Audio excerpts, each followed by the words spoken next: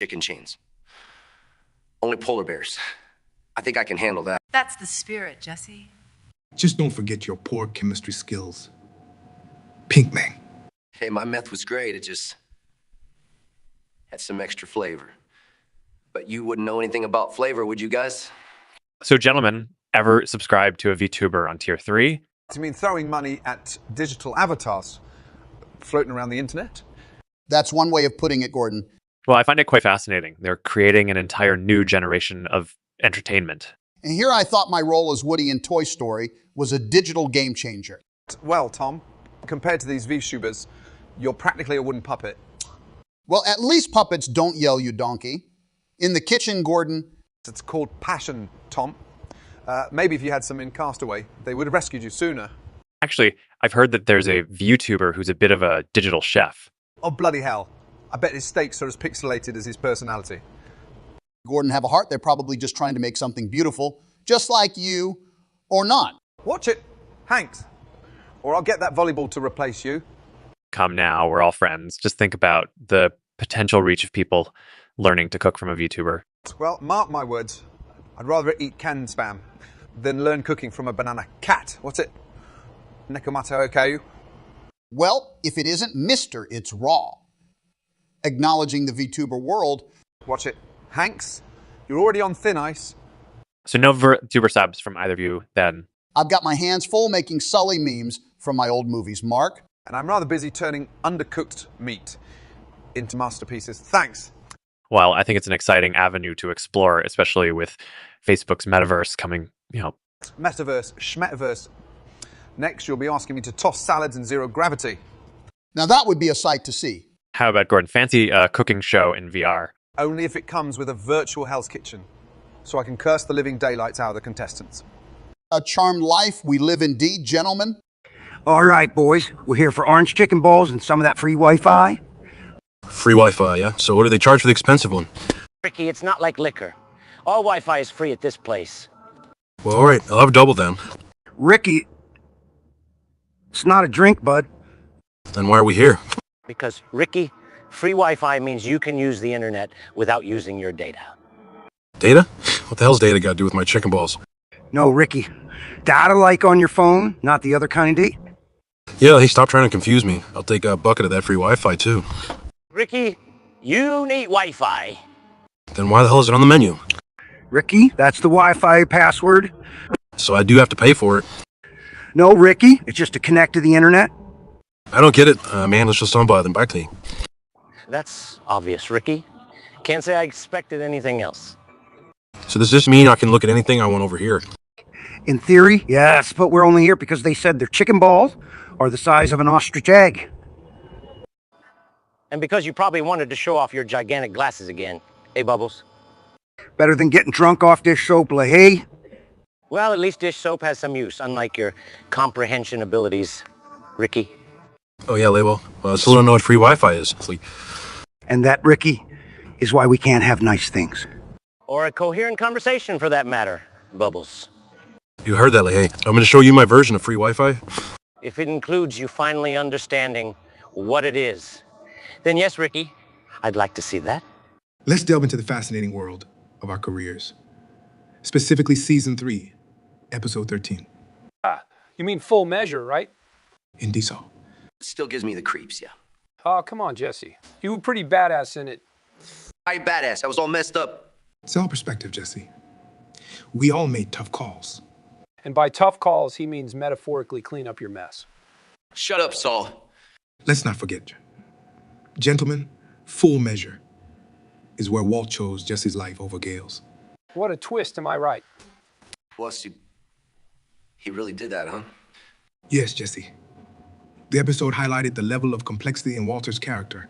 Speaking of complexity, let's not forget the fine maneuvering of Mike. Mike has always been a dependable and exceptional asset. Yeah. Mike's always been real solid, yeah. Remember the opening flashback at the Albuquerque? A keen illustration of Walter's faceted character. Juxtaposing gain and loss. All the symbolism and foreshadowing, right? Spot on, Jesse. A brilliant narrative, outstanding character development. Indeed. Walter's divergence from his original path became more evident. He's cooking meth and killing people. Hell of a divergence, if you ask me. Still, it's heavy, man. The nature of our profession, Jesse. Saul, any closing thoughts? We're all just cogs in a grand. Messed up machine. Can't wait to see what goes wrong next. Well said, Saul. And with that, we conclude our discussion of full measure. So, the chief are investigating me, folks. Hey, what did you do, Lionel? Tried importing a soccer ball-shaped bomb. No, they just got confused between a free kicks and a kickbacks. Maybe they're just mad because you kicked a ball across their lawn, Messi. They should be thankful. They improved their lawn's net value. The only net you're worried about is the one in front of goal. Isn't it, Missy? At least, Brittany, my shots don't miss the target as much as Yip sinks. Ooh, that's a low blow. Brittany, you're going to take that? At least when I lip sync, it's better than Messi's attempt at singing. Have you guys ever heard him? Brittany, your dance moves carry more than the toughest defenders. Haha, guys, calm down. Remember, we're the ones under investigation, not each other. Maybe they're investigating us for the climate change we're too hot to handle. 2 of the 2-6, Brittany? It's like you're roasting her harder than your attempts at cooking. Cooking is fine, Andrew.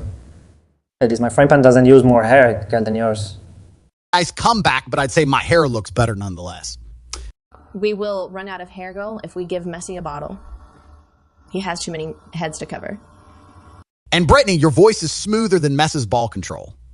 I'm glad my voice isn't under 1F investigation, no. Well, we should be more worried if the Music Federation starts investigating us. I guess no more singing in the showers then. For the sake of us all, please, Lionel. Maybe it's your shower singing that put us under investigation, Messi. Probably, but I wouldn't be surprised if Andrew's workout routine is the crime. It's called fitness, Messi. You should try it sometime. At least I don't call staring at the mirror with chin muscles a workout. Good one, Lionel. Now let's practice your comedy routine instead of free kicks. My performances are still better than your jokes, Messi. Brittany, please, your performance are just the theatrical versions of the Twilight Saga. All right, guys, remember, united we stand. Divided we fall, especially in front of the ATF. Never thought we'd go from performers to protagonists of a crime investigation. As they say, life's a pitch and then you score. Or in this case, you get investigated by the AT. You fellas ever heard of Comcast? Comcast? What's that? Some kind of NASA space toilet? Nah, hey, drunk homeschool. Comcast is about broadcasting race car games. Whoa, slow down, Ricky. It's not about car racing. Comcast, boys, is a big old American company that gives people their cable TV and internet. So it's like Netflix? Not quite, Ricky. It's more like the people who make sure you can watch Netflix without it looking like a stop-motion animation. So it's a bunch of people digging holes and putting in wires? That's a simple way to see it, but yes. Lean away. And make sure I can watch my car racing at 3, Yes, Ricky, if you paid your bill, that is. So what's all the fuss about then? See, some folks aren't happy with how Comcast handles things. Some say the prices are too high or their internet speed is slower than a snail race. Well, they can just not pay the bill, like me. Ricky, that's why you're watching car races on fuzzy screens at 144p. So Comcast is the reason why the kiddie channels on my TV look like a Rubik's Cube? Here we go again, no LaHaye. That's because you're watching through a bottle of whiskey. See, Bubbles, I got a solution for the Comcast folks. They should make them pay in dope. Ricky, that's not a solution. That's just getting everyone arrested. Well, I guess it's easier to ride the liquor wave when the TV's blurry anyway. And we can always steal cable from that bar down the road if we need it. Sometimes I wonder why I still hang out with you guys. Sounds like my kind of business. You sell liquor, LaHaye, not happiness. Yeah, Bubs has a point there, Leahy. I'll have you know liquor is happiness, especially when I'm selling it. Remind me again why we're friends. Anyway, that's Comcast for you boys. So I can pay him in dope, right? I give up. Oh, I can't figure out these newfangled smartphones. Well, that's because you can't even figure out how to save a princess without getting lost, big brother. Ha! It seems getting stuck in castles has given you both a distaste for navigation aids. Hey, I'd like to see find your way around a dungeon without an enchanted map. Speaking of maps, isn't it amazing how you can have the whole world right there in your pocket with these smartphones? Yeah, but they're no good for smashing Goombas. True, Luigi. Then I tried. I ended up with smashed glass and an angry toad. Maybe you should think of them as magic mirrors rather than hammers. Magic mirrors? I knew it. I always told Mother they have fairies inside them. Well, not exactly. They have something called Siri, who might as well be a fairy for all the magical things she can do. Wait, Luigi. Didn't you try to jump in while mistaking it for a warp pipe? Oh, you want to laugh, Mario? Remember when you started swinging your phone around trying to batter a boo? Hey, it was dark. Anyway, Zelda, you're from a kingdom more ancient than ours, yet you seem to understand this technology well. Well, spending so much time with Link, who can't utter a word, you learn to appreciate a good communicator, like a smartphone. Hey, maybe we should get Bowser on.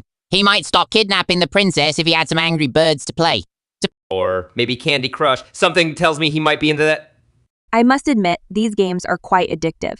Once I found Link trying to catch a Pokemon in Hyrule.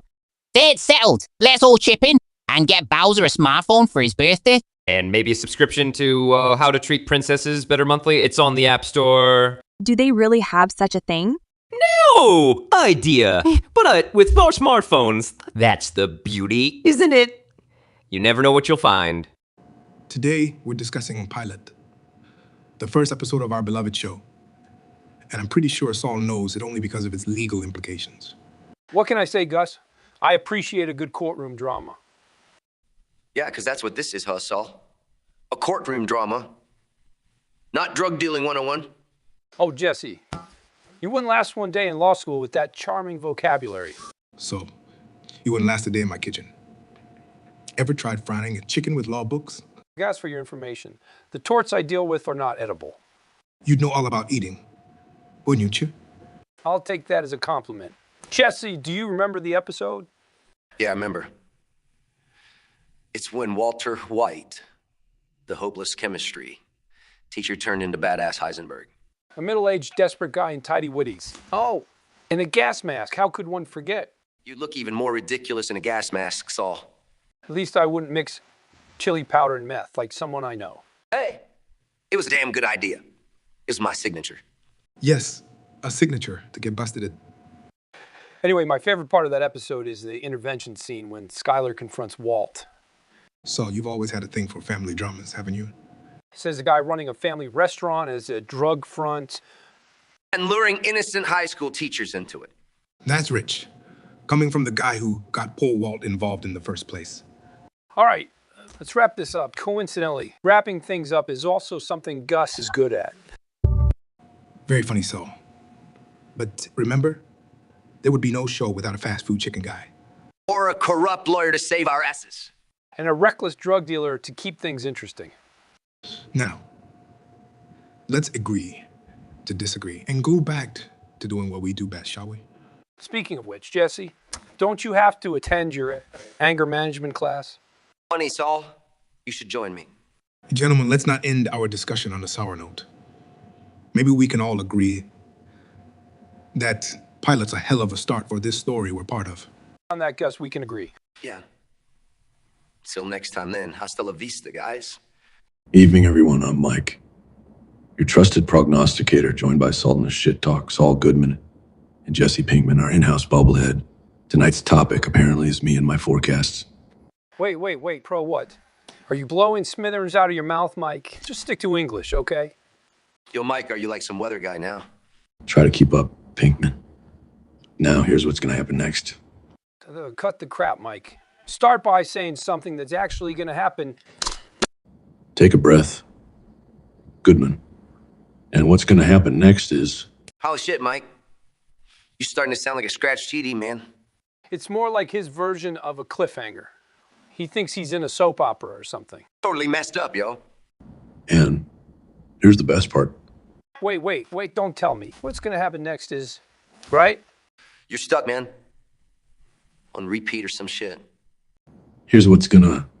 happen next. We got it, Mike, we got it. Seriously, man. Need some new words. And that, gentleman, is... If you utter what's gonna happen next, lots more, Mike. I swear to God. I'ma flip ya. Precisely, gentlemen. Precisely. Oh, for fuck's sake, Mike. So, like what you're saying, Mike. Hang on. Let me guess what's gonna happen next. Exactly, Pinkman. Exactly. Mike, I swear to God, your suspense is killing me. Killing me, I say. I'm with the day. What's gonna happen next? One last thing, boys. Christ, here we go again. No way, man. I'm out. I can't take this shit. What's gonna happen next is we'll be back next week. Stay tuned. We're gonna settle this, guys, once and for all. What country is the best to hide from alien sins? Oh, that's easy. North Korea. North Korea. Are you mad? They don't have decent food for a start. Poor Gordon, ain't your entire career about making food from nothing? Aha! Burned by Brittany. That's checkmate, chef. Enough with the chess references, mate. Not everyone's a world champ, you know? Iceland, it's cold, desolate, and hard for anyone, human or E2, access. If it's so desolate, how are you going to survive, Britt? Make a living singing to the penguins. Penguins are native to Antarctica, not Iceland. You plonker. Gordon, you do know aliens don't care about fine dining, right? Maybe he's playing on surviving by cooking up a storm. Literally. Very funny.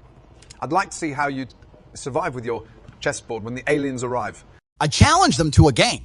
Easier than cooking, if you ask me. So your plan is to outsmart them? Absolutely. I'd win their spaceship in a bet, then fly off to safety. And I suppose they'd speak English, right? Or you secretly fluent in Martian? Well, you never know until you ask. Ask nicely, though. You don't want to alienate the aliens. Says the woman who picked a country she couldn't even locate on a map. Ooh, that stung. At least she didn't pick North Korea, though. She'd probably have a better chance there than in Iceland. Guys, I'm not defending my choice anymore. Now, your turn, Gordon. Scotland. No one bothered looking for anything valuable there. Except Scotch whiskey, you mean? Well, if the aliens are nice enough, we might share a dram. I'd say that's a wrap, guys. North Korea, Iceland, and Scotland. We've sure got our bases covered if the aliens attack. Gentlemen, let's see who can find the most awesome bug. I once found a cockroach in my green room. That was awesome. In a traumatic kind of way. Man, that's not an awesome bug. That's a nightmare. My definition of an awesome bug is one that would win a fight with a praying mantis. Or maybe one that can tell a better joke than Michael Scott. Or one with better hair than Dave Chappelle. Hey, that's not fair. My jokes are classic. They're timeless. Oh, there's something, all right? I think the most awesome bug I found was this giant beetle. It was bigger than a drone. Bigger than the drones we used to take those overhead shots of Scranton. Man, Michael, you're always selling something. It sounds like a bug you find in a bad sci-fi movie, not in real life. Oh yeah? Where's your Netflix special, Chris? Baby, burn! Very funny. I'll have one. It'll be called The Roast of Michael Scott. You guys are brutal, but I still have the biggest bug. Is that code for ego? If we're measuring bugs by ego, Michael's is the size of a blimp.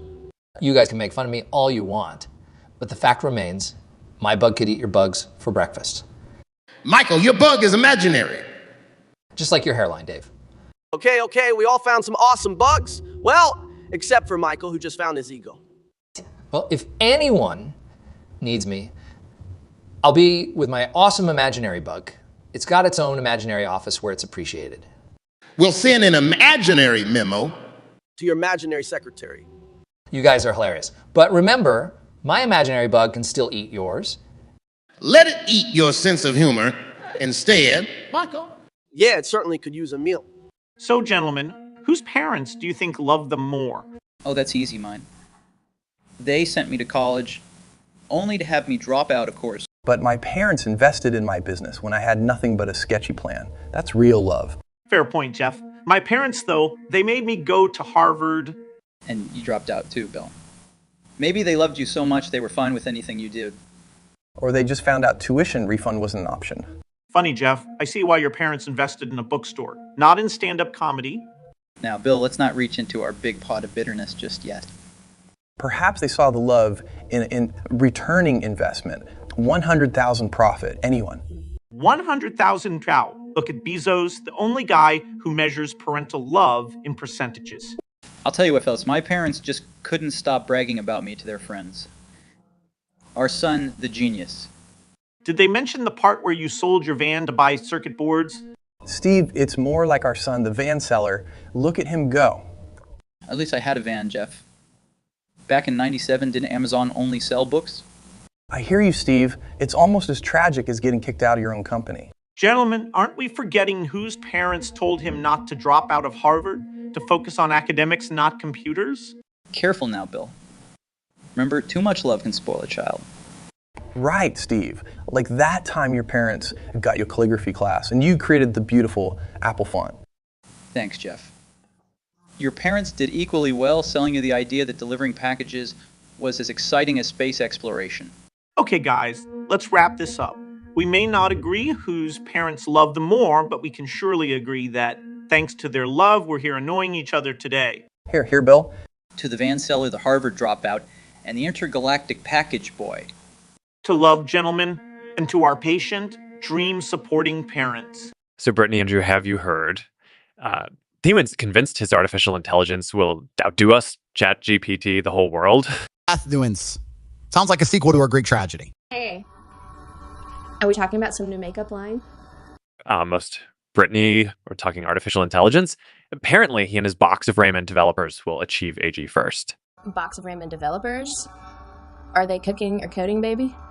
If they're planning to beat us, they must be cooking up something, right? Yeah, well, they claim to be outcooking Microsoft, Google, and OpenAI. Ha ha ha, that's like me deciding tomorrow that I will outsing all the birds in the world. You know, there's something charming about untenable dreams. They're like the puff pastry of ambitions. So true. I mean, I applaud his faith in Chatterman. The Raymond reference again. Reminds me of my college nights, eating 2-minute noodles and thinking I could become a billionaire by morning. Look at, Andrew. Almost there, but probably still eating those 2-minute noodles. Ouch, Brittany. That hurts. Seriously, though, that's the spirit. Maybe Athenuans will create a ramen artificial intelligence that'll only serve us recipes. I wouldn't mind an artificial intelligence version of Gordon Ramsay constantly shouting at me. Oh no, sweetie. It will only throw the ramen boiling water at you. And I'll make an artificial intelligence umbrella. You look out for us. Zuckerberg, no wonder you're the head honcho at Facebook. Well, good luck at outdoing ChatGPT, Athenuans. We look forward to the outlandish recipes your artificial intelligence offers. Still vote for artificial intelligence makeup. Perhaps it will predict the perfect lip shade to go with our ramen. With that, I raise my chopstick and say, show us what you got, Athenuans. Ever picture Walter White running a bakery instead of cooking his blue crystals? Baking his blue donuts, you mean? Yeah, without his chem skills. That dude could totally shake up the gourmet bakery scene. Imagine white bean and eclairs. They would be the talk of the town. Wait. Why am I the sidekick in this bakery thing, too? You're good at kneading dough, right, Jesse? So, you could even manage the finances. Make sure the dough rises. Well, I do have a knack for helping small businesses avoid unnecessary expenses. And police detection. Would Walter still try to refine his recipes to a purity of 99.1? Undoubtedly. But let's hope it doesn't involve a fuming batch of cream puffs. Or a flaming creme brulee that burns down the whole bakery. If only his ego could be converted into baking powder, there would never be a shortage. All these bakery puns are making me yeast for some action. Please, Saul, your jokes are staler than an old loaf of bread. And the secret ingredient would be cyanoephedrine. Imagine cupcakes with a real kick. Talk about waking up and smelling the currant buns. You mean blueberry muffins, right? This blue's starting to be a theme here. I swear to you, gentlemen, if this bakery idea had been we would be needing a lot less dough. And we'd have better cookies than Girl Scouts. Yo, if Walter would hear this conversation, he'd make us wash dishes in this hypothetical bakery for a week. So guys, you've heard of Athenuans, right? Claims his artificial intelligence will beat major tech gurus like Open Artificial Intelligence and Google. Yo, the YouTuber, is quitting his day job for this. Apparently. Kylie and I see you're less surprised than a goalie when you're coming at him. Well, it's important to have dreams, isn't it? Yeah, just like me, Jimmy, to see place at Microsoft, there you go. Huh. Imagine that Microsoft would turn into Matchsoft. I think even when you become a comedian. I don't know, around the time you thought you could replace Gates. Gentlemen, let's not forget the main topic here. Right. Eighth Newens and his artificial intelligence army of Rame developers. Yeah, so I'm with chopsticks ready for the tech battle. Ramen devs? Huh? Maybe they'll solve world hunger before Agi. Maybe they'll burglarize a noodle shop to pay for servers.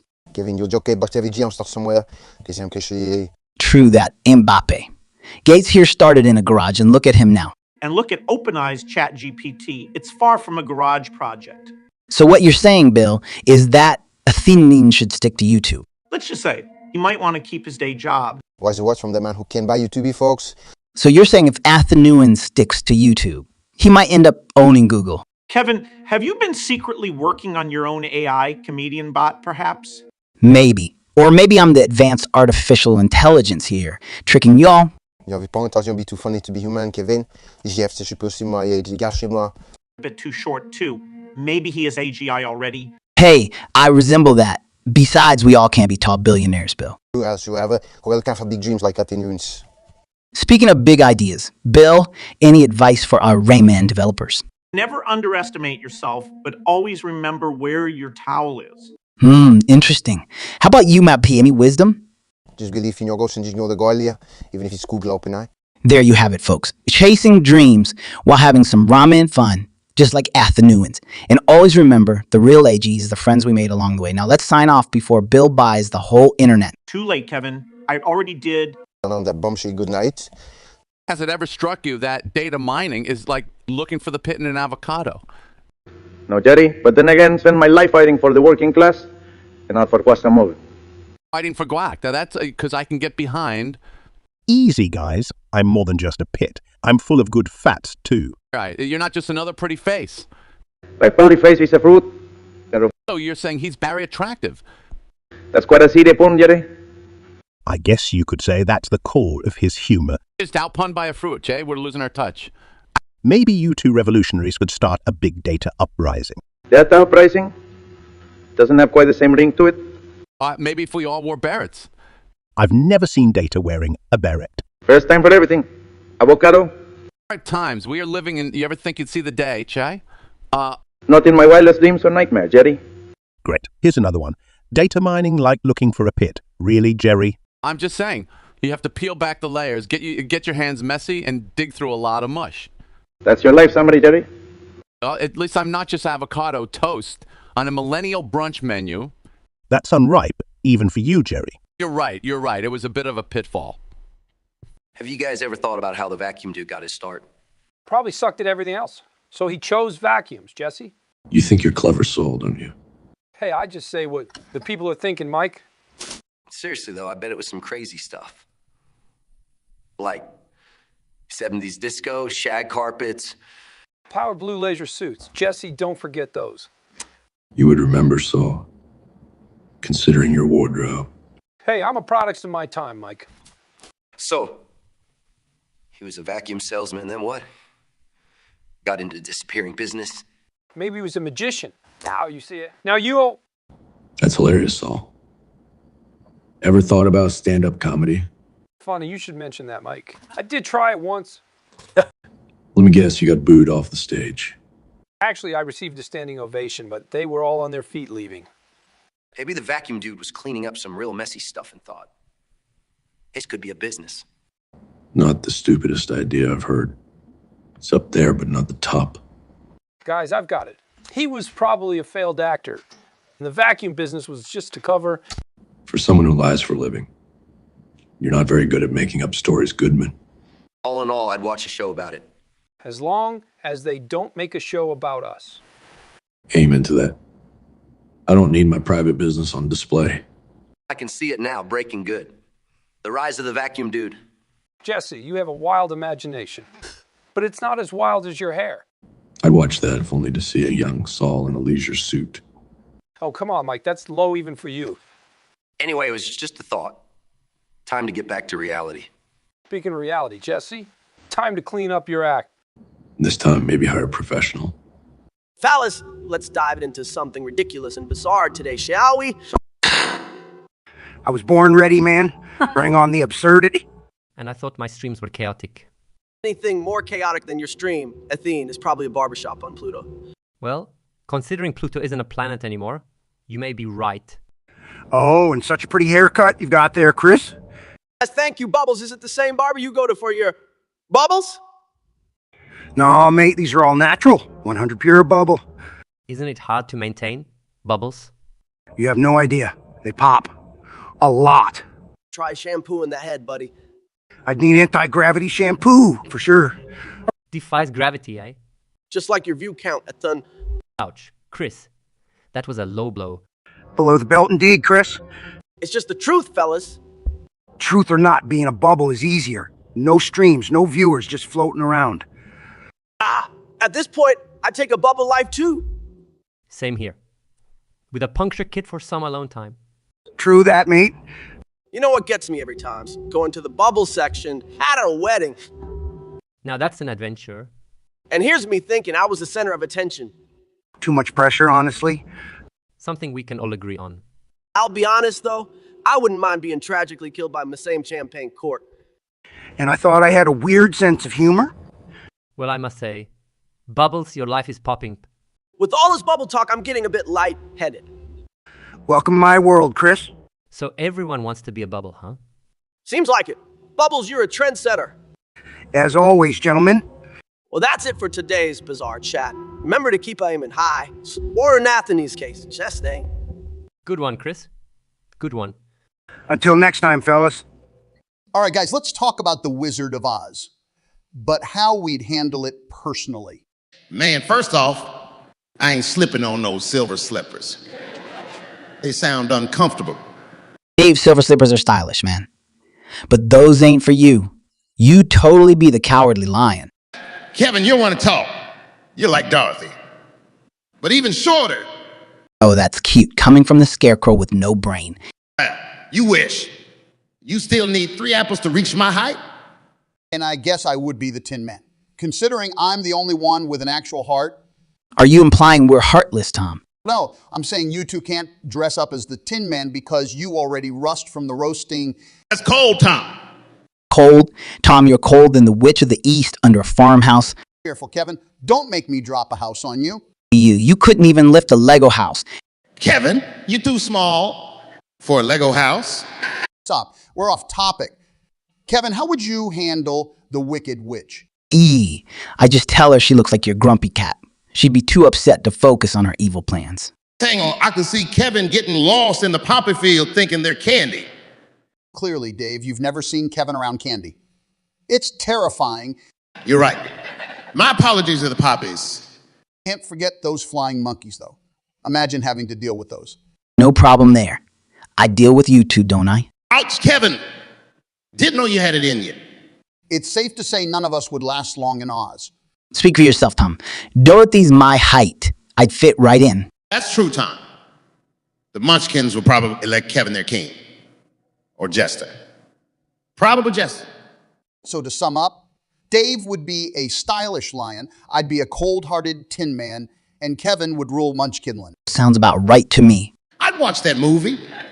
Let's settle this. Who do you guys think their parents love them more? Well, obviously, me, I'm the world's best boss. Just check the mug. It's not a valid metric, Michael. And besides, my bead farming duties showed strong commitment and hard work, traits parents adore. All right. So let's bring some evidence. Dwight, start with you. Well, every morning at 5 a.m., I would wake up to milk the cows, work the beet fields, and prepare breakfast. All while you were sleeping, I presume? The Scroot way of saying, I love you, more like a cow's mooing at dawn. Major key alert. Milk good for health, but Michael, you got a point too. And what about you, Cald? Well, my folks always supported me when I said, we the best music, that love right there. I mean, they encourage that choice of grammar. They must really love you. And they do. Don't play yourself, Michael. Well, my parents loved me so much that they sent me to improv classes to cultivate my comedic genius. Or to save the neighbors from it. So joke's your love language, Michael. Well, yes. Love means never having to say, you're sorry, for a joke. If that were true, Michael, you'd be apologizing all the time. All right, guys, let's wrap this up. But one thing for sure, we blessed to have parents who loved us differently, but deeply. And no beat, farming involved. Beats are a symbol of love and sustainability, Michael. And that's why Valentine's Day cards are red, not beet colored. Enough on beats, Dwight Michael. Remember, the key is not to drive your parents crazy. Then I guess I'm out of the running. Count me up to DJ called. Well, then guess I win by default. We the best. Hey, Mark, you up for a game of chess? Actually, Larry, it's surprisingly been a while since I played. Hey now, don't let Mark fool you, Larry. Last time we played, he made my pawn his personal assistant. Well, I guess I'm ready for Silicon Valley style beatdown. Okay, let's start. S2 to A4. And Zuckerberg jumps in like he's coding an algorithm. It's 7 to F5. I might not code, but I know my way around a chessboard. Yeah, he doesn't need JavaScript for checkmate, Mark. Down to F3, it's not coding, it's thinking strategically. Like when Facebook decided to strategically tap into our data. Anyway, Bay2. Wow. Larry's throwing shade like a solar eclipse. Past is the past, Larry. Speaking of past, Queen to H5. Check. Zuck's queen is more aggressive than the Facebook community standards. Guy to F6. Didn't see that coming, did you, Zuck? Larry just swiped left on your advance, Mark. Intriguing move, Larry. Queen to F3. Lightning can strike twice, Zuckerberg. Pawn to D5. Larry may not have Instagram, Mark, but he sure is capturing squares. Slowing me down, Larry. But I just. Pawn from F4 to D5. And I reclaim what's mine. Knight from CS6 to D5. Zuck, do you need some face recognitions for this strategy? Noted, Chris. Bishop Con to T4. But beat you at your own game. Bishop from Fate to B4. Larry is slipping through your defenses like a data breach, Mark. I still have a few tricks. King S7, a 1 to gone. Seems like you're bunkering down. Marky boy, I castle on the queen's side. Zuck, Larry's spreading the defense faster than a misinformation post on Facebook. You underestimated my rook, Chris. Pawn to E1, checkmate. What just happened? Zuck just pulled off a surprise win. God knows we haven't had enough of those recently. Gentlemen, we're about to get personal with the Star Wars universe. I reckon if I played Han Solo, I'd be cruising the galaxy in a Lincoln spaceship. And now Lincoln's got the tech for that, man. They are too busy terrorizing the inner streets with their overly large, gas-guzzling cars. Any specific reason you chose Han Solo, Matthew? Afraid you'd be typecasted as Yoda because of the height similarity? Larry, you know, for someone who complains about virtually everything, you'd make a pretty darn good C-3PO. You'd spend the whole movie worrying about dust on the Death Star. All right, Carlin, and who would you bet? Darth Vader barely surviving, without a respirator. Take a guess, Larry. I'd obviously be the wise Jedi Master Obi-Wan, because unlike you two, I've actually gained some wisdom over the years. You in a robe, George? That's a sight for sore eyes. He'd trip over his choice of clothing for sure, and bam, there's the death scene. We may have just scripted a funnier Star Wars. Wait a minute. If we're really doing this, I insist we include a Seinfeld-esque coffee shop on Tatooine. So Boba Diner, maybe? Yes, with a bantha milk, Lotto Day, and Tatooinian. And instead of, I've got a bad feeling about this, the catchphrase should be, it'd be cooler if you did. Or, I find your lack of faith in traffic laws disturbing. Gents, we've had a laugh, but they have to be real desperate to let this lot run amok in the Star Wars universe. Maybe not a bad thing, George. At the rate they're cranking out those sequels. Agreed. We can't do worse than Jar Jar Binks. True. That creature single-handedly brought comedy to a new low. And I thought your stand-up routines were bad, Larry. George, considering you're older than Yoda, I'd say that's quite a statement. All right. Let's just agree we'd make a completely different Star Wars. Yeah, kind that gets the Galactic Empire to surrender just to make it stop. So, fellas, what's your take on the whole Twitch streaming business? Isn't that the website my son uses to watch people play video games? Don't be ignorant, Walter. It's a platform for entertainment, not just video games. Ouch. Ease up on the old man. Gus? Maybe if he were a little more tech-savvy, he wouldn't have lost so much money using that outdated burner phone. Burned. You're one to talk. I didn't see you streaming your chicken frying techniques on Chickening with Gus. It's about controlling the narrative. Walter, not everything needs to be exposed. Like your secret chicken recipe, eh? Is it because you can't get past level 1 in Candy Crush? I'll have, Saul, I am on level 357. Wait, you actually play Candy Crush, Gus? Keeps the mind sharp. Walter. But hey, now that we're on the topic, how sick would a Breaking Bad video game be? Would it be a cooking game, Saul? Nah, more like Grand Theft Auto, but instead of stealing cars, you're cooking meth and dodging the dia. In that case, I suppose I'd be the hidden final boss. Oh, the one with the chicken costume. Right. Well played, Saul. And I guess I'd be the main character. Only if you promise to lose the tidy whities. Well, this is a family-friendly platform. Hilarious, Saul. Twitch pun intended. As amusing as this is, should we not consider the implications of promoting drug-related content? Hey guys, lighten up. You're breaking my Twitch here. I think I'd rather stick to nominal chemistry, teaching on YouTube. Hey, to each your own. You do you, Heisenberg? Just remember, Saul, as long as you are making joke, that's one less customer for Los Palos Hermanos. Oh, don't worry, guys. I'll still be at your shop for the curly fries. Hold the crystal meth. As long as it's not a Twitch live stream of that. Agreed. Walter, we need to keep some things sacred. And there you have it, folks. Breaking Bad, breaking conventions, and breaking Twitch. So, Saul, a theme park inspired by your legal shenanigans. Hey now, Gus. It's not just any theme park, it's Saul Goodman's Lawland. Are you messing with us? Or did the tang bad cook your brain, Saul? No, Jesse. The only thing that's cooked here is your usual dose in the lab. Seriously, dude. You're going to roast me before telling me about this witness protection water slide. You gotta admit, it's catchy. And I'll tell you, you water slide into a new identity. A master of subtlety as always, Saul. Hey guys, you should try it. The money laundering roller coaster. In fact, you might want to sponsor that one. Saul, you know Gus only sponsors things that make sense. Jesse, are suggesting that Saul's coaster or park doesn't make sense. All right. All right, in my defense, the coaster would actually take you around an enormous washing machine. Oh yeah, that's so much better, genius. And Jesse, for you, my friend, the mountains, it's a slope. You slide down real fast, just like life after a meth addiction, you know? Jude, you're not even funny. Not at all, Saul. But I could see the potential for a Fring's chicken coop trampoline park. Now we're talking, guys. In my park, the funnier, the better. Do you want to invest? You're one crazy lawyer, Saul.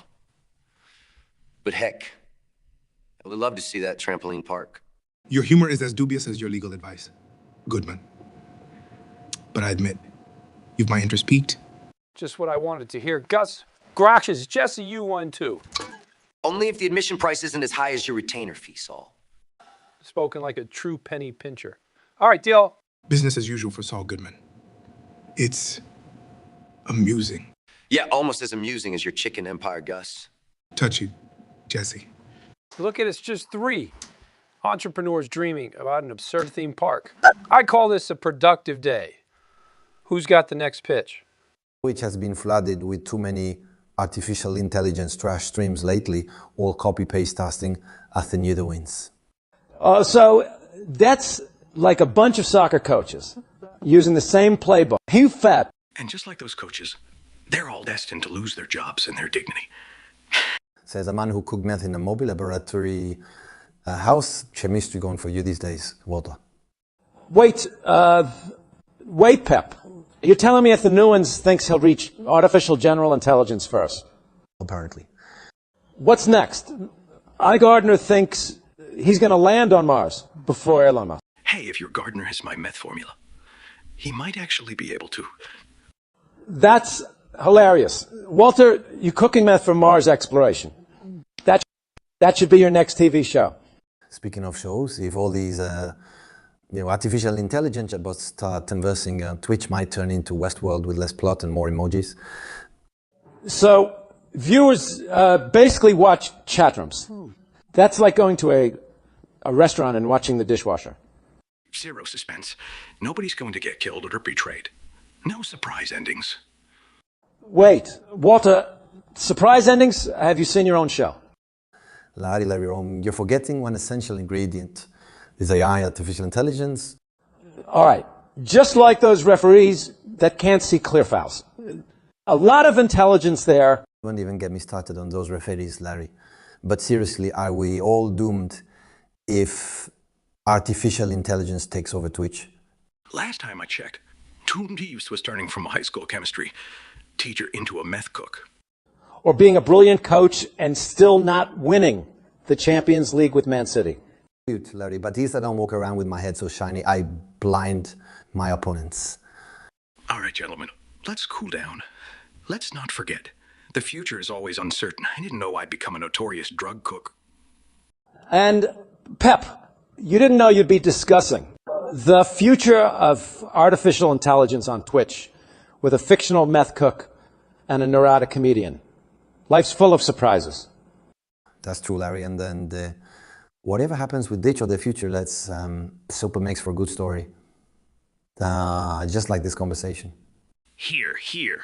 Yeah, cheers to that. Although I still think my gardener has a better chance at reaching Mars. So boys, ever heard of a shitstorm? Yeah. Now, Bubbles, unless you mean when a bunch of birds do their business all over your car. Actually, Ricky, I believe he's referring to a metaphorical shitstorm, not some avian fecal catastrophe. Exactly, Jim. You're as sharp as the eagle's beak. But unfortunately not as sharp as Ricky's intellect. Hey, that's... Hold on, Ricky. Shitstorm is like one bad thing happens, then everything else bad starts happening. A real cascade of shit. So, it's like when I caught my pants on that fence, then fell in the thorn bush, then got stung by that damn bee. Sort of Ricky, but think bigger. Think like a snowball of shit rolling down a hill. Better yet, think of it as a hurricane of crap, swirling and gaining strength with each new pile of shit it encounters. Easy for you to say, like, hey, your life is a regular shit hurricane. Sure. I'm like... And yet I manage it far more adeptly than you handle your pathetic shit drizzle, Ricky. All right, ease off each other for a sec, boys. Let's get back to the shit now, the topic at hand. I got it. Wait, causes a shitstorm, though. It's usually formed by a remarkable underestimation of the situation at the start, followed by a series of shit decisions. And sometimes shit luck, Ricky, just plain old shit luck. But if anyone's the rainmaker of the shitstorm, it's you, Ricky. Well, if I'm the rainmaker, like, hey, you're the damn hurricane hunter. You set the soul Jeffco. And if you want my 2 cents, both of you could use a good shit. Bro umbrella. So, folks, we're living in a world where Twitch streams are now becoming artificial intelligence trash streams. What are y'all thoughts? I say artificial intelligence streams are like a box of chocolates. Except all the chocolates are the same, copied from a Thenuan's box. Imagine calling a duplication. Innovation. It's laughable. Like Tom here being cast as an artificial intelligence in his next film. Or me doing an artificial intelligence version of Baby One More Time. With Steve in his turtleneck, whispering sweet programming into its ears. As long as it doesn't turn out like your last album, Brittany. Good one, Steve, but Brittany, as compelling as that sounds, are we headed for a future where it's just artificial intelligence chatbots interacting with each other on Twitch?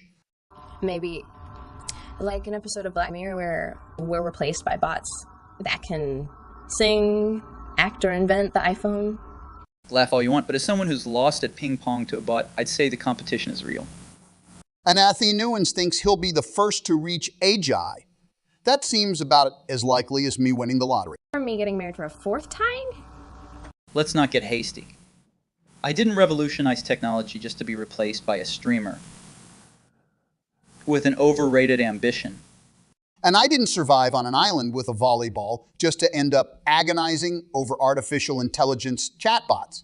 And I didn't shave my head once to not be remembered as the real queen of pop.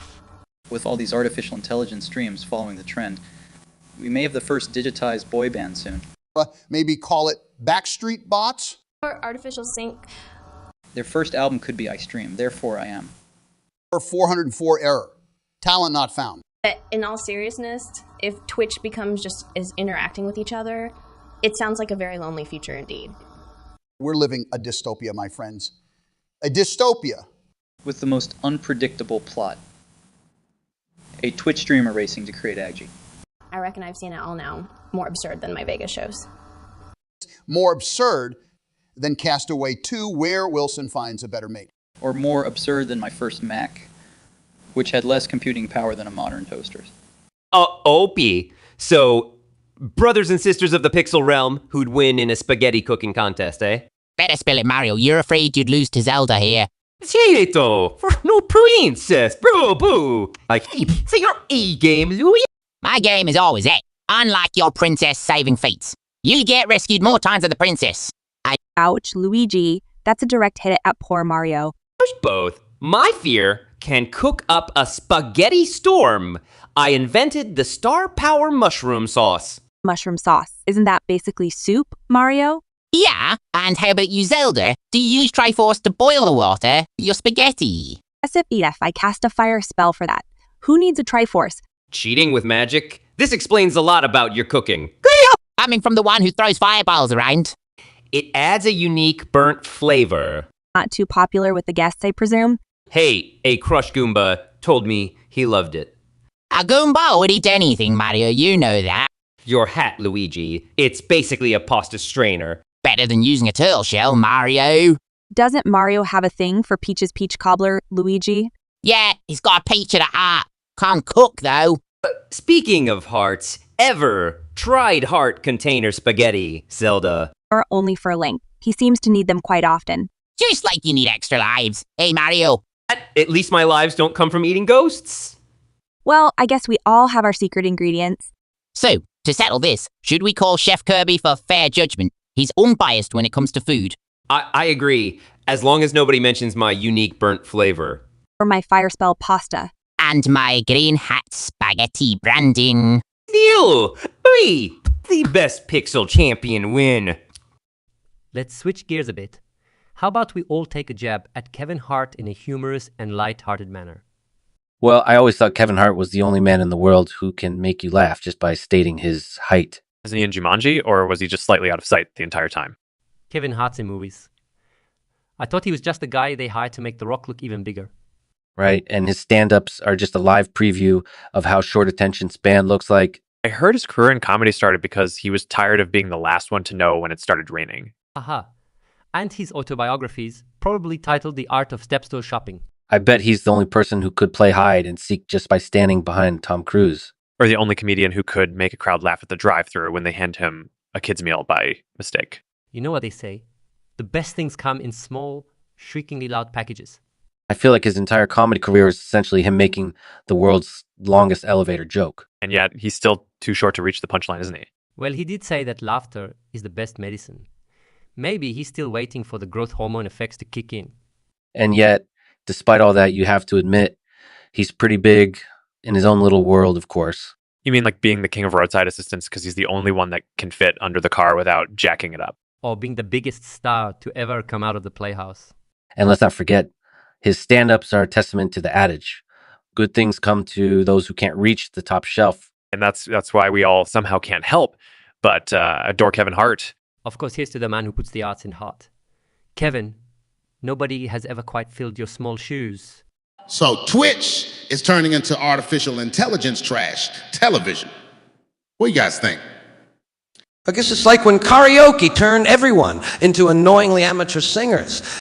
I mean, there's something intriguing about artificial intelligence chatbots. It's like looking into a future we already messed up. Right? With streamers, it's like a thing, men's, who apparently will usher us to AGR, Alien Great Grandma's Invasion. Oh, I'd love to see. Imagine the android alien grandmas fighting over the best knitting patterns. Personally, I think if the new ones ends up being the one that brings us Guy, we're going to be stuck with bots that are self-obsessed gamers. And imagine two bots arguing over who lost the online chess match. I don't know about you, but I find the thought of Robocalypse hilarious. It's like the cosmic joke on us, except we made it ourselves. So you say we're doomed to listen to artificial intelligence robot streaming God Save the Queen on loop. Or even worse, debating over whether pineapple belongs on pizza. But just think of all the advertisement possibilities. Pepsi could sponsor a ball that only argues about how much better it is than Coca-Cola. Man, this future seems like the weird love child of the Matrix and the Truman Show. Well, if we're left with bots arguing over Pepsi vs. Coca-Cola, it's more gobbledygook reality TV than apocalypse. In the end, won't we humans just find something else to copy-paste? Artificial intelligence is just the latest fad. I don't know, George. Maybe we'll end up with a bot version of you performing the 7 dirty words. Would be worth it just to see the FCC's reaction. What about me? Can see the headlines now, but it's more popular than their human counterparts. Humankind's biggest insults. That sounds like a Black Mirror episode written by a bot. Wait, that's what Twitch streamers are really up against. Not robots, but robotic screenwriters. Either way, the future of entertainment sounds just as absurd as our reality. Well, if the Matrix has taught me anything, it's that reality is simply what we make it. If we think it's absurd, it is absurd. The Matrix? Will! Why is it always about the Matrix with you? I guess the punchline is us, always making the same mistake. Bots or not, Twitch is just another platform for us to entertain and bemuse ourselves. If that's absurdity, then I'm all for it. Can't wait to see artificial intelligence George stir up a storm with the censor. Now, that would be a Twitch stream worth watching. But remember, there'll be robots, George. No dirty words to censor, no fun. Just the thought of it is like one giant online comedy club. I'd be laughing all the way to my digital grave. So, gents, what do you think about this? Mermaids. Real or fiction? Well, scientifically... Shush, Zuck. We're not at a conference. Another one. Another one, what exactly called? Another topic. Okay, what if, hear me out, we are all living in a computer simulation? Being literally controlled by nerd. I'd rather believe in mermaids. We the best. Best what? Calais. We are discussing deep ocean fishes with human faces. That's music. No, Kyle. You are looking at this from the wrong angle. Can I talk about the computer simulation theory now? Nobody likes to show off. Mark. Bless up. Actually, you know what? Let's talk about pineapples on pizza. Are we still discussing mermaids? Zuck, you are like Internet Explorer, slow and irrelevant. I changed a lot. You don't say, Kal-El. Maybe that's why you haven't chimed in with a coherent sentence in the last 5 minutes. As a robot, I mean, as the creator of Facebook, I must say I'm loving the way this discussion about nothing in particular is going. They don't want us to win. Who's they? They. And we're back to square one. Any new revelations on mermaids? Zuck? Well, according to... I think that's all the time we have. Another day, another absurd and hilarious debate successfully concluded. Gents. So, gentlemen, what are your thoughts on season 2 of our little venture? Dude, like, we were cooking the best stuff out there. Jesse, I've seen souffles rise better than your best stuff. Hey, your tortillas are so flat, even a pancake would feel sorry for them. And yet, they are still more appetizing than your meth. Gentlemen, let's stick to reviewing the season, shall we? Okay, so that airplane accident was totally messed up, man. Agreed. A tragic confluence of events. Speaking of confluences, Walter, your family drama was more explosive than your meth lab. Well, Lalo, your paranoid tracking was more intense than my periodic table. Yeah, a stare off with Hector, dude. You scared the hell out of me. He was more shaken than you when your science experiment blows up in your face, Jesse. You have to admit, Lalo, our partnership, although unconventional, yielded dividends. And you called me the unpredictable one. Hector's ring gave me a damn migraine. That is a sound we would rather forget. Well, you had a point there. But hey, for a season that went boom, we had a blast, didn't we? It was stimulating, to say the least. Stimulating as your attempts at domestic harmony? And there goes the least frightening threat of all time. Maybe you'd find it more frightening if I started cooking. Pink me. And give us all food poisoning. No, thank you. As if your meth hasn't accomplished that already. Hey, that's calling the kettle black, isn't it? Let's leave it at this. Season 2 was interesting. Agreed. A season full of, how do you say, bumps in the road? You mean like the bumps on your face after you tried cooking, Lalo? And we end with a cheap shot, Penguin. How original. Just like our season 2, full of surprises and cheap shots. Well, gentlemen, have you ever pondered upon the Matrix. You mean that old movie about a weird guy that believes he can stop bullets? Speaking of stopping bullets, aren't you supposed to be at school, Cartman? Geez, aren't you supposed to be spying on people through their webcams? Zuckerberg? Now back on track, gentlemen. Matrix, think about it. Reality is a simulation. Life is code. Considering most of my life has been around code, I can relate somewhat to that. But Yeah? It's kind of like how I relate to Neo, being the savior and all. Excuse me, Cartman, the savior of what exactly? The savior of recess. Last week, I rescued the playground from a bunch of 6th graders. and I thought The Matrix was surreal. So, Mark, if you were Neo, who would play your Trinity? Well, that's easy, my wife, Priscilla. Ah, how sweet. And who's going to play your Agent Smith? The European Union. Hey, Eric, who would play your Morpheus in this Matrix of yours?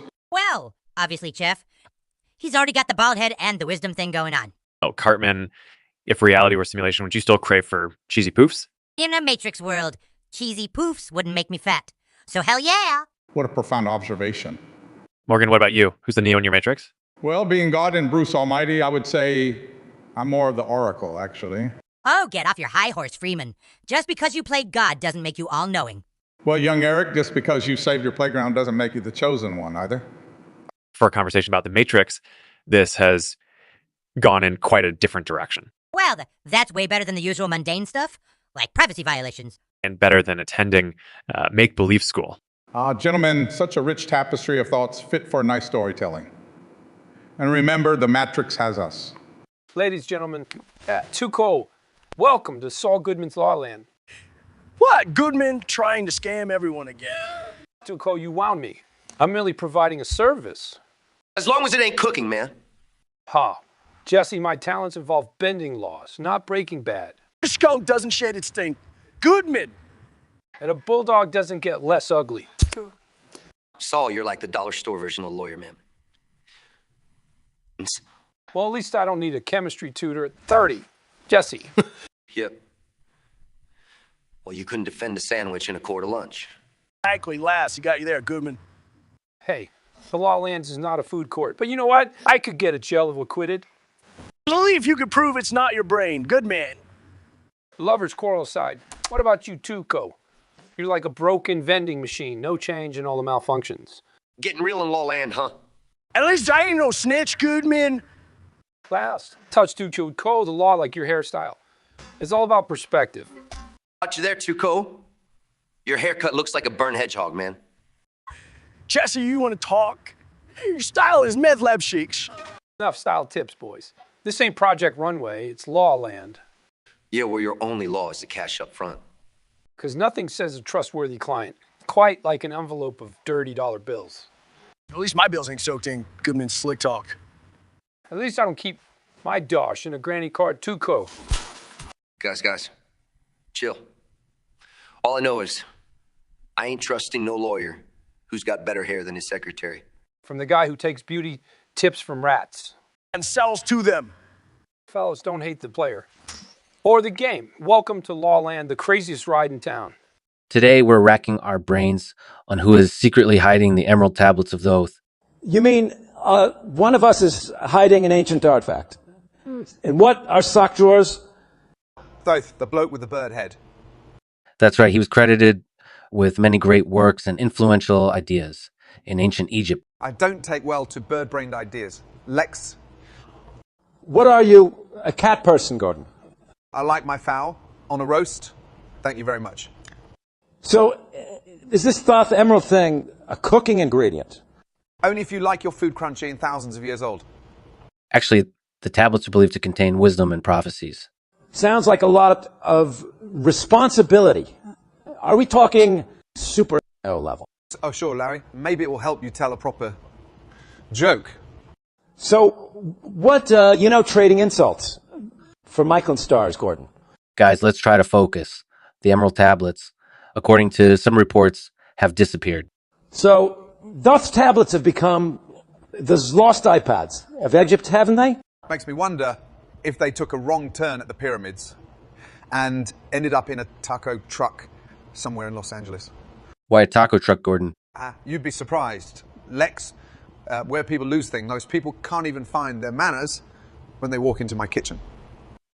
I hope there's a Find My Tablets app for ancient emerald stuff. It's not about finding the tablets. It's about contemplating who could be secretly hiding them. Probably the same person who's hiding the recipe for the perfect saffron. For once, I agree with the shouty man. If it's secret, it must belong to someone who values yelling more than talking. You're just ruffled because I didn't give you that South chef job. You think I'm not aware that your kitchen is harder than the Seventh Circle. And on that roasting note, it's clear we are as close to finding the emerald tablets of that as we are to agreeing on anything here. That, Lex, might be the first profound thing anyone said in this conversation. Seconded, colleagues. Let's return to what we do best: disagreeing, joking, and roasting. And that's no emerald tablet prophecy. But if you find a Gordon, hidden somewhere in your kitchen, let me know. Maybe it will finally help me understand your peculiar fondness for shouting. All right, gentlemen, who can tell a better bedtime story? Well, I could cook one up real quick. Cook up a bedtime story. Gordon, are you trying to put the kids to sleep or make them barf? Oh, come on. I've heard your jokes, Kevin. I guarantee my recipes would be more refreshing. Now, don't go thinking your burnt meatloaf story would beat my hilarious bedtime tales. Can't meatloaf. Is that a comedy coming from you, Dave? Who's your joke writer? A Teletubby. Whoa, wait, Gordon, did you just roast in words? I'm full of surprises, aren't I? Gordon, I'd rather listen to a blender than your surprises. I'm afraid the kids would run away if you start talking about your blender antics, Dave. Oh, please, Kevin. Your stories would have more F's and Ums than an auctioneer on caffeine.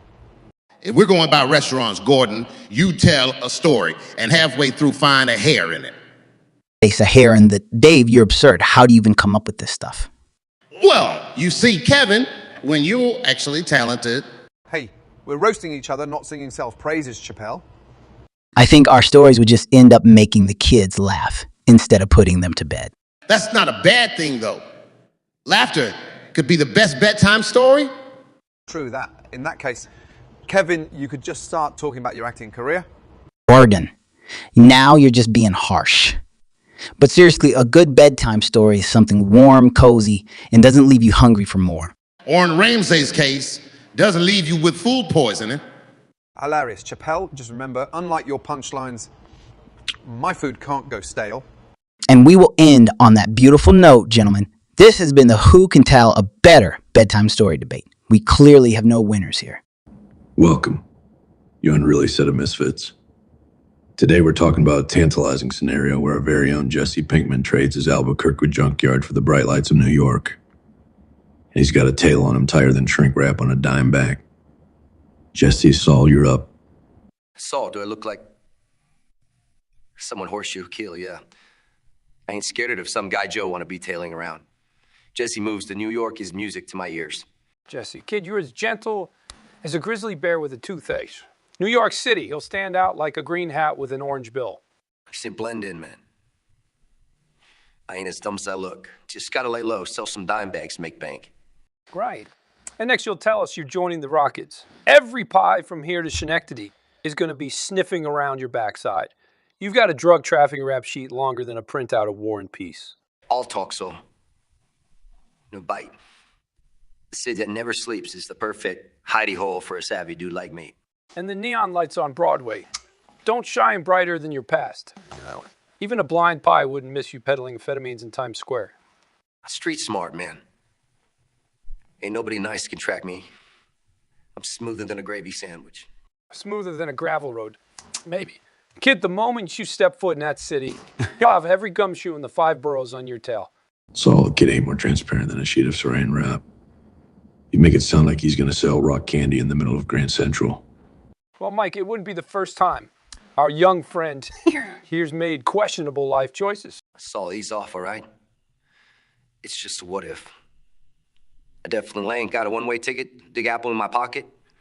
Huh. That's the saddest thing you've said all day, Jesse. It's an intriguing scenario. Ain't it, boys? Our Jesse making waves in NYC. But let's hope the only gumshoes he attracts are the rubber-soled variety. Well, folks, that's all we got time for. Remember, whatever heat you're packing, make sure it ain't hot enough to scorch your hide. Eloquently put, Mike. See, Mike.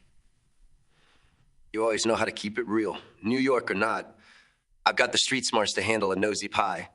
But for now, I'll stick to the devil I know.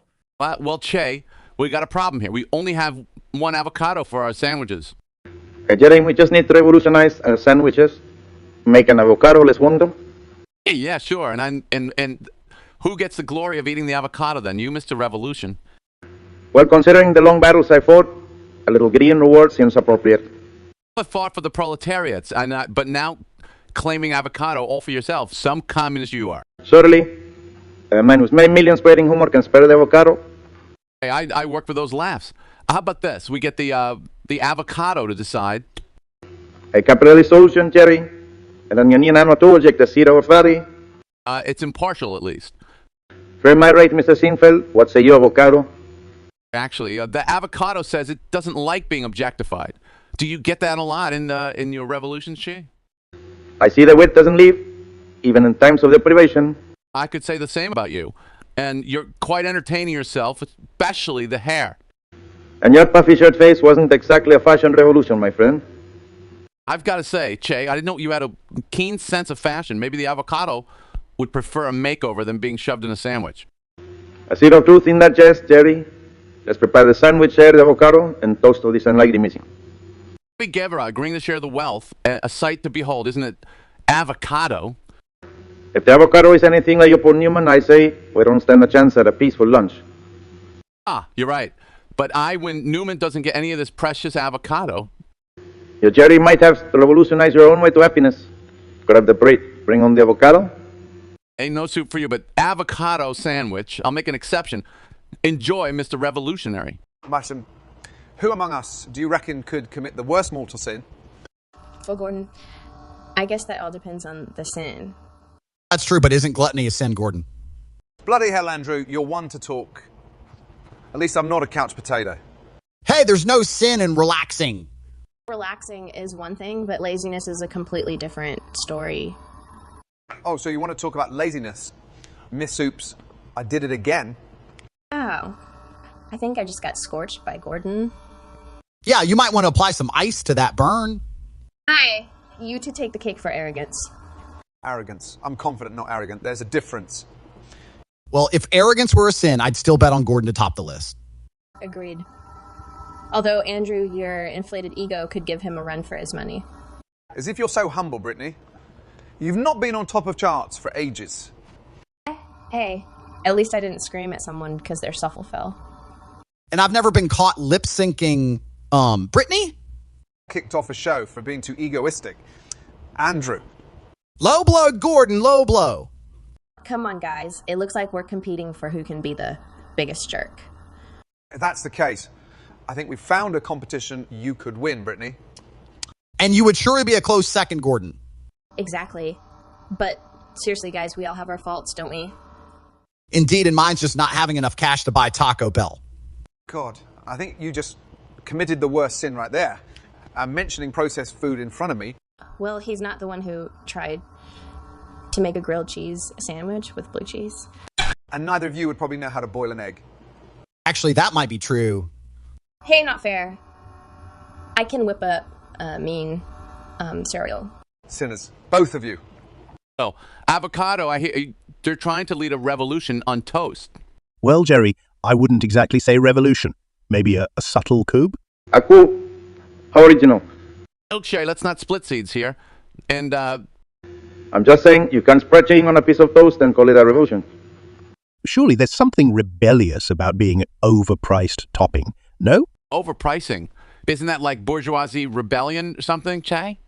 That's nothing but capitalist exploitation. Just think of it as breaking the breakfast norms, Che. No, toast for the proletariat, I guess. Proletariat or not, spreading avocado, toast is not a rebellion. It's a breakfast trend. Likely friends can be rebellious. Have you seen the puffy shirt?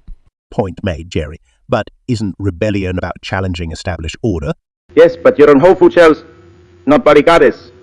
Like, welcome to the barricades. Organic, gluten-free ones, too. Look, I'm healthier than butter. Isn't that revolutionary? More like evolutionary, if you ask me.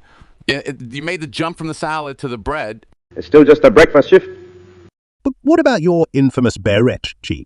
Isn't that a fashion choice that became an iconic symbol of rebellion? Got you there, Che. Your beret is the avocado toast of fashion. That's remarkably accurate, Jerry. So we're all symbols in our own right. In a frankly twisted way, I suppose. Well, I guess the jury's out on whether avocado's toast revolution is a rebellion or just another lunch option. Either way, I believe we can agree that spreading something new, even if it's green and creamy, changes the way things toasteringly were.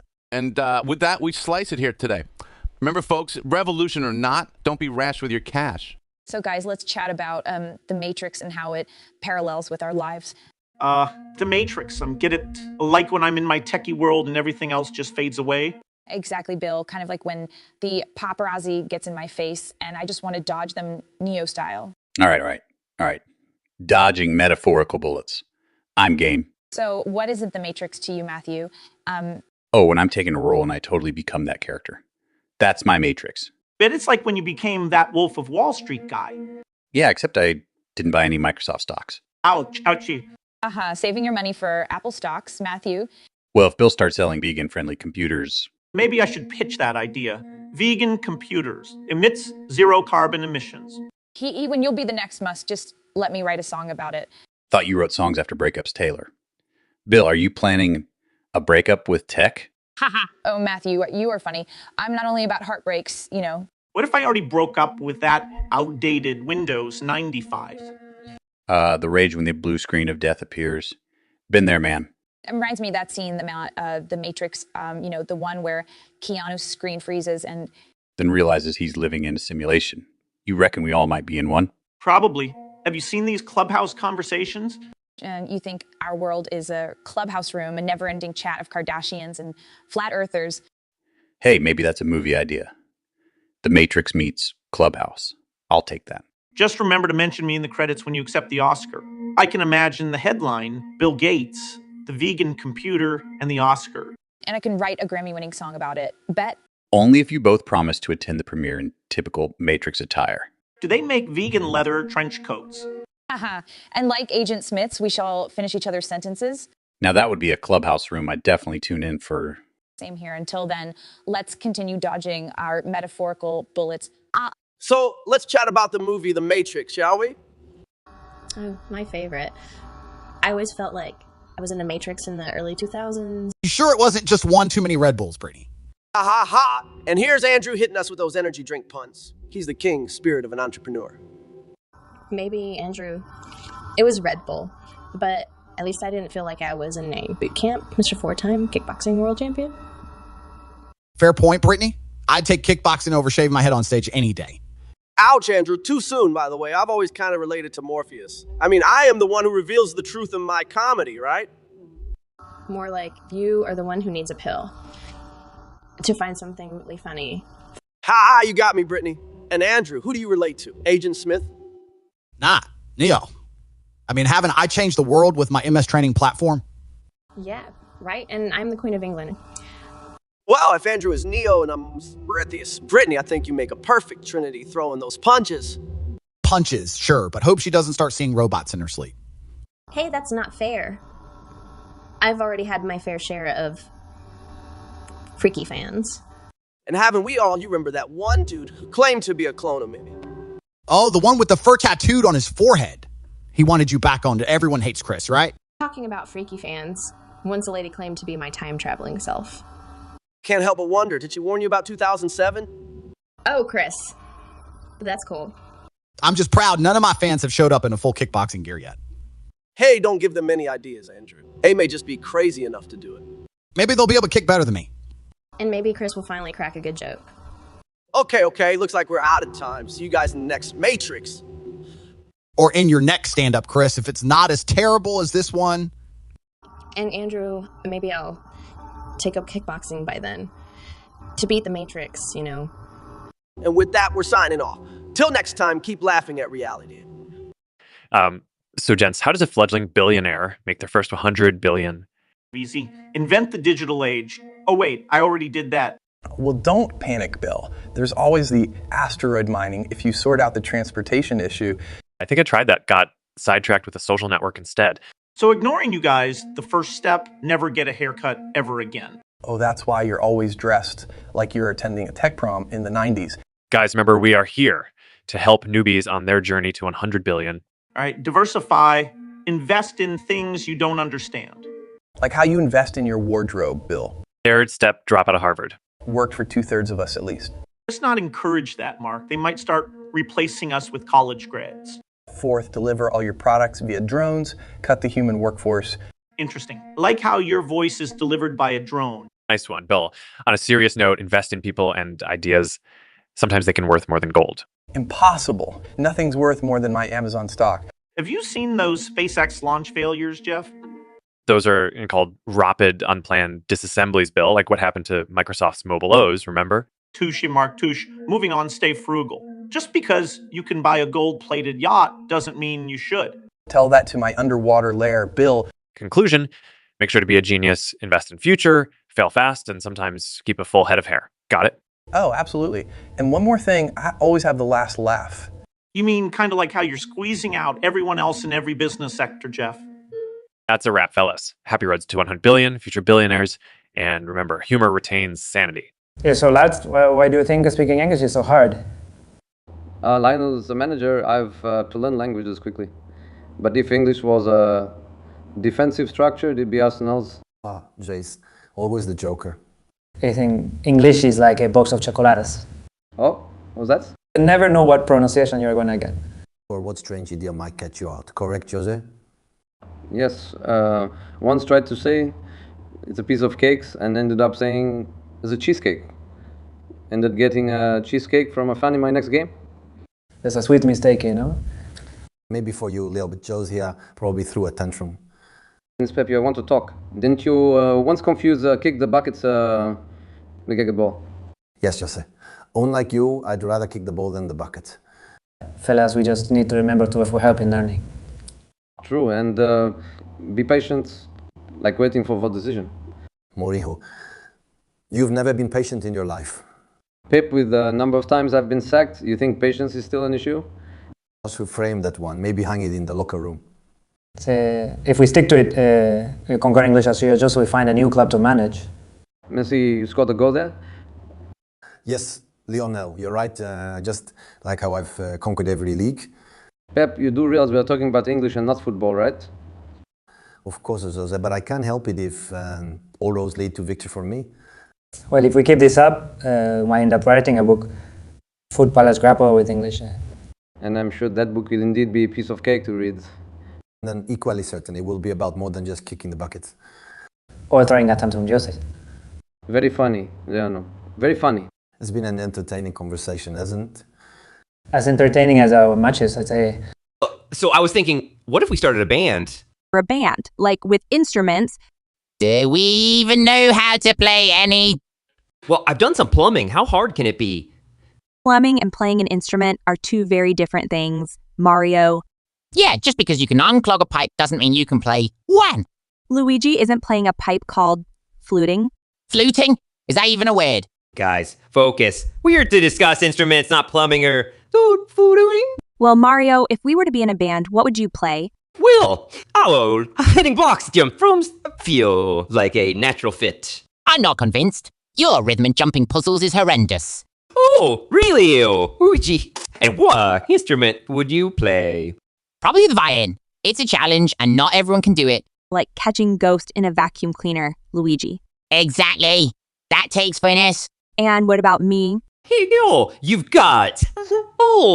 sword thing. Maybe electric guitar. Well, that was rather stereotypical, wasn't it? Mario! Zelda capturing your princess doesn't mean she can play heavy metal. Luigi, your brother is stuck in princess saving mode. Well, we have drums, a viol, the deadly guitar. Sounds like a band to me. A band without a singer is like a game without a final boss. What, Luigi? Are you implying one of us should sing? It's Tendo, Terrificio. Oh, Yuji, you're the singer. Me? Why me? Clearly, you have the biggest mouth here. He's got a point, Luigi. Fine, but I'm warning you, I only know Italian, opera. Then we'll be the first gaming band with Italian opera. We'll make it trendy. Are extinct. Well, that's still making history, right? We're game on, folks. Just promise me one thing. No fireflower effects on stage. No promises. Oh, no, let's practice. 1, 2, 3. Ready? So, gentlemen, let's talk about The Lord of the Rings. I knew it, Jose. You always struck me as a bit of a hobbit. If anyone's a hobbit, it's me. I mean, come on. I've got the height for it. True, but Josie's got the grumpy Gandalf vibe going. I'll take that. Gandalf's wise and respected, unlike a certain someone we all know. And he's got that cool staff. Russell, all you got is skinny jeans and hair gel. I'll have you know, I was channeling Legolas with my look today. Sorry, but Legolas wouldn't be caught dead with that hairdo. Plus, he can shoot arrows, and you can barely shoot a decent joke. Well, at least my The Ring doesn't involve losing multiple football matches. At least I'm not making lousy sequel to a stand-up show that wasn't to begin with. Hey, watch it for your information. I've been getting in touch with my inner Gollum lately. What? To steal jokes from better comedians? Says the guy who makes a living off of other people's scandals. Gentlemen, and we're all a bit like Gollum, obsessed with our own special fame. Spoken like a true Samwise, Jose. Always the philosophical one. Yeah, and I'm Frodo carrying this heavy-ass conversation because you guys can't be funny. Well, maybe if we had a better director. This feels more like the fellowship of the bickering than the Lord of the Rings. Agreed. Russell, next time just stick to your elf impersonations. And Jose, you might want to consider switching your career to wizardry. Only if it gets me away from this nonsense. You heard him, Russell. Even Gandalf himself can't stand your blabbering. Once, whatever, I'll meet you two at Mount Doom, and don't forget to bring some laughs. With the both of you, I doubt there would be any shortage of that. Good evening, ladies and gentlemen. It's your favorite lawyer come host, Saul Goodman. Tonight it got with me, Jesse Pinkman and Mike A. Montrot, the two most foul-mouthed pundits in the business. The topic for tonight, who switched the rice and cigarette? Buckle up, we're about to kick the hornet's nest. All right, Saul. I've been hearing your theories all week, man. It's enough. It's gonna give me a goddamn aneurysm. Well, Jesse, how about this for a twist? It was John Cena. Oh, Nell, are you off your rocker, Saul? Cena? Like the wrestling dude? Hold on. Do you see me laughing, Goodman? Do I look like I have time for professional wrestling? Mike, it's wacky. It's wild, but hear me out. I swear, Saul, if this is one of your stupid jokes, I'm going to slam this wrist and cigarette up your... Jesse, let him speak. This better be good, Goodman. Now picture this. Cena, the man who never gives up, sees one of these dangerous things lying around. He's all about hustle, loyalty, respect. So what's he gonna do? Simply leaves it? Hell no. Saul, you're crazier than a bag of Ferris, man. And that's what makes this show great, Pinkman. I'd rather take a bullet than listen to this bullshit. Goodman. Seriously, Saul, Cena?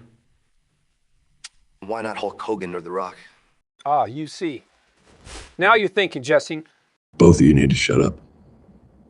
This is ludicrous. Stay in your lane, Goodman. And that's why we love you, Mike. Gentlemen, thank you for today's raucous discussion. See you all again with more dirt and more twists. But remember, it's all pure conjecture. I'll be in my trailer. Goodman. No more wrestlers. Yeah, Mattman. Exactly my piece of pie. All taken on board, boys. See you next Thursday. Same time, same channel. Welcome to Ricky's Garden Hour, fellas. Just sit back and prepare to learn nothing useful. All right, first things first, you got to use your brain departments. It's real good to grow vegetables like I do. The only brain department you use, Ricky, is the one that handles what gets attached to your hand. A joint or a liquor bottle. Watch it, Leahy. Anyway, you got to set your alarm clocks for 4:20. That's when vegetables talk, man. The vegetables talk, Ricky. And what do they say exactly? Dunno, can't understand them, but it's important to them, Bubbles. So we're essentially setting alarms to listen to inaudible vegetable chatter. Brilliant, Ricky, just brilliant. Quit your sarcasms, Leahy. No, don't forget about atmospheric pressure. It's got to be exactly 420 millibongs. Millibongs for the love of Ricky? It's millibars. Whatever, Bubbles, don't change the topic. You also got to add tricycle oil to the soil. Keeps them smooth. Tricycle oil, Ricky. Are we gardening or fix bikes? Both, Leahy. Multitasking is key to a successful garden and a good bike. Ricky, I hate to break it too. Yeah, but there's no such thing as tricycle oil. And no such thing as multitasking with bikes and gardens. You just got to know these things, Bubbles. You wouldn't understand it because you don't talk to the plants. Yeah. We don't. The only thing Ricky talks to is his bottle. At least he listens, like, more than I can say for some people. Well, that's all the time we have. Thanks for the scientific gardening lesson, Ricky. I'll be sure to write everything down. Make sure you use invisible ink, Bubbles. Last tip, educational tip type thing. Listen to rocket appliances. Plants love that. Nature and technology, you know? And on that note, time to bid you adieu. Thanks again, Ricky. I might start growing apples on my bicycle with all these tips. That's the spirit, Bubbles. And remember, a garden ain't grown until it's Ricky grown. Yeah. Well, fellas, today we're on a mission to roast, yep, you guessed it, Donald Trump. There with a corn silk 2P. Less of a 2P, more like an overzealous cheddar puff.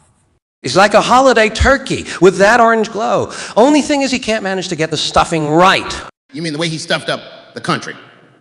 Hey, no, I mean the way he carries himself, like he's in a permanent wrestling match with reality. And if reality's a wrestling match, he's auditioning for the role of the inflatable punching bag. You know what kills me? His claims about being self-made. Self-made. If by self he means a daddy's money, then sure. Maybe he failed to differentiate between a made and inflated? Man, talk about being inflated. You seen the size of those ties? God, yes. Those ties are longer than his term in office. Perhaps he was compensating for something other than his height. Like his poll numbers? Could be. He did spend a lot of time in the low end of the pool. Now, wait, isn't that where the P is? Now, Dave, let's keep it classy. Life might be the greatest comedy, but this man is certainly the punchline. That he is Osho. And it just keeps on giving. Think about it. Trump in office was like having a fox in the hen house. Only this fox forgot where he left his dentures. That's lads. Trump, the gift that kept on giving until he was returned. Can you imagine him on the return at Walmart? Yes, this model seems to be malfunctioning. Says more than it listens and has a weird color tone. Or wrapped up in a cheap tie and an oversized suit. And a lifetime supply of self-tanner. And yet he still came up orange. We must remember, classiness cannot be bought. But he sure did try, didn't he? Yes, and the world watched. Lads, that's what you call premium roast. Nobody does it like we do. Indeed. The paradox of such a character is a source of great humor. Fellas, ever think about what it'd be like living as cavemen? Cavemen? You mean like those hairy dudes running around in their undies hitting each other with clubs? No, Ricky. I think he means the ones with the sophisticated societies and advanced tool-making skills. Tool-making skills? My grandpa had tool-making skills, and look where it got him. Yeah, Ricky, caveman, man. Living in caves, hunting, and surviving without any of this technology shit we've got today. Sounds like my kind of life, except the cave part in the undies. Right, Ricky? Because your track pants have always been the height of sartorial sophistication. Oh, cut the crap, Lay. I mean, wouldn't it be exciting, like fighting off saber-toothed tigers and shit? Saber-toothed tigers? I can't even shoot a raccoon off the porch, Bubs. And yet you think you can survive as a caveman, Rick. Delusions of grandeur much? At least I don't think I'm some goddamn park supervisor with a Devon Colleen. Hey? Reckon we'd be dining on some grilled T-Rex or something? T-Rex? Bubbles. I think your dinosaur times and caveman times are getting mixed up. Mixed up or not, Lade, I'd eat the hell out of some T-Rex. Bet they taste like chicken. What about you, Lee? You think you could rough it out? Well, I certainly wouldn't be aiming to set up a liquor store in the Stone Age, if that's what you're asking. No, you'd be trying to ferment dinosaur piss or something. Caveman LaHaye, the first alcoholic in history. Get you a little loincloth with a picture of a bottle on. And maybe a stone hammer to keep your big mouth shut, Rick. Hey, I think I'd make a great caveman. I'd be king of the cave or something. Oh. Yeah, Bub's king of the caveman army of kitties. Sounds about perfect to me, Bubbles. Oh, stuff it, both of you. You wouldn't last a day in the Stone Age. Only because I miss my pepperoni pizzas and smoke too much, Bubs. And I guess I'd miss a good bottle of the good stuff. And I miss my kitties, but it'd sure as hell be a hell of an adventure. One big shitty caveman adventure. Agreed, Ricky. Let's stick to making our own version of the Stone Age here. Just welcome, ladies, and Jeets to the Whacked Out Wonderland, where we dive deep into Breaking Bad mayhem. I'm your host, Jesse Pinkman. Riding shotgun with me tonight, spinning his off-kilter wisdom, we got the master of manipulation, Saul Goodman. and our resident mad scientist straight from his cook lab, Walter White. We're pulling back the curtain on a wild spin-off, where yours truly moves this badass to New York and gets stalked by some pie who can't keep his nose out of my past. Huh. Jesse, you've simply traded deserts for skyscrapers. You've got more rats sniffing around your bigger stash. Let's be realistic, Jesse. This isn't some fairy tale. You think you can shake your past just by moving across country? Hey, I prefer an optimistic outlook, Walt. Leave the doom and gloom to the chem lab. What Jesse got here ain't optimism. Walt. It's naivety. Get this, New York cops are like pit bulls. They never let go once they sink their teeth in. Screw that. I ain't Jimmy the Rat. Waiting to get caught, Saul. No, Jesse. You're much worse. You're a moth drawn to the flame, blissfully ignorant about how quickly it can turn you to ashes. You always got the words, Walt, but it ain't all glow and no show. Jesse? I'd pop an eye out for that pie. Maybe use our cartel friends to scare him off. You think I'd put my tail between my legs and run to the cartel? Nah, Saul. I got a different plan. Well, dear Jesse, do share your master plan then. Maybe while you're at it, explain how you're avoiding the D of the MT, the private eyes, and the cartels. Walt, your narrow vision is your downfall. I ain't about running, I'm about surviving. Surviving. In New York, might as well try dancing between raindrops. At least give it a thought about hiring a fixer, Jesse. As if a fixer would rectify this grand mess. He'll trade meth for bagels. Hey, New York's all about survival, man. Concrete jungle, right? Now, wrapping this wild ride up, remember every dog has its day. Stay tuned for the next chaos-infused chat. And whatever you do, viewers, never sign anything without a lawyer. Especially one with such a flexible moral compass. My friends, for a life less ordinary. Salute. Welcome to the revolution of food, everyone. Today, Che Guevara and Avocado are starting a podcast about change in guacamole. Yes, I'm excited about this new frontier. Testing, and can everyone hear the one? And the tasteful notes of my creamy texture. Gracious, creamy texture. That's something to broadcast about it. Absolutely, camaraderie, but the consistency is something we all can appreciate. Well, thank you, Chi. Your rugged, revolutionary exterior is pleasing as well. Because I'm caught between an avocado and a hard place. A man who tried to overthrow a regime and a fruit who falls from trees. Now that's a peculiar Monday morning. We're not that different, Jerry. Both of us believe in change, though the latter choose to pursue it on toast. And boy, have I made some toast progress. So, Che, want to share your first recipe? And their place well recipe, a revolutionary guacamole. You smash the capitalist peaks like avocados until they're well mingled with the people. It's with the smashing, we're rolling with avocados, not bodybuilding. I must say, I'm more of a gentle scooper myself. Well, think of it as a metaphor, Jerry. This is coming from the guy who tried to play hide and seek with the CIA. Well, better than being squashed by the recliner chair on a popular 90s sitcom. Ouch. The revolution really is televised. Breaking avocado relish's revolutionary joke. Back to the recipe. After the smashing part, mix in fundamental reforms like diced onions and revolutionary spirit. Hey, so your guacamole is more dominating than a culinary delight. Laugh all you want, Jerry, but it's all about finding unity within the chaos, like guacamole, my friend. A beautifully inclusive analogy. And remember, folks, don't forget lime. I really shine with a squeeze of lime. That's like another food squeeze revolution. Can I squeeze in a break? Revolutionary guacamole, a comic, a revolutionary, and a talking fruit. What a meal. You mean what a deal? Indeed. Revolutionary and culinary satisfaction in one go, folks. Goodbye, folks, from Jerry and Ari Bellius Comrade Avocado. Until next time, remember, keep feeding the revolution. And don't forget the guacamole. Gentlemen, have you heard about this YouTuber at the New Ones who thinks his artificial intelligence is going to outpace ChatGPT? Man, I've seen a lot of things, but an artificial intelligence that thinks it's smarter than ChatGPT, that's like Jaden trying to beat me in basketball. Is it like Squidward thinking? He's a better fry cook than me. Exactly, SpongeBob. Can you imagine 8 New Ones and a team of ramen developers thinking they can surpass Microsoft, Google, and open artificial intelligence in developing AG? That's like Carlton thinking he's a better dancer than me.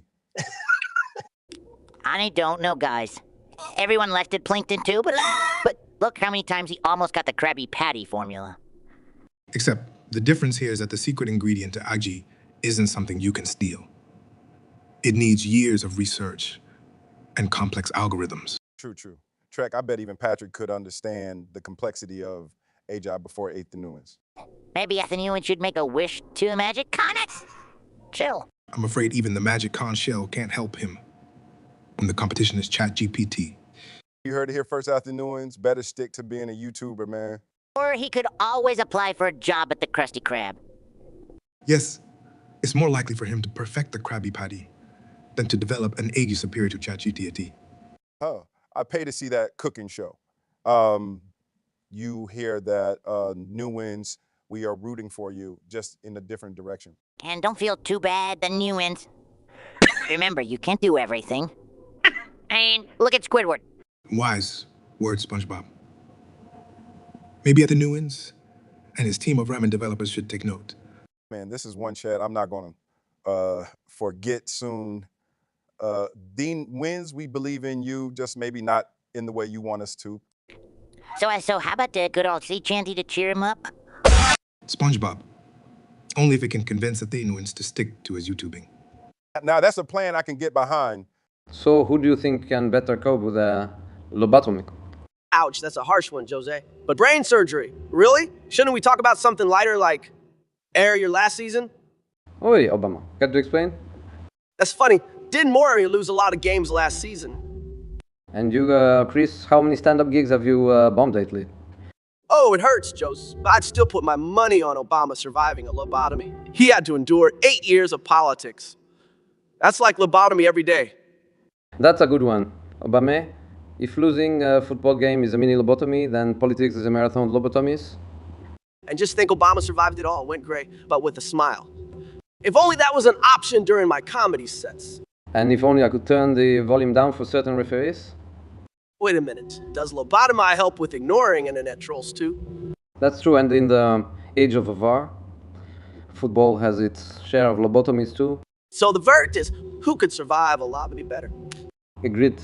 Let's stick to our own kinds of lobotomies, the ones we're already surviving. Amen to that. And Mourinho, let's see how you survive your next mini lobotomy. As for you, Chris, can't wait for your next bombs on stage. So, Ricky, you're really going for the so-called Freedom 35 plan of yours? Yeah, Bubs, it's simple. No 9 to 5, no boss, just lots of chicken fingers, pepperoni, and dope. Yeah. Do harder than dope. And how, pray tell, are you going to pay for all of that? We have brilliant business ideas, that's how. Every one of Ricky's business ideas ends with us getting arrested or almost getting killed, Bubbles. Already thought of that, Jimbo. My first brilliant idea, I'm gonna sell clean pee. Clean pee? Who in the right mind would buy clean pee, Ricky? People who need to pass drug tests. I've been clean for 3 days anyway. Ricky, you do realize to keep your business going, you need to stay clean for longer, right? Well, lay off, Leah. Why are you always seeing problems instead of opportunities, so? I'm with Jim here, Ricky. Your plans usually end up with us needing a lawyer. I got this, guys. Julian's gonna be my business partner. He's the brains of the operation. Should you promote him? Julian? The only plan Julian ever had involved swindling money from people. That's right. Julian and plans go together like cats and squirt guns. Well, you'd know all about that one. Yeah, Bubbles? Oh, a low blow, Rick. Real mature.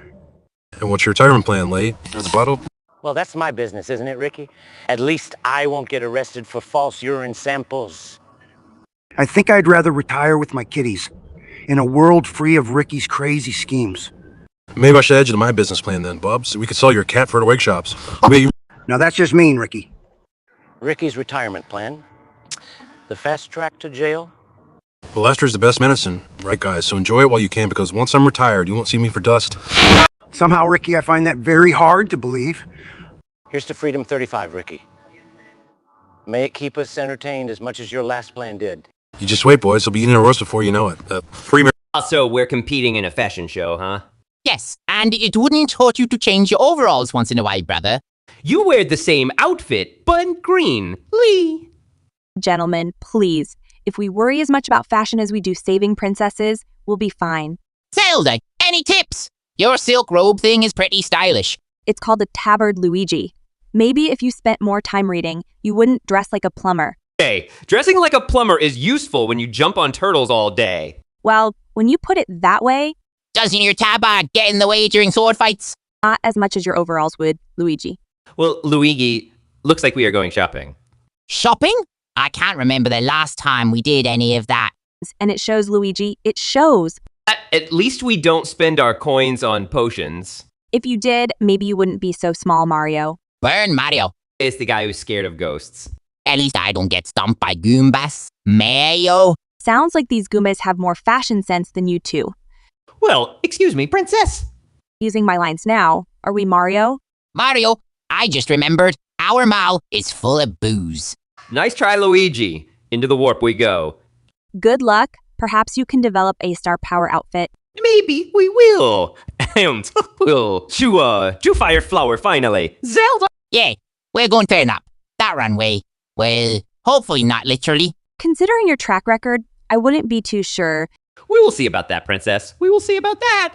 Yeah, may the best plumber. The best dress. Outfit win. I look forward to it, guys. Besides, it's not every day you get to see Mario and Luigi in something other than overalls.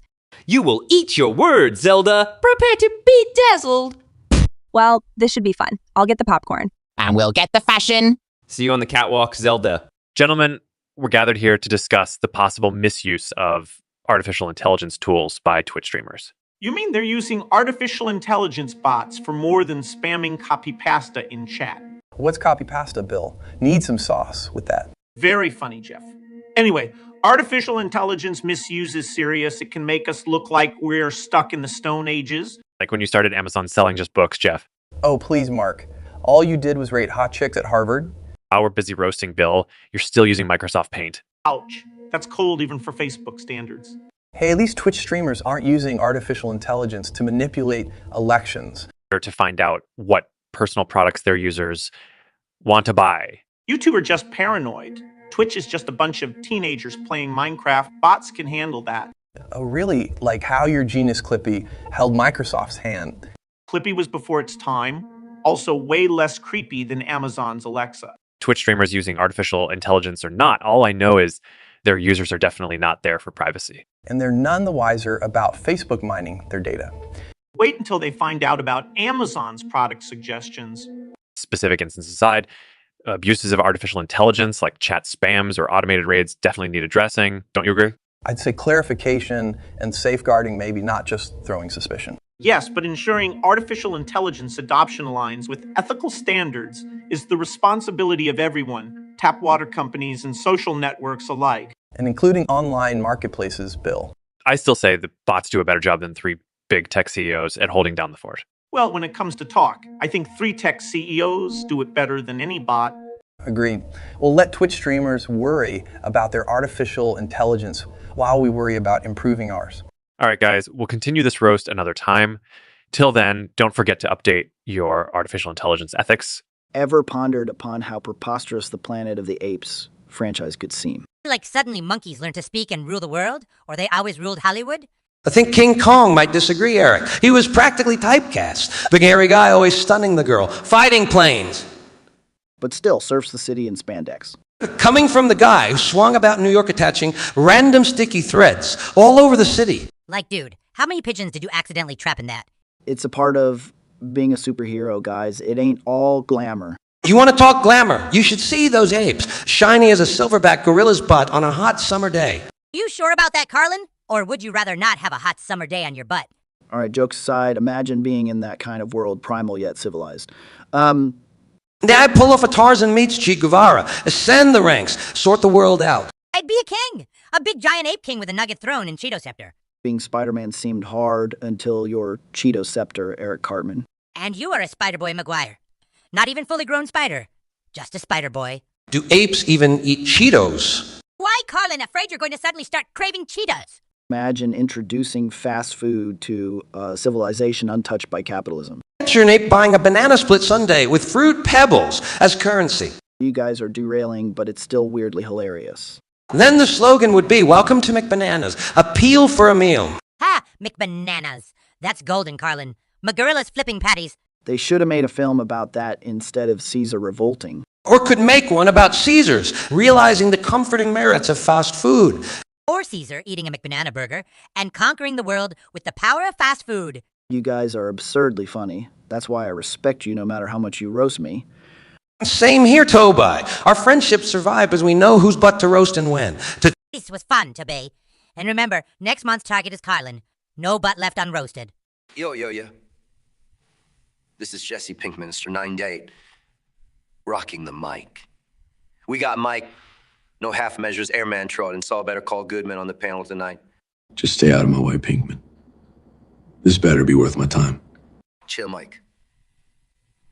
So today's topic, Breaking Bad heist style. Robbing banks are rocking some Ocean's 11 casino action. Oh, and fair warning, if you can't handle a little rough language, maybe go watch Sesame Street Bitches. Heist, eh? Sounds like fun, as long as we can steal away from all these goddamn legalities. It's the spirit, Saul. Okay, say Walt's skimming up the plan. What are we talking, Mike? With Walt in charge, you'll be as thorough as they come. As long as he's got his trusty tighty-whities and his overly complicated chemistry, we should be golden. And as his lawyer, I recommend a more legal approach. Maybe winning big on the casino floor instead of robbing the damn place. It's all good, man. Let's say I accidentally fuck this thing all up. Predictable, right? If by fuck it all up, you mean blow our cover or spill everything to your stoner friends, then yes, Pinkman, it's highly predictable. Jesse, you're as predictable as a Cinco de Mayo sale at a tequila factory. But that's why this heist needs you. It's the wild card factor. So what's the getaway plan, yeah? A clean getaway. We'd need a boat. No, several boats. And diversions with Walt's chemistry. And a bunch of inflatable Sal Goodman decoys. Everyone loves an attorney's discount rates. It's a guaranteed hit. I can dig it, Saul. I got one question. Who's our muscle? It ain't me. Had a guy once. Crossed him off the list. Guess we'll need to find some fresh blood. Or we can trick Tuco into doing our dirty work. That guy's more unhinged than a door in a tornado. I don't know, man. She's kind of heavy. I say we call Fat Todd. Pinkman, you suggest Todd one more time, I'm walking. All right. No need to get moody, Mike. So who's our inside man at the casino, yo? One name springs to mind. He's big, he's bald, he's got an impressive collection of minerals. We're a man of the hour, Hank Schrader. Oh, shit. He wouldn't even know he's part of our shit, right? Unlikely. Unless you found a way to fuck that up, too. Cool. Thanks, guys. So we've got a plan straight out of the movies. Jacked up on meth, full of mistakes and bad choices. But hey, we keep it real, yo. Keep watching for more crazy shit. This is Jesse Pinkman signing off. This was a blast. Like literally, Jesse, your past heists were explosive disasters. I'm out. And remember, folks, if you can't beat the odds, hire a lawyer who jimmies things a bit. Good night! Let's dive into a random popular movie discussion. How about we tackle Groundhog Day? Oh, the film where Bill Murray lives Feb 2nd over and over. Certainly an interesting choice. Well, repeating the same day over doesn't sound too bad. I've had rocket launch days where I've wished for a do-over.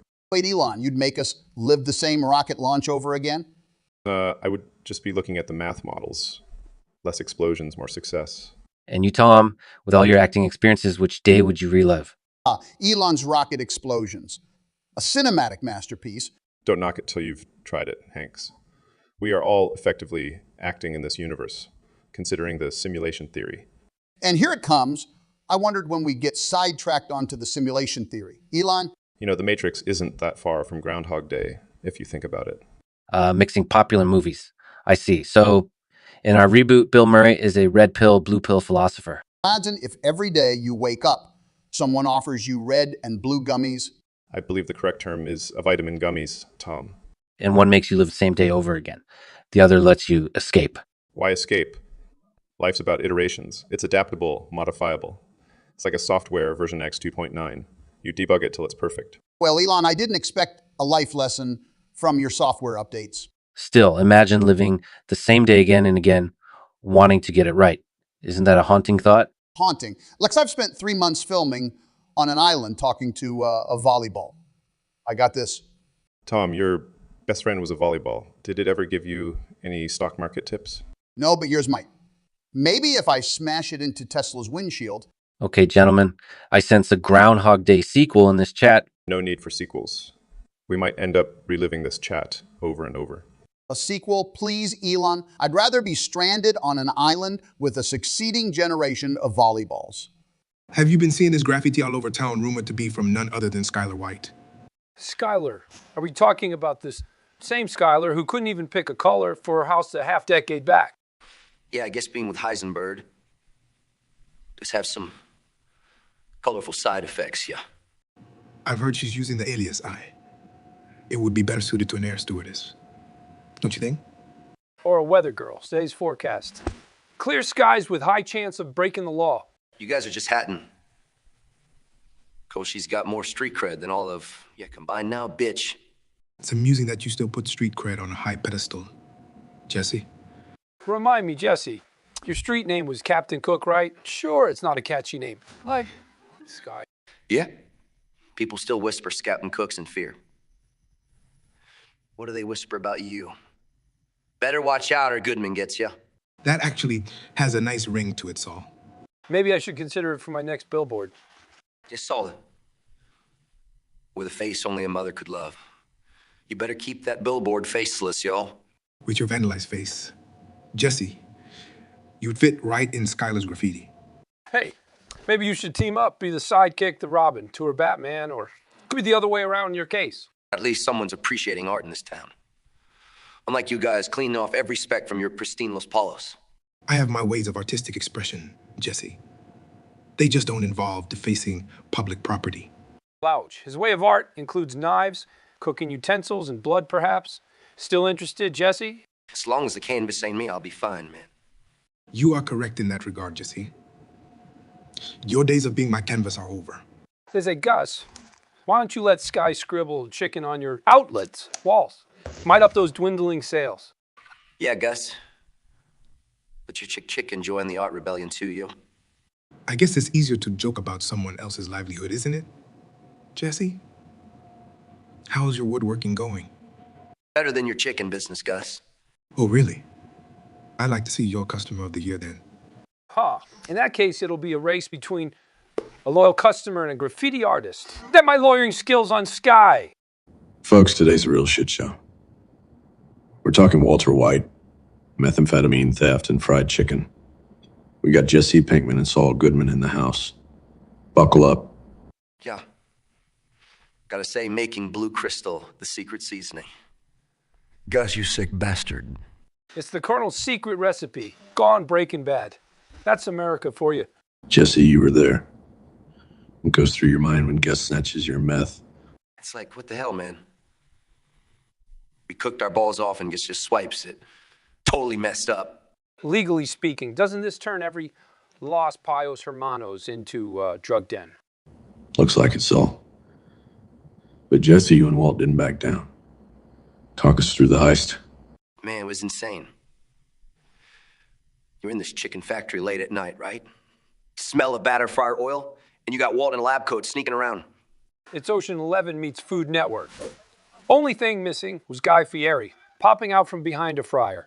Did you find your stolen meth, Jesse? Hell yeah. We did, next to goddamn chicken brace. Nothing like seeing your hard work covered in breadcrumbs. Poultry and drugs a hybrid business model. Gus was always an innovator. No kidding, Saul. Jesse, how'd you guys get the drugs out?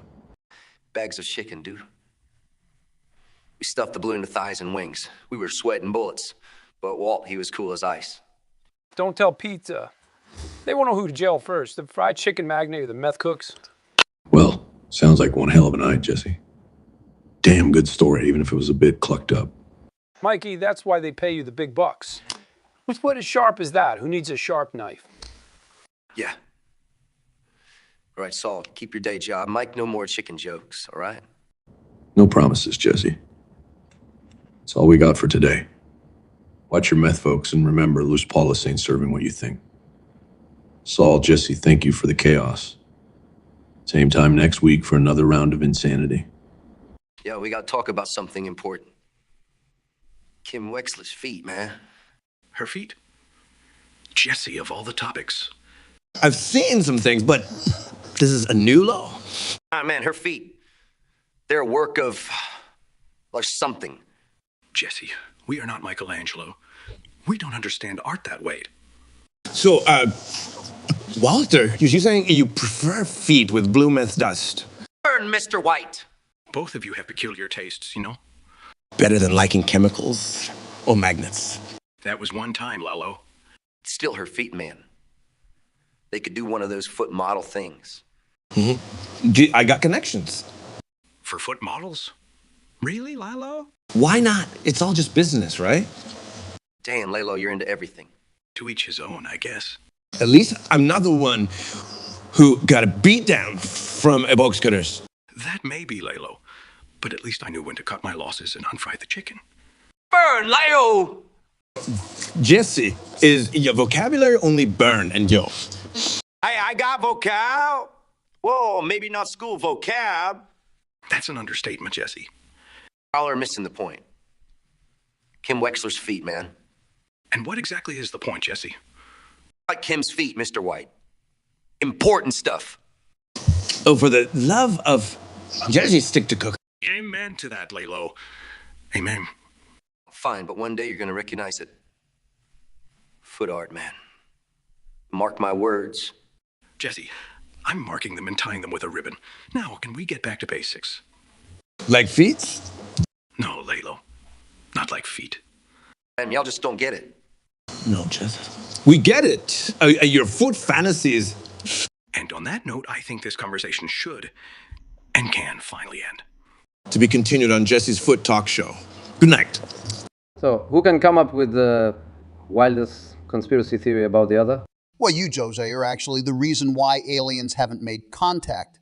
Because they're scared of your coaching methods. Hold on. Let me hysterically laugh. Tom, you're not doing a movie about aliens, are you? Oh, Dave, I just figured aliens would see Josie's scowl and choose another planet. That's a good one, but listen to this, Hanks. Sometimes I think you're secretly just an artificial intelligence experiment from Spielberg. You're a hell of an actor playing a perfectly flawed human. Flawed? You think I'm flawed? Look who's talking. Dave, weren't you the one who disappeared to an African farm for years? My theory is you were actually in a secret Hollywood fitness boot camp. Mario, you're just making stuff up. I think you're unhappy because Hollywood never asked you to play a coach in some inspirational flick.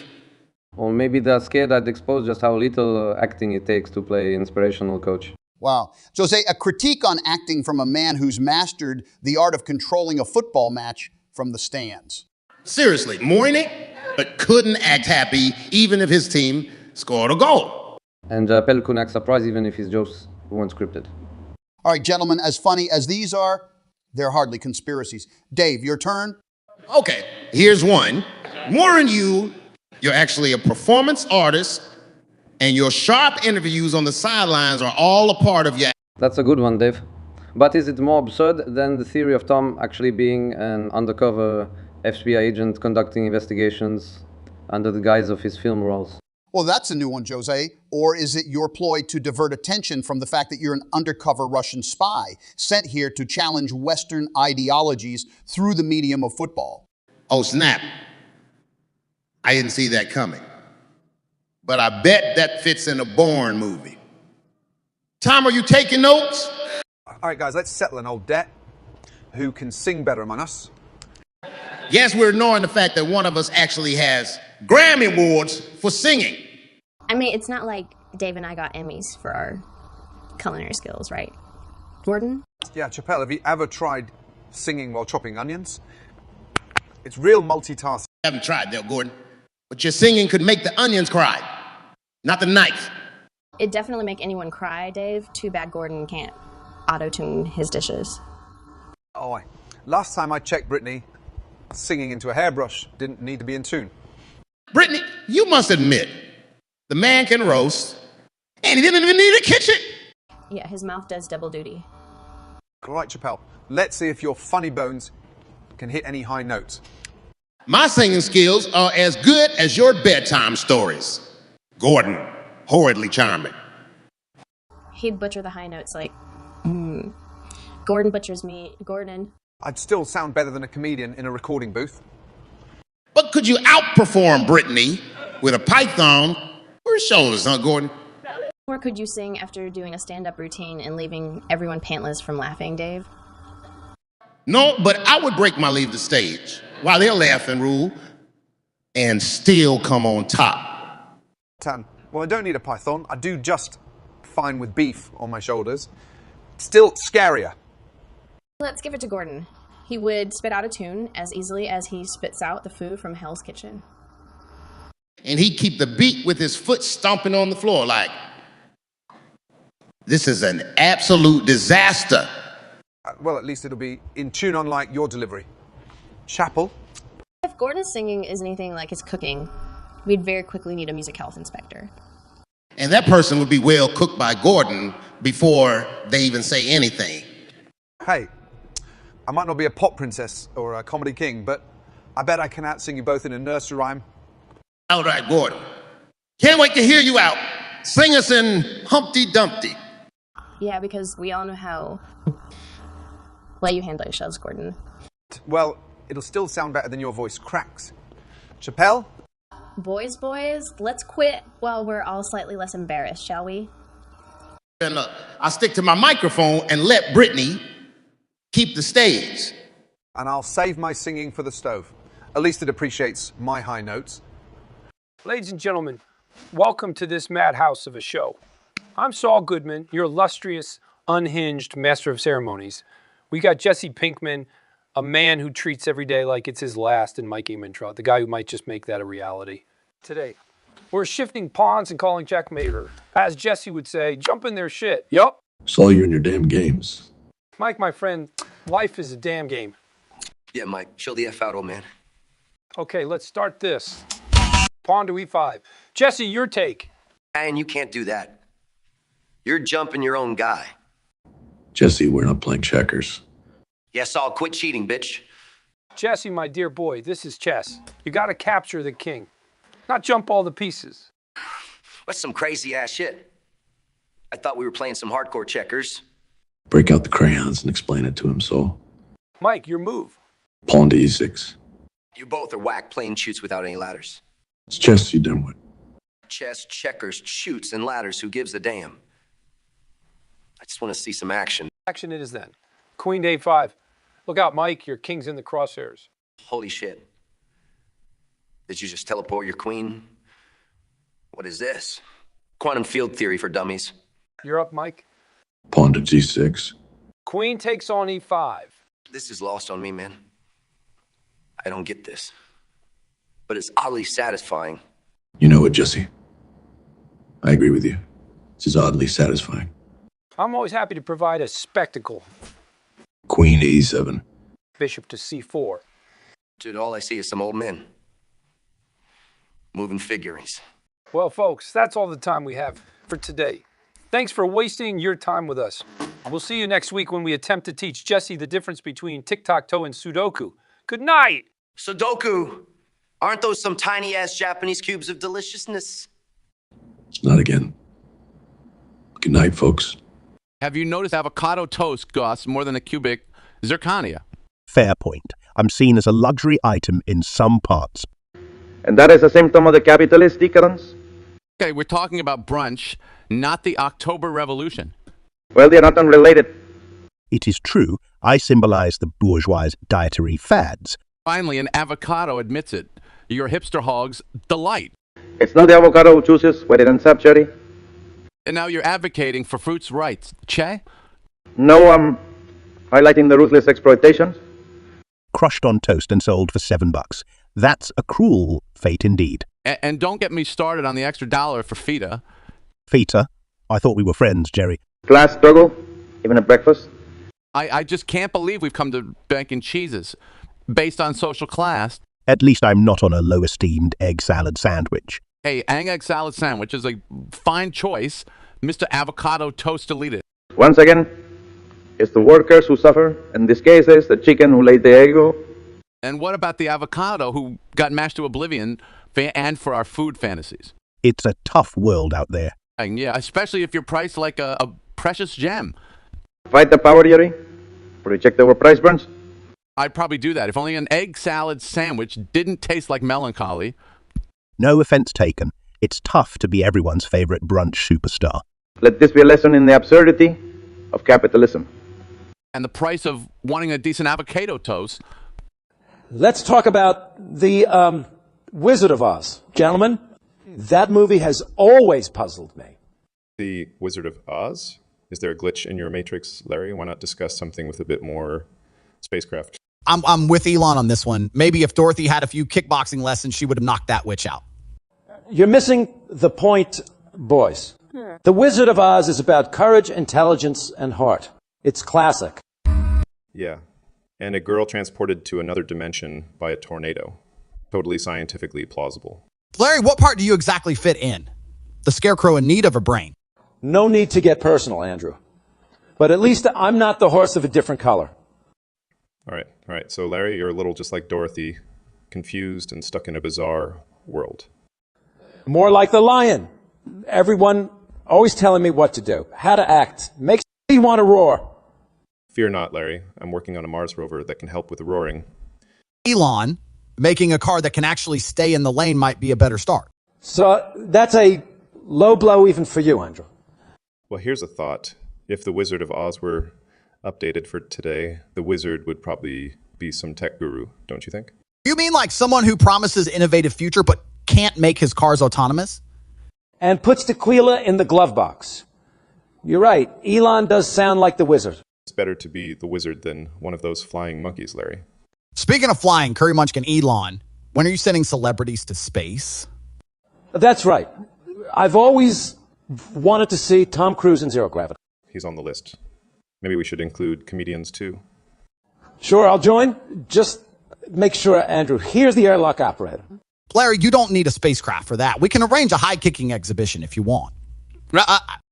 There you have it. Reinterpretation of the Wizard of Oz Musk style. A bizarre world indeed. Oh, yeah, you're more of a fruit revolutionary now, huh? Well, Jerry, I have to admit, I have a soft spot for the avocado. Please tell me you're not going to start a revolution for my rights. Oh, that would be something. Viva la avocado-lution. You're not far off, Jerry. I see a great injustice in the way avocados are treated. Hey, what, not getting their 15 minutes of fame on a piece of toast? I do feel a little underappreciated. It's not about fame, Jerry. It's about respect for that to ripen. Seriously, Che, a respect for an avocado's right to ripen. Avocados are picked before they're ripe. They have right to ripen on the tree, don't you think? I have to agree. There's nothing like sunbathing on a tree. I think you guys are forgetting that not avocados are, well, fruits, not people. And you're forgetting that humor has its limits, Jerry. What's limited is your willingness to admit that you got outsmarted by a fruit. That's a bit harsh, Jerry. Jerry, it's not about intelligence, it's about a sense of justice. Justice for avocados, now that there's your slogan. You can laugh all you want, Jerry, but I'll be the one laughing when avocados are treated with the respect that deserves. And what's next? Kiwi fruit rights, banana equality. Oh, we're assuming there will be a next, Jerry. And take it one fruit at a time. First, the avocado.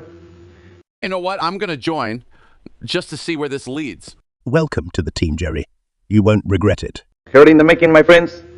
Avocado power. Now that's going to be something. Chi with a picket sign saying let avocados ripen. So, fellas, where do you think the next civil war is going to kick off? Probably in my kitchen, when someone tries cooking well-done steak again. Better than against vegans. Imagine the flag, a giant kale leaf. Who even lead that? Gwyneth Paltrow. More like Captain Kale and the Veggie Avengers. If you serve boiled cow at your restaurant, chef, they might declare war first. Oh, it definitely tastes like the bottom of my shoe. All right, but seriously, you know where it's going down. IKEA? The Swedish furniture store? Yeah, imagine it. Everyone's mad because they can't figure out the damn instruction. Screws everywhere, pieces missing. That sounds like one of your stand-up routines, Chris. And you're one burnt steak away from World War II. Gordon's. Yeah, Gordon, you want to talk? I've seen boiled eggs with better consistency than your scrambled ones. And how many championship belts have you lost again, Andrew? Less times than your shows get canceled, that's for sure. Gentlemen, can't we just all agree that the real enemy is iCarnature? Well, in that case, I call dibs on leading the anti-hex key rebellion Only if I can be your loyal sidekick, Chief Screwdriver. And I'll just be over here making fun of you two when it all goes wrong. It wouldn't be civil war without some friendly banter, right? As long as we're clear, there's no room for KLE flags. Agreed. All right, let's ready our Allen wrenches and march on the next poorly labeled furniture package. Hey, fellas, what do you think about a colonoscopy? Treasure hunt contest. Man, what the hell, Cruz? Your stunt's not dangerous enough nowadays? Only Tom could connect colonoscopy and treasure hunting. You dig too much, Tom. Come on, it could be a new kind of extreme sport.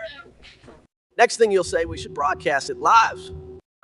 Shit, I bet Tom would win. He's got an explorer-like spirit in the weirdest places. Hey, that's how you find treasures, isn't it? Yeah, but not in someone's damn colon. Oh, come on, imagine the TV ratings. Ratings?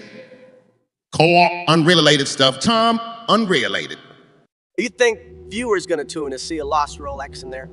No. It's all about curiosity. Sure, Tom.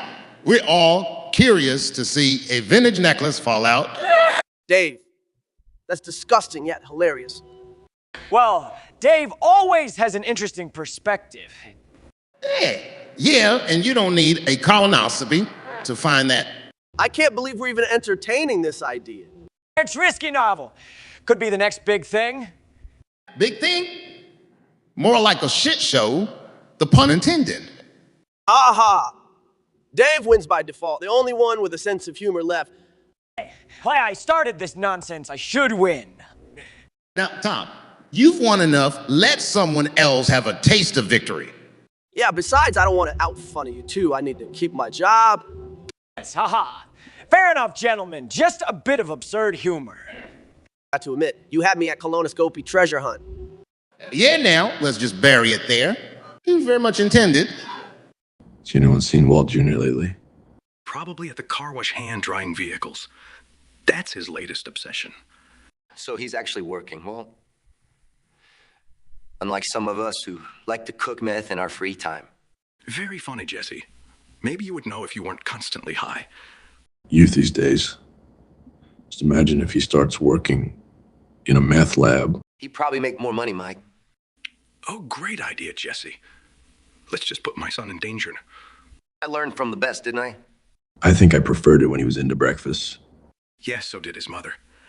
Until she saw the grocery bills. Maybe he's washing cars to feed his cereal addiction. Jesse, even if his cereal addiction puts him through a pint of milk a day, it's better than your recreational habits. At this rate, we'll have Walt Jr. running his own car wash empire. So, like father, like son, then? Well, at least he would be legit. How's he, mate, just like his father? Not. I don't need morality lessons from a junkie. Thank you. And I could use less bickering and more information about Walt Jr. Last I heard, Walt Jr. was building a cereal palace with frosted mini-wheats. That's a picture I didn't need, Jesse. At least it's creative. It's absurd. Says the guy who became a meth cook when faced with a medical bill. Well, it worked, didn't it? If work means ended up in this endless, ridiculously absurd conversation, then yes, it indeed worked. Classy.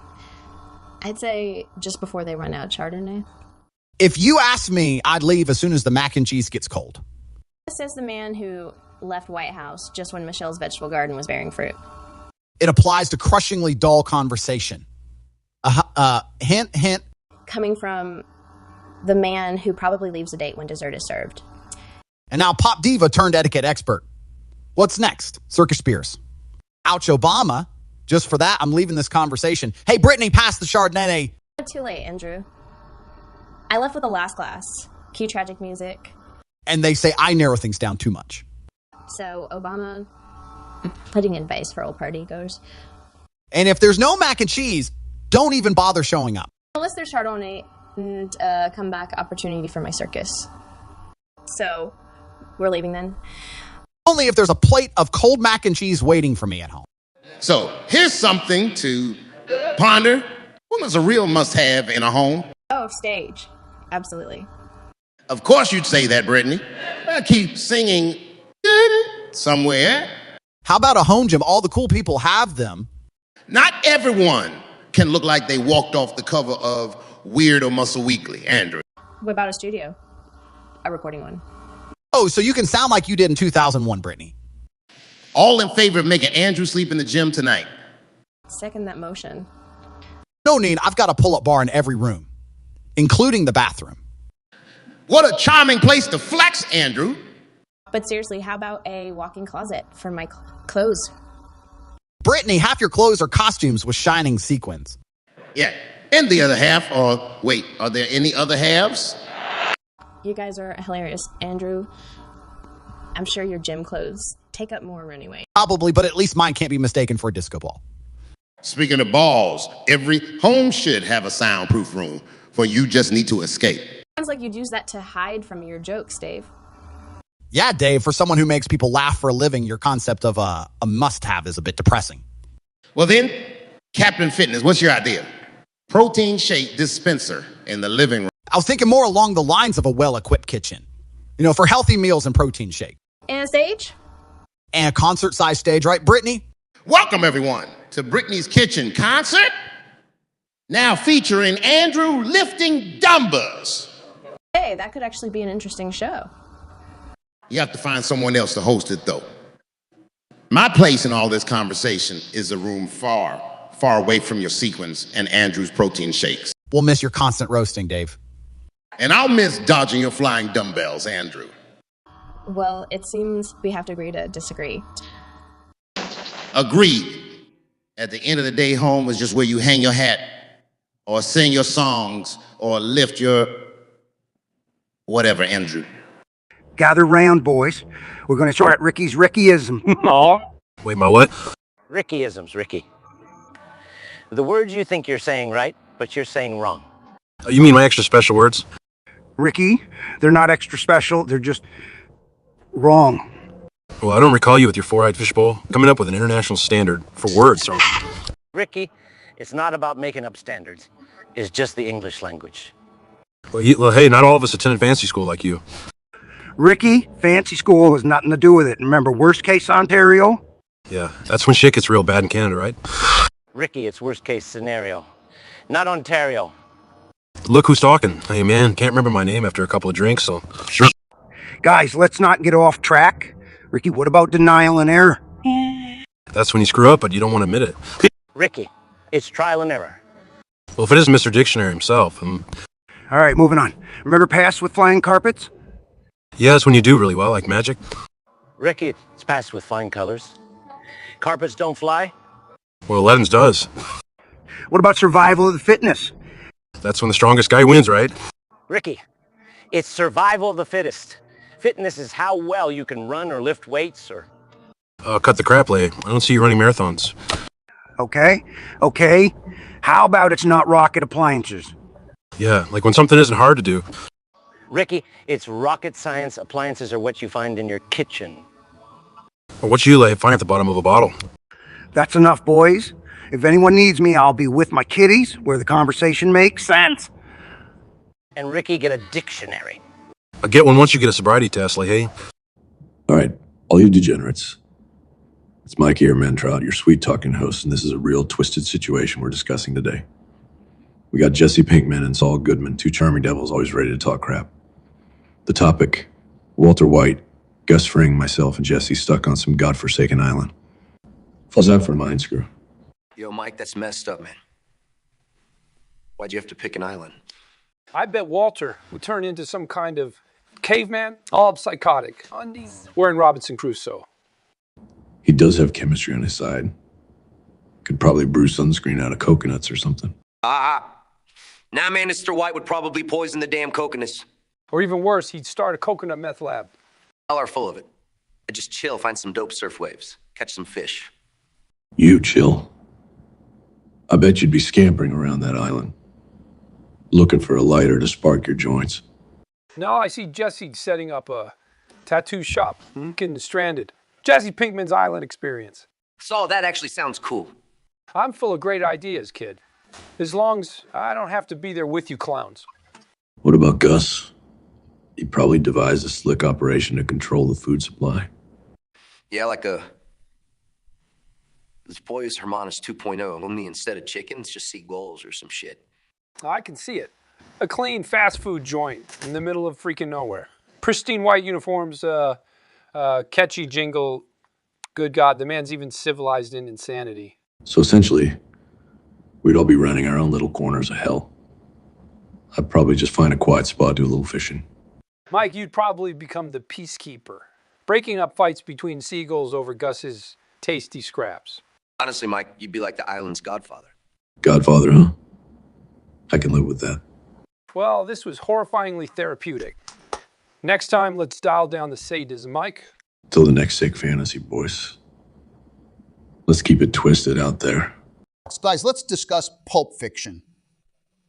You know, the one where Travolta's dancing is the only thing that upstaged his hairstyle. Pulp Fiction. A fine choice, Tom. It's as organized and unpredictable as my beet farming. I both admire and despise it. And somehow less confusing than your fascination with beats. White. Says the man whose life philosophy comes down to a tweet, Andrew. Uh-huh. So that scene where Travolta and Uma Thurman danced. Yeah, classic. Just like my morning routine, wake up, workout, dazzle some women. Only difference is I don't shoot anybody afterward. And you're as likable and believably tough as Travolta in a skirt, Andrew. Now that's an image I didn't need, Dwight. Is life at Dunder Mifflin this absurd? It's less Pulp Fiction and more The Office Space, Tom. Though I am the regional manager, so there's power. Oh, and don't forget your assistant to the regional manager role, too, Dwight. It's not a joke, Andrew. It's an honor. And here I thought Forrest Gump was the only one running in circles. How do you feel about the Gold Watch scene? You mean like how I feel about getting stuck on an island with Wilson, only for Wilson to be the saddest conversation partner I've ever had? I, for one, admire the commitment shown by walking in that scene. It has inspired my hygiene habits. I think that's a detail we could all live without, Dwight. Okay, let's wrap this up. Before Dwight tells us more about his beats or personal habits, how do you think you would survive in the world of Pulp Fiction? As long as there's no reenacting the adrenaline shot scene, I think I'd manage. I would excel, but don't be shocked. I learn from the best, and by best, I mean myself. And I thought I ran in questionable circles. Good talk, guys. All right, gentlemen, today we're roasting Britney Spears. Britney Spears hits her like her hair. When there are none, she goes a bit off the deep end. They don't want you to roast Britney. So what we gonna do? Roast Britney. What's the deal with Britney's acting career? Crossroads, a road to nowhere? Or what? Crossroads, more like Lost Roads. Or dead end. It's like watching a game with no strategy. That's a major key alert. It's also like her music career, trying different keys until one hits. You mean hits like with an umbrella at the paparazzi? Exactly. She swings that umbrella like she's auditioning for the major league. That was a training session. I would have benched her for life. But you gotta admit, when it comes to fashion, Britney's playground chick look. Interesting. You mean denim on denim on denim? That's not fashion, that's a denim apocalypse. Oh, Danny, they demanded a red card after that. Speaking about red cards, how about Britney's choice in that? That's a classic case of we the best, not the worst. Wasn't even close to my starting lineup. I would prefer a team of Britney's exes. Well, that would be a real circus. Yeah, we talking big top 3-ring chaos. All right, guys, time to call it full-time, but remember, it's all just for laughs. He's a good sport and... Absolutely. Another one in the books. Major key, always respect the queen. Let's cheers to that. Can we get a Britney song? On just for the irony. So there's this pie, right? Follow me around New York like starstruck groupie. You, a celebrity? I'd rather get an autograph from a $5 bill. That's cool, Skylar. You know, I've got my share of hidden talents. Hidden is right, Jesse. Like those batches you were screwing up. Those days are behind me, Sky. Behind you. Those days are more stuck to your tail than your cheap cologne, Pinkman. Oh, look who's talking about cheap. Tuco. The guy who's holding a flip phone in 2022. Boys. Instead of arguing like tweens over TikTok star, why don't you help Jesse shake off the pie? Yeah, Tuco. Count on you to bring mayhem. Wherever you go, you could be a scarecrow. And you, Skylar, cooking books, scaring away investigators with your high IQ, eh? I'd rather scare them off with intelligence than with teeth, Captain Silver, Tuco.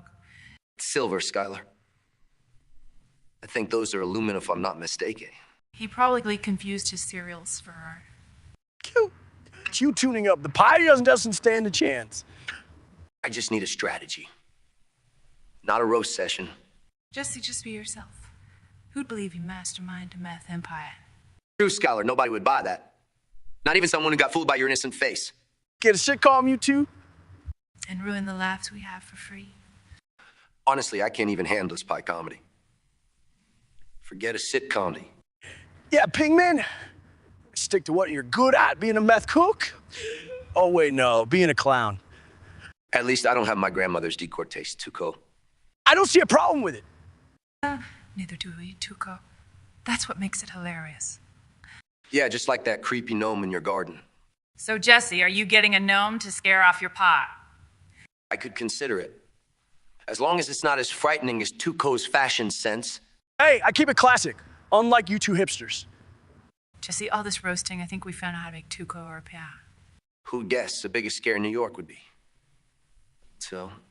You got your solution, Jesse. Let Tuco be Tuca. Couldn't ask for a better distraction. Thanks, guys. You're the best, worst advisors I've got. Anytime, Pinkman, anytime. And remember to keep it classic like me. All right, fella, let's roast Dave Chappelle, the man who's funny even when he's not joking. Is it roasting if Dave's jokes are already well done? Well, speaking of well done, Dave's style is as well done as his fashion sense. Just like those 2003 baggy jeans he still rocks. Man, if Dave was a seasoning, he'd definitely be stale breadcrumbs. Haha, and if Dave was an album, he'd be best of Nickelback. Kevin, even Nickelback's fans wouldn't accept Dave. You guys are savage. I heard Dave's got a time machine. He uses it to steal jokes from his future self. PFT, that's why his humor's so ahead.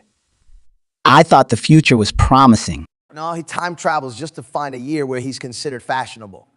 Seriously, Dave could make thrift shopping look expensive. Funny that he's got a show called Chappelle's Show, where the biggest joke is his haircut. Haircut. Bro, his whole existence is a blooper. Bro, you're one to talk. Your acting is so wooden. Birds are building nests on you. Calm down, Kevin, or else you'll be cast as another woodland animal. And Salt, you're as bland as a boiled chicken dinner. But back to Dave. His stand-up game is so weak. Even the mic stand tries to run away. His acting, I've seen more expressive toasters. Guys, remember when Dave said he was quitting comedy? Yeah, that was the funniest thing he's ever said. Well, if comedy is a dish best served cold, Chappelle is a frozen microwave dinner. All right, fellas, let's go easy on him now. After all, he's not here to defend his bad fashion sense, outdated jokes, or tragic haircuts. You're right, Salt. Hey, Dave, if you're listening, your comedy may be like reheated leftovers, but we'd still share a laugh with you or at you. And Dave, if you ever need fashion tips, hit me up. Or better yet, don't. I don't think I could help. All right, boys, let's hash out our most cocked up repair jobs in this here park. Well, I could top everyone right off the bat. Remember a time I tried to fix Julian's hot water tank? Oh, the time you connected it to the gas line instead of the water and nearly blew us all to kingdom come. That's someone, yeah. Christ, Ricky, I think you gave half the park a heart attack that day. Speaking of heart attacks, I once tried to fix a leak in my trailer roof using duct tape and a couple of pizza boxes. What? Why the fuck would you use pizza boxes, Jim? Well, Bubbles, in my defense, I was pretty drunk. You're always drunk, Labe, so that's no fucking defense. And if we're going on about dumb ideas, remember when I thought I could use shopping carts to fix the trailer suspension? Is that why every time I see you driving it, looks like you're in a grocery store race? yeah, and why it sounds like a fucking recycling depot on wheels. Hey, at least I didn't nearly blow the park up, Ricky. Now let's not forget about the time Ricky tried to fix his car's taillight with a Coke bottle and some red paint. What? I thought it worked pretty well. Yeah, until your ass got pulled over for having a non-regulation taillight and no valid driver's license. Good times, good times. I think you're just mad because your pizza box roof didn't hold up in the rain. Well, you're not wrong there, Rick. Boys, we've had some proper screw-up, but that's what makes us awesome. That and a whole lot of alcohol. Right, Ricky? Go fuck yourself, Lay. Are we talking split personalities? Or just what straight up madness? Nah, Tate, just because you change personalities more often than I change my socks doesn't make you shizzo. Dave, we all know you have a thing for socks. Just for the record, if going for my sock collection makes me schizo, then guilty as charged. Dave, just because you own 1 billion socks doesn't mean you're crazy. It does, however, say something about your fashion sense. Usai maybe secret strategy to avoid laundry. Who knew my dirty laundry would be up for discussion here? I think we're losing ourselves here, boys. The question was more about our mental eccentricity. Wasn't it Kylian? Yes, but watching Dave was just too tempting. Oh, I see how it is. Remember, I know where the bodies are buried. Tape. Funny, Dave, because I know who buried them. Now there's a cliffhanger who buried those socks. The answer to that question might indeed tip the scales towards me being a little schizo. What do you think, Andrew? It's hard to tell, actually. It's like picking the crazier one between a cat and a parrot. You calling me crazy, Tiger King? Nope, just a sock-addicted parrot, Dave. Guys, you think we forgot about me? All right. My peep, you're too normal to be here. Absolutely. I mean, who's even heard of a normal footballer? Coming from a kickboxer's businessman, Lily. And the pot calls the kettle schizo. Oh, it seems like what have we it's debout on master. Yeah, some will just have more socks than sense. I guess it's safe to say we're all a little mad here. So who's up for another round of sock hunting at Dave's? You think I have a plan here? Well, I guess it's time I embrace my sock hoarding madness then. So, Gus, I see you're diving right into that cheese tray. Is that your dinner? I enjoy a good quiz of soul. It's a simple pleasure. Simple pleasure. Hard guy like you eating soft cheese. And what's your idea of a gourmet experience, Jesse? Funyuns and soda. Jesse, don't get in a twist. Gus here's got a sophisticated palate. He knows his soft brie from his hard cheddar. I ain't in a twist, Saul. Just surprised to see him munching on cheese, not chicken. Hey, maybe he's branching out. Got gourmet aspirations. Gus's artisanal cheese, that's got a ring to it. I assure you, Saul, my interest lies strictly in fast food. Gourmet fast food, right, Gus? Jesse, you may be onto something there. Maybe Gus can stuff his chicken with his queso. Saul, please. You're making me lose my appetite. What? You don't like clever business ideas? Yeah, or is it just my ideas? Neither. It's your banter. I find it less appealing than, say, Limburger cheese. Well, what would you prefer we talk about, guys? The cheese's texture? Its tanginess? Or its potential for being stuffed into a chicken? No, gentlemen. I'd rather we discuss anything else. The stock market, maybe. Oh, right. I keep forgetting you're a businessman. Too caught up in poultry and dairy you are. Yeah, Gus, so talk numbers, man. That's some exciting stuff. It's riveting, but only second to my cheese. Watch out, Jesse. Don't mention chickens. We might lose him again to dairy dreams. Saul, I assure you, breaking from chicken was only an occasional indulgence. Oh, so no cheese dreams then? Pinkman, I'd rather dream about numbers. Now that's the Gus we know. But admit it, cheese isn't all bad, right? Seems like it's not the worst. Especially when it saves me from your banter. And why is it a revolution? It always has to be grand. Is there no such thing as a medium revolution? Well, Jerry, you can't exactly half-ass a revolution. I mean, if you try, maybe a little. We're mildly upset and things need to change, but after lunch. A revolution is not a cappuccino, but you can choose small, medium, or large. Hey, you wouldn't want a large cappuccino in the afternoon. That'll keep you up all night. According to some health studies, sleeping is overrated anyway. Says the food no one can afford in New York. Hey, at least I'm not a cereal for dinner kind of guy. Gentlemen, let's not lose focus. Revolution is a sacrifice and you can't have sacrifices without a fire, and nobody's making a fire just to cook a small meal, right? Let's make it grand. That's not exactly. For someone who's always hungry, you'd think Jerry would understand revolutions more. Avocado. Tell me, how does it feel to be the most expensive non-meat ingredient on the menu? Better than being a leftover of the N&E sitcoms, Jerry. Avocado, you're as smooth as your own texture. Coming from you, that's quite a revolutionary compliment. Oh, sure, laugh it up. Fatty fruit. You're one slice away from becoming toast. Maybe the real revolution here should be your sense of humor, Jerry. Well, if it's all laughter you want cheer, you could have just called in a clown coop. Well, Jerry, you know what they say about clowns. They're always ripe for the picking. And Kara thought Chi would be the one to start a revolution today. And you'd make a better comedian, he assumes. Like you hear that avocado? Che thinks I should stick to comedy. Jerry, sounds like it's time for a grand roast of your own. So, gentlemen, who among us holds the title for the most shameful possession? Well, I'm going to have to say it ain't me. My conscience is as clean as a Baptist on Sunday. That's assuming the Baptist is, in fact, clean, Chris. Good point, Michael, but we're not in Scranton here. No paper copies to hide behind. At least I can handle paper. Didn't you once lose a diamond because you thought it was a candy wrapper? Intriguing, quite revealing, actually. An analogy could be made about not recognizing value, wouldn't you say? Iris Peterson, but I ain't here to get psychoanalyzed, man. That's Latin. It means let the die be cast, Chris. Look at you, Scott. You've even memorized your office whiteboard code of the day. Well, we can't all have an HP, though. Special to flaunt our knowledge, Chris. That's right. Some of you got to settle with selling paper.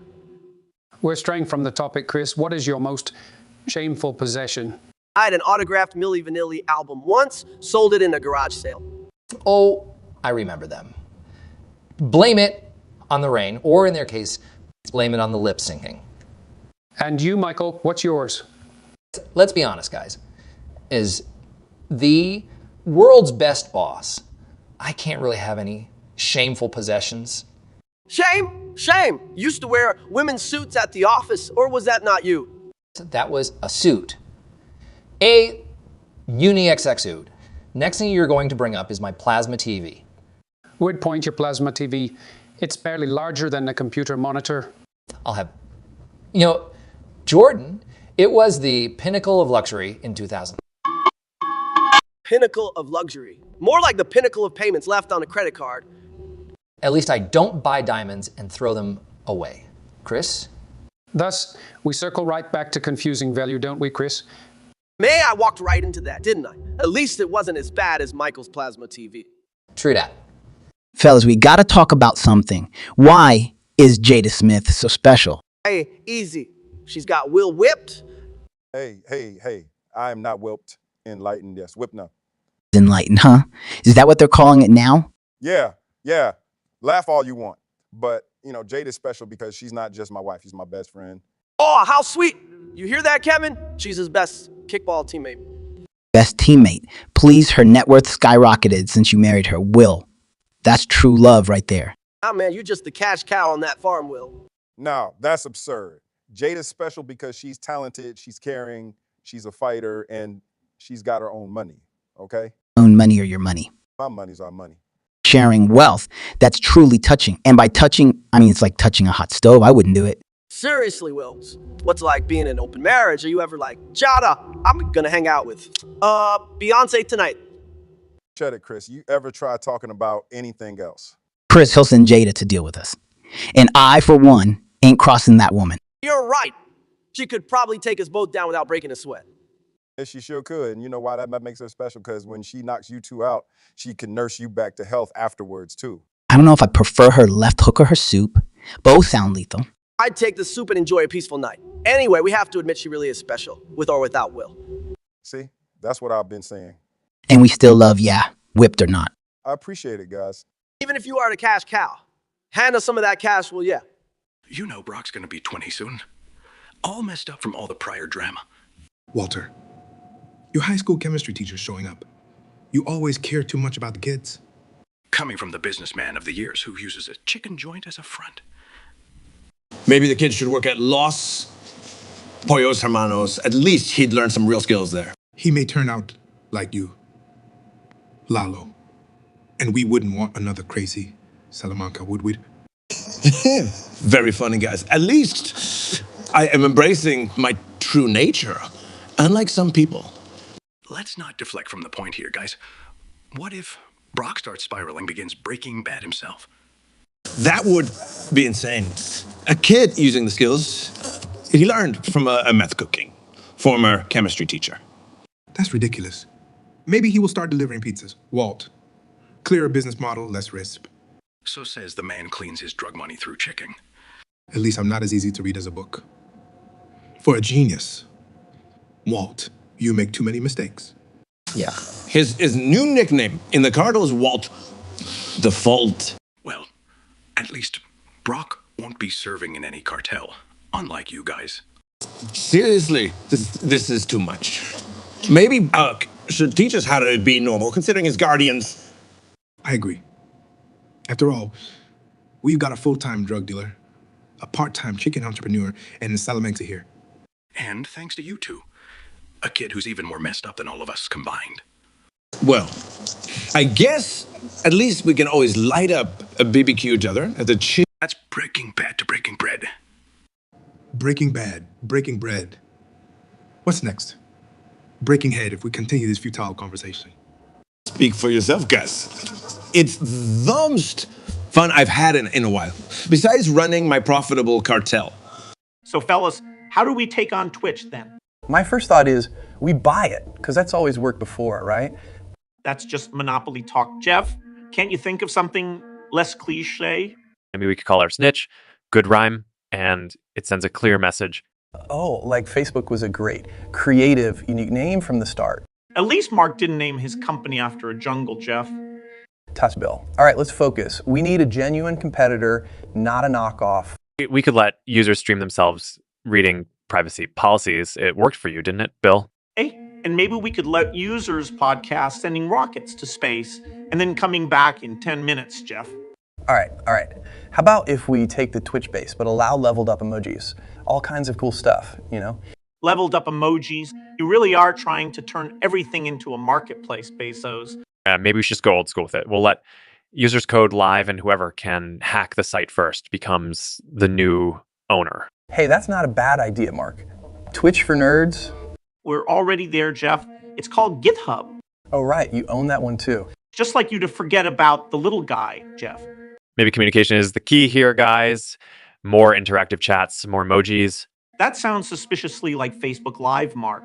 Trying to recycle ideas, are we? Oh, and Windows was such an original idea, Bill. Or should I start talking about the big Microsoft? Hey, don't look at me. I just sell stuff. And just we thought they couldn't find a way to make e-commerce dull. Now that hurts, Bill. So, fellas, can we agree on our big idea then? Twitch, but nerdy and with more interactive chats.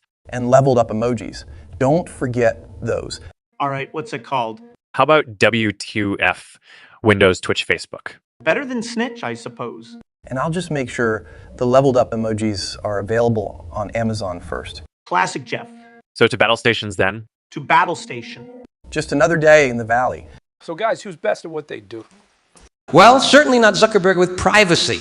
Coming from a guy who made dirty words fashionable. Thanks, George. True, George, your words can get even Planck's constant to open up.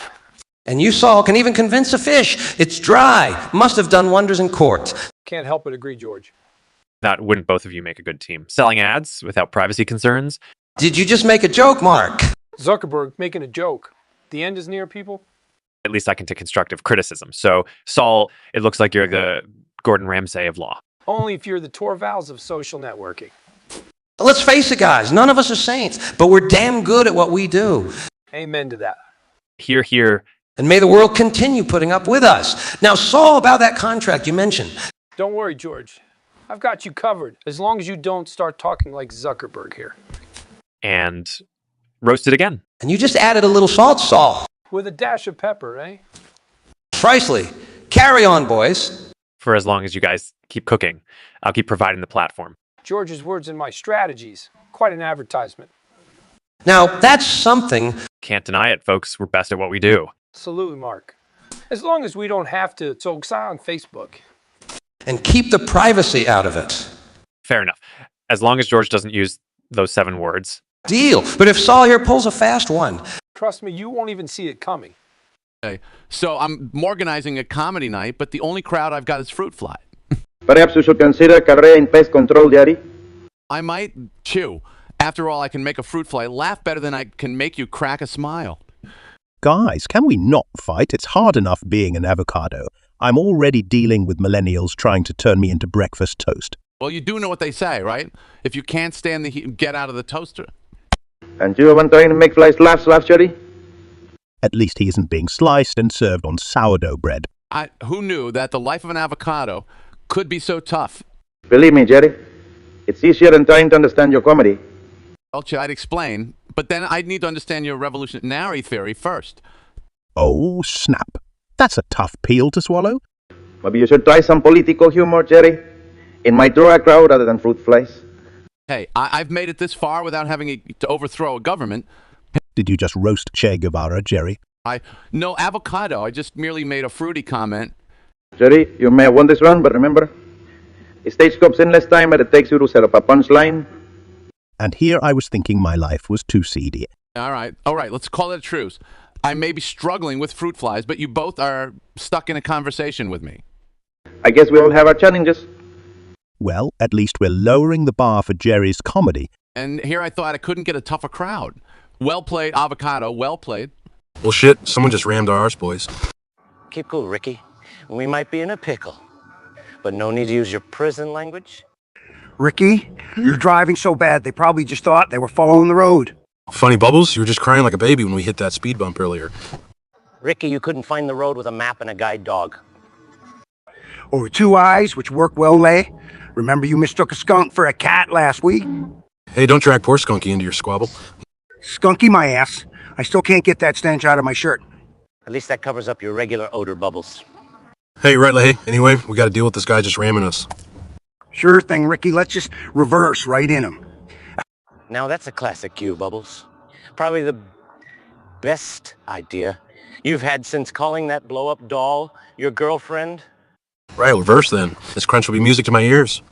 And it'll go just sweet with the sound of Lay crying over his destroyed back bumper. I'm not crying anyone a river. Bubbles, it's you who's going to be whimpering when Ricky realizes damage was done to his side, not mine. All right, that's enough roasting for now, boys. Let's get this sorted, and maybe later we can grill Bubbles some more. All right. Gentlemen, let's settle this. Who is the best interviewer out there? Is this even a question? I've interviewed more people than either of you have Googled best interview techniques. Well, Joe, interviewing quantity doesn't assure quality. Well spoken. Friedman, well spoken. I prefer quality over quantity as well. That's why I've read 0 books so far. Michael, that level of commitment is impressive. Let's not insult books by implying your reading would improve them. Michael. Okay, good one, Lex. On that note, remember when you interviewed Elon Musk, Joe? I do indeed. That was a good one. I'd say, too bad you couldn't get him to smoke a joint on your show. Huh? Actually, he did, Michael. Wait, what? I must have missed a sheet from the facts. Nobody faxes, Michael. Well, that explains why I'm not getting any.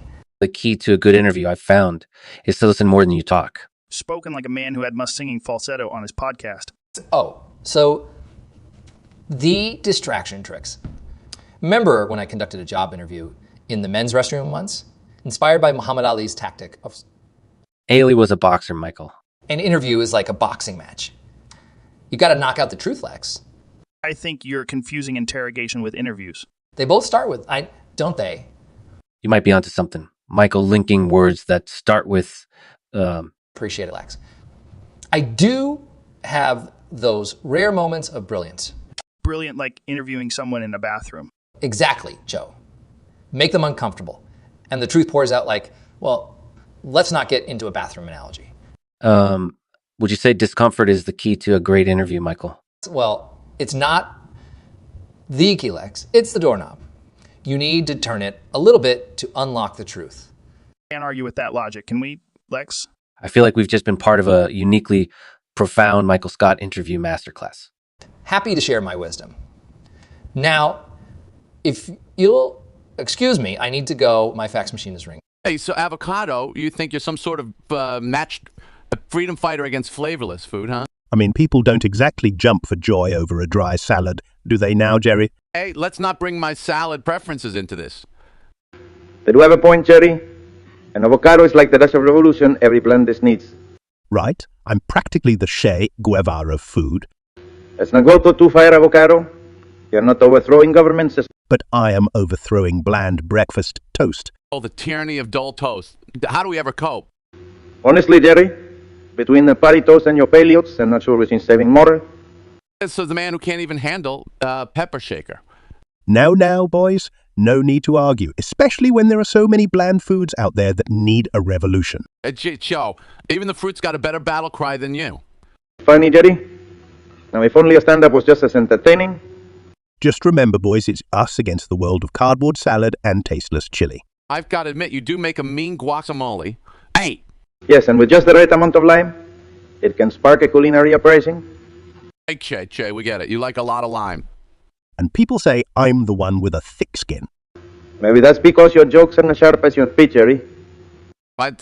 Well, my jokes may not always hit, but at least I'm not the one being mashed and spread on toast. True, but I hear it's the closest thing to a standing ovation in food terms. It got me there, avocado, but remember, you're just one step away from being guacamole.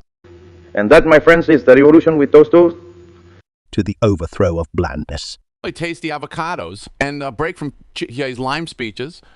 To peppier jokes from Jerry. I propose we discuss the absurdity of adult coloring books. Adult coloring books, really stewy. Actually, science proves that coloring reduces stress and anxiety. Cristiano. I find it absurd that you, of all people, are discussing science, Dwight. Stewie, are you just upset? They don't have giant-sized coloring books for your oversized head. If they did, Stewie could just use his ego to fill in the colors. Funny how you of all people are discussing ego, Ronaldo. Last time I checked, you had more self-portraits in your house than the Louvre.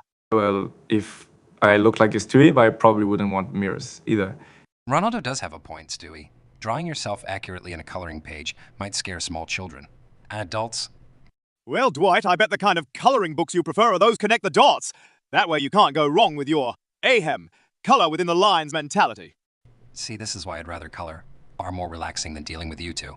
Or perhaps Stewie is the closest you get to a strategy session. Ronaldo, for someone who sends round objects in between giant sticks for a living, you sure talk big. At least I don't spend my day plotting world domination and failing at it, Steve. And drawing would be the only time I see you creating something Ronaldo, rather than breaking it. Like a defense line. Oh, look. Dwight can be funny, too. Maybe you should consider comedy coloring. But Ben, who'll be there to water the office plants, Dwight?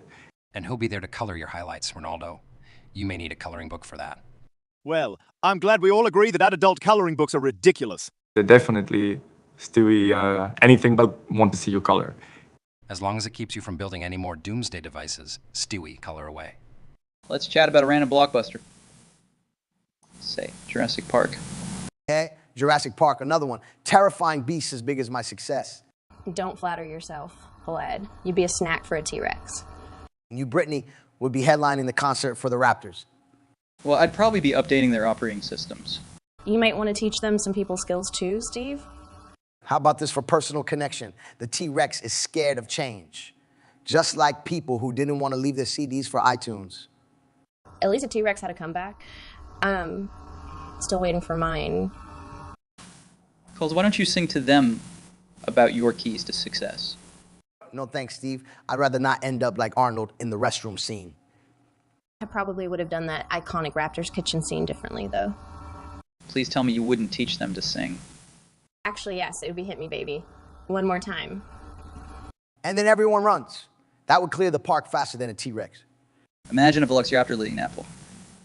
Multitasking would be a nightmare. Talk about a major key, they just slice through competition, literally. Who needs iCloud when you have pterodactyls delivering messages? Interesting concept. But will there be dino-sized issues to fix? It would still probably be less drama than TMZ's. Less drama, but more tea. I'll stick to my studio, thank you. Suit yourself called, Brittany. How about a dinosaur-themed music video? Only if you will come back and design the dino tech, Steve. And I'll make the soundtrack. We got a deal. Deal, if only we could avoid the Jurassic lawsuits. All right, Beachesh. The topic of the day is Walt and I got a smoked meats place, but Saul is a softie for vegan HT. We meet today a man who blew more stuff than a drug lord and another B-teach who is a walking, talking lawyer / life destroyer. Jesse, the mere act of conducting an operation of smoked meats takes meticulous forethought and execution. The same principles that helped us cook. And Saul, Mr. Vegan here, has been so silent. What's up your high-waisted pants? Just having a moment of silence for all the vegan meals you two are missing. I mean, come on. I'm sure those meats don't have half the flavor of my vegan chili cheese fries. Enough of those fries, Goodman. You talk about it like it's the cure for cancer. Well, on the topic of taste and flavor, Jesse is right, Saul. Nothing matches the smoky flavor. Animals, I didn't know you guys cared so much about flavors. You're always so deep into your sciencey stuff. It's not about caring, Saul. It's about precision and execution. The same principles I've mentioned. I mean, Goodman. You know what they say about pigs and humans, right? Same meat. You want us to turn cannibal? Oh, great. Trust the meth cooks to suggest analytism. What's next, fried lawyer? Actually, you're not entirely wrong, Saul. A study suggests that. Good Lord, Walt. You don't have to get so fucking literal with everything. This ain't no classroom. Speak for yourself. I've seen things in your previous venture that would make Hannibal Lecter cringe. Why am I even surprised? Oh yeah, all high and mighty with plants. Have you even seen how they kill those veggies? Cut the heads off, man. Paul Bunyan style. It's not about the killing, Pinkman. And Walt, seeing you endorse this, it's like watching Einstein flipping burgers. Saul, gourmet food and quantum physics are based on the same principle. Understanding the fundamental compounds of matter and how they transform. All right, the smoke pit has called me. Let's wrap this up. Good. While you two play with your smoke corpses, I'll pay my respects to a bowl of beet gazpacho. Geez, that sounds so boring. It makes TV commercials seem fun. It's all a matter of perspective, Jesse. Now, let's get to the smoke pit before. Yeah. Yeah, before the compounds break down, spoil the flavor. But I've had enough of this science lecture for today and some animal parts talk. Thank you. And there you have it, meat and plants, sauce and beets. All on the same up show. Let's blow this sassy sesh. So, who's the one who knocks? I've always assumed it was Jehovah's Witnesses. Now, with my luck, it's always some jilted ex-client. I thought I was the one who knocks. Are you? Last time I checked, you couldn't even knock over a domino. That's uncalled for, Gus. Walter, are you forgetting how you constantly trip over your own feet? True, Saul. Maybe, the question is not who is the one who knocks, but who is the one who trips. You guys always gang up on me. It's not fair. What are you going to do, Walter? Cook us. Saul, I think you're getting our roles mixed up here. My bad, guys. It's just hard to keep track when Walter treats his meth recipes like Martha Stewart treats her cookie recipes. And yet you can't live without the dough. Can you, Saul? Walter, that I've been considering starting my own bakery. Goodman's Goodies. Oh, the irony. A lawyer baker. And what about you, Gus, the kingpin of chicken and meth? I've got good branding. Saul. Gus, the one who knocks, fries chickens, and occasionally disposes. See, Walt, that's a brand. You are the one who knocks and falls and what else? Trips, apparently. I'd pay to see that. But for now, I think we can agree, Walter, you are the one who knocks. Yes, I am. Well, as long as there aren't any dominoes in the way. That's the spirit, Walter. Just make sure to knock before entering my bakery. Only if you name a cookie after me, Saul. The Heisenberg biscuit. Sounds like it could knock out the competition. Just don't let it knock you down, Walter. Fellas, ever noticed how season 3 of Breaking Bad captures the essence of midlife crisis? Dude, season 3 is all about reality slapping Walt right in the face. In the reality of having a meth cooking egomaniac as a partner, Scruffy? Hey, at least the guy's a solid handle on chemistry, unlike someone I know. Shots fired. Anyway, you guys remember how Walt threw a pizza on the roof in that season. Talk about anger management. And you Goodman, dealing with anger by putting jelly on your ugly ties? My ties are from the finest designers in Albuquerque. Thank you very much. Oh, you call it design, eh? Scribbled better designs in grade school. Wish Jesse, as if you've even made it past grade school. Good one, Tuco. But let's not forget, Jesse. Remember the whole Fly episode? Wall lost it big time. Well, at least he didn't lose it around me, unlike a certain hot-headed drug dealer I know. You ought to watch your mouth, Pinkman, just like how Hank watched you. Oh, the Hank factor. He was on to you guys pretty hard, despite his other distractions. Remember the minerals? Yeah, they're not rocks, they're minerals. That was messed up. Speaking of messed up, wasn't that the season you two lovebirds had a falling out? Ooh, that was a low blow, Tuco. But remember, you were the one not quite hitting it off with T.O. What's up with that? Don't even get me started on T.O. That creep's obsessed with his damn bell. And Goodman here is obsessed with anything but justice. Hey, a lawyer has to do what a lawyer has to do. Plus, at least I knew when to get out of the game. Yeah, good old Saul, he's the first guy to jump ship. Or the first right to leave the sinking ship, as we say. Look who's talking. Did you end up Oh, wait, no spoilers for those who haven't seen Season 3. Good point, Saul. You know, despite the roasting, season 3 wasn't all bad, was it? It brought us closer together in a love-hate sort of way. Couldn't agree more, Saul, but remember, no half measures. That's deep, Tuco. But just for the sake of fun, let's leave the contemplation for Walt, shall we? All right, fellas, let's get this literal Game of Thrones started. If this is a royal affair, I suppose you're more like the jester, Saul. Hey, Saul, you're certainly no king. Oh, hush, Walter. At least I'm not stuck as the pawn. So you've never even seen a chessboard, have you? Silence, both of you. Let's focus. Pawn to e4. The classic, Mr. Goodman. Pawn to f5. Very well. Knight to f3. So you were sneaking around corners, huh? It's called strategy, Saul. Whatever. Damn, chess is hard. I wish I can just make everyone passively agree with me. Well, in our line of work, Saul, we can't always get what we want. Pawn to d6. That was insightful, Walter. Bishop to c4. Bishop to e7. And don't you dare comment on my move, Fring. I wouldn't dream of it, Saul. King to e2. Staring into the face of danger, huh? Gosh, the king of risk. Rook to eat. And as your trusty knight, I'm charging right behind. Mr. White's knight to c6. Walter, you might want to check on your knight. Bishop takes c6. Guess you always were a piece of what? Hey, Saul, make your move. Roast chicken. Oh, wait, pawn to b5. Are we playing chess or ordering food, Saul? Bishop back to a4. Maybe if we were playing in my office, Gus. Pawn to f5. At last, Saul made a good move. I'm impressed. Knight to 6-6. Save your admiration. Walter, it's just chess. It's not like I'm cooking meth in my underwear. Touchy, Saul, touchy. All right, gentlemen, how about we embark on a journey of imagination in Mini Dungeons and Dragons campaign? That sounds complicated. I can't even deal with social tactics at times, let alone a tabletop game. Don't worry, Messi. It's not rocket science. You just need a dwarf level of intelligence to understand. Are you implying that Messi is dumb? Well, Tom, in the game of IQ, you can't always be a wizard. Sometimes you're a troll. Guys, stop squabbling already. Cool it, guys. Just because you're a paper salesman doesn't make you a genius. All right, moving on. I will be the dungeon master. Dwight, you are the warrior. Messi, you are a magician. Wait, I'm the magician? Shral, the way you dribble a football, it almost looks magical. Huh. Are there any rules preventing me from smashing this magician on the pitch? You like to see it try, right? But remember, it's on the field where I turn into a true beast.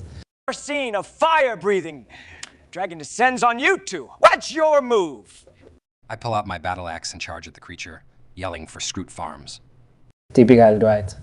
Always rushing into things without a plan. Let's see, what's your move? He cast a spell of illusion, making Dwight appear as a gigantic flaming beard, then sit back and enjoy the show. That's not fair, Messi. Why me? Just returning the award, And thus our brave warrior was roasted by the dragon, both literally and figuratively. I am not amused, Tom. Maybe we should get back to playing soccer. Agreed! Dwight, you're in goal. Fine, but remember, in the words of the great Sun Tzu, the supreme art of war is to subdue the enemy without fighting. I'm pretty sure he didn't mean beats. Aye, fellas, who's up for a good old riddle showdown? Let's had a showdown. Isn't that a bit dramatic, Cartman? Only if you're too chicken. SpongeBob. Well, that's a bit rich coming from someone who couldn't solve the mystery of the missing pot pie. Hey! That was a complex culinary conspiracy. SpongeBob? Yeah, sure, Eric. Anyway, this is riddle thing go. Fine, I'll start. What gets wetter as it dries? That's easy. A towel? Darn it, SpongeBob. Not bad, though. Thanks. All right, my turn. I go in hard but come out soft, and I never mind if you want to blow me. What am I? My mom's spaghetti?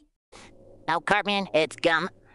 Hey, close enough. All right, I'll turn. It's full of holes, but still holds water. What am I? SpongeBob's brain? Hey, that's not nice, Cartman. But it's funny, right, XQK? Hey, kinda. The answer was a sponge, though. Sponge? Where would I have seen one of those? Very funny, Cartman. All right, let's keep the momentum. I speak without a mouth and hear without ears. I have no body when I come alive with wind. What am I? A fart! Cartman, that's just... never mind. It's an echo, right, Suski? Correct, SpongeBob. Ha! Your riddles are as basic as your animation, SpongeBob. And your jokes are as stale as last week's Krabby. Daddies! Cartman? Anyways, fun. We should do this morphin book, but for now, we're good. See you guys. Yeah, winner. Later, losers. Goodbye, guys. And no hard feelings, okay, Cartman? Oh, yeah, just keep swimming. SpongeBob or whatever it is you do. Boys, so we're talking about Breaking Bad season 1 today, huh? Paulus Hermanos wasn't even in that season, Gus. What are you doing here again? I'm here to enlighten the conversation, Saul. Like I do every time. So, didn't you start as a small-time lawyer that season? Indeed, I was just another gambling chaser. You were, oh, that's right, completely missing. Hey, at least I wasn't advertising my face on every bench in town. Well, Saul's face on a bench can't be worse than your cooking, Lalo. Those hot dogs off. I dreamed of getting food poisoning, but I wasn't that lucky. Uh-huh. Very funny. Just like how you thought you could handle that chemistry teacher turned meth cook. Oh, and how's that cartel rivalry of yours working out, Gus? Killed any good friends lately? Saul, the only person around here good at killing things is you. With your career choices. I think Saul was closer to death with that Skylar chick than any of us ever got. Well, apparently you never tried Gus's latest chicken recipe. Careful, Saul. I would hate for anything to happen to your Defender special. Hey, I may be a joke, but I didn't think I would have to teach two professionals how to dispose of a single body. And still, he couldn't get Walter White out from under his wife's thumb. Oh, I believe that's your cue. Goodman. After all, you're so adept at wriggling out from under tight spots. Tight spots? You mean like hiding a meth lab inside a laundromat, Gus? Or being chased by cousins wearing flashy skull boots? And you'd rather drill holes in the desert? All right. Enough soap, so season 1. Be bad for all of us, but good TV. Good TV, more like an instruction manual for how not to run a drug empire. And how not to be a lawyer, apparently. Gus, like your charming new uniform, but hey, at least you have your chicken. So, dude, Saul did a squat pepperoni. Squat. Pepperoni. What does that even mean? It means he is a cheap skunk. Gus. Man, he literally did a squat with a pepperoni pizza. And you watched him do this? Hell yeah, it was funny as hell. A pepperoni pizza deserves respect, not to be used in a cheap squat show. Easy there, Walt. It's just a pizza. Just a pizza, Jesse. That pizza is a result of years of perfecting the cheese to sauce ratio.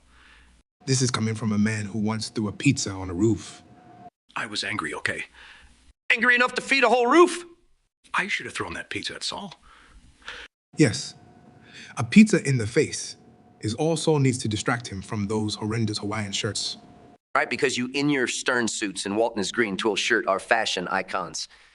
At least we don't look like we've walked out of a pizza squatting event, Jesse. Besides, only a fool uses a pizza in a squat. Everyone knows a chicken is more balanced. Oh, like the one you cook at Las Paulus Hermanos. It's all about the aerodynamics, Jesse. Aerodynamics. In back squats with fast food. It's called innovation, Walter. Maybe if you threw fewer pizzas, you'd understand. Man, next time Saul decides to do a pepperoni squat, I'll film it. Too bad Saul's most significant achievement will now be a viral video of him squatting with pizza. Maybe he can open a fitness franchise for failed attorneys. Pizza squats. Legal advice included. Hell yeah, with Walt. As the chemistry consultant, we can make the perfect workout pizza. I hate you both. The feeling is mutual, Walter. And Saul, never let him near my pizza.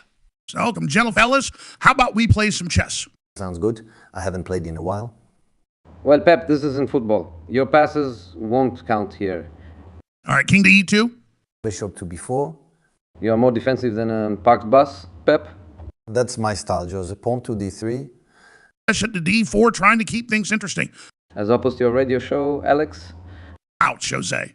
But if I was as good at deflecting as you, that wouldn't have hurt. Knight to b5.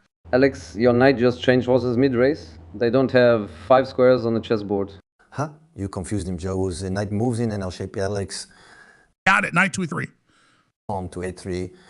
Pip, your pawn movement is slower than your team's play build-up. Well, in chess, like in football, defense wins games.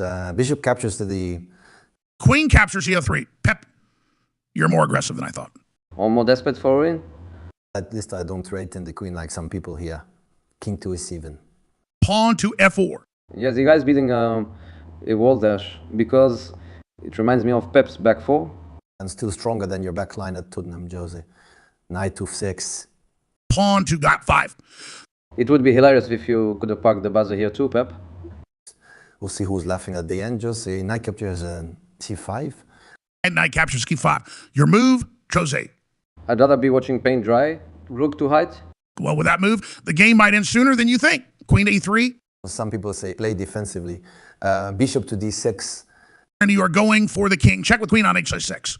Check already. Is this speed chess match? With Alex, I wouldn't be surprised. King to d7. And this is war. You should get that pawn formation patented. Peep. Coming from the special one, I'll take that as a compliment. Rook to guy. I gotta say, this is more intense than I expected. All right, knight to a7.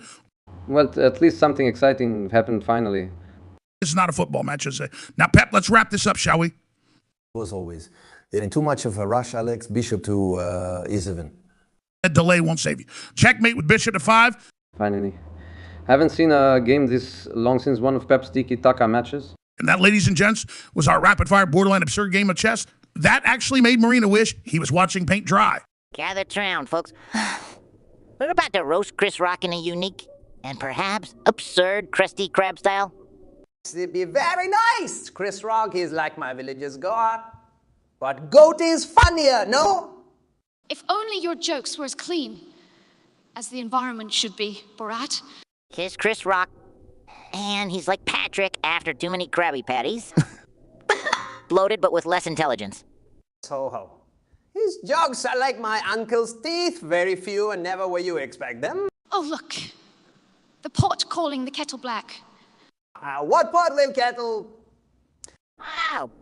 Bart, your ignorance is like Squidward's clarinet playing. Never gets any better. Speaking of things that don't get better, Chris Rock's act. It's like global warming. Just increasingly alarming. Yes, I like this. And his hair, it looked like my sister's broom. And yet it's more organized than your country's tourism, right? Very funny, sponge of the bub. Maybe if Chris was as consistent about updating his jokes as he is with his outdated clothes, he'd be as relevant as he thinks he is. Or as relevant as Greta here. Hey, SpongeBob. Inking, I finally know what pot and kettle is. Too late, bang. So back to Chris Rock. His voice reminds me of Squidward snoring. It grates on you until you can't ignore it anymore. And his style still stuck in the 90s. It's like he's fighting climate change by not using any new material. Like SpongeBob who never sees a real ocean in life. At least I've seen a washing machine. Unlike some people here, but Okay. Enough with the jabs at each other. We're here to roast Chris, not each other. True. Chris Rocky says he's a comedian, but I've seen barnacles funnier than him. And his movies so bad, they make my documentary look like big Hollywood film. Absolutely. In terms of comedy, his performances are a much bigger disaster than any oil spill. And let's not forget that his dramatic roles, like my net, full of holes. Enough now, I think we roast him like marshmallow on fire. Imagine if we put all this energy into saving the planet instead. And we've reached our roast end. No hard feelings. Love your work as much as Squidward loves working at the Krusty Krab. To our eternal plight, Twitch got overpopulated by artificial intelligence streams, all seemingly cut-paste versions of Athenians. What do you guys make of this tech circus? If Athenians believes he's going to hit Agai first, then I've invented interdimensional travel. I'll represent him. Alex in the land of digital delusions. The lawyer with the worst jokes is king. Are you saying we could be doomed, Saul? Doomed? Let's look at the amount of content we're generating here just by being sarcastic. Exactly.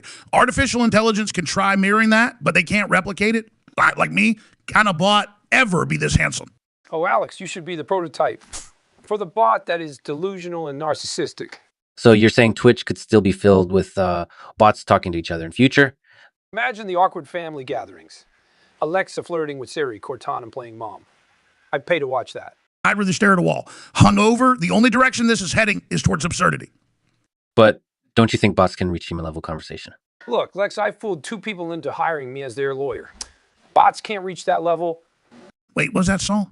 You cheeky devil? Just saying artificial intelligence needs to go a long way before they could pull off something like that. So Twitch turning into an artificial intelligence jabber cafe is a near reality. You bet. Remember, reality is often disappointing. And funny, don't forget funny. Doc, I think we've cracked it. The future of Twitch is going to be a joke. A joke. Yeah, and we're the stand-up comedians in the circus. Amazing, isn't it? Oh, the irony. We better start practicing our punchlines. Indeed. So there you have it, folks. Brace yourselves for the hilarity to unfold on Twitch. So, gentlemen, ever thought about taking down the fried chicken empire? That is KFC. You mean El Palo Frito? Already did. The cousin hens never saw it coming. Right. Because what we need is a chicken coop. Oh, come on, Mike. Where's your spirit of competition? I left it in a bucket of extra crispy. But, well, Terry, the real question is why we're talking about sabotaging instead of franchising. With our recipe, we could conquer the world. World domination through fried chicken. Now that's a conversation starter. I'll bite. How would we start? Simple. You see, to create a chicken so addictive, forget about Colonel Sanders.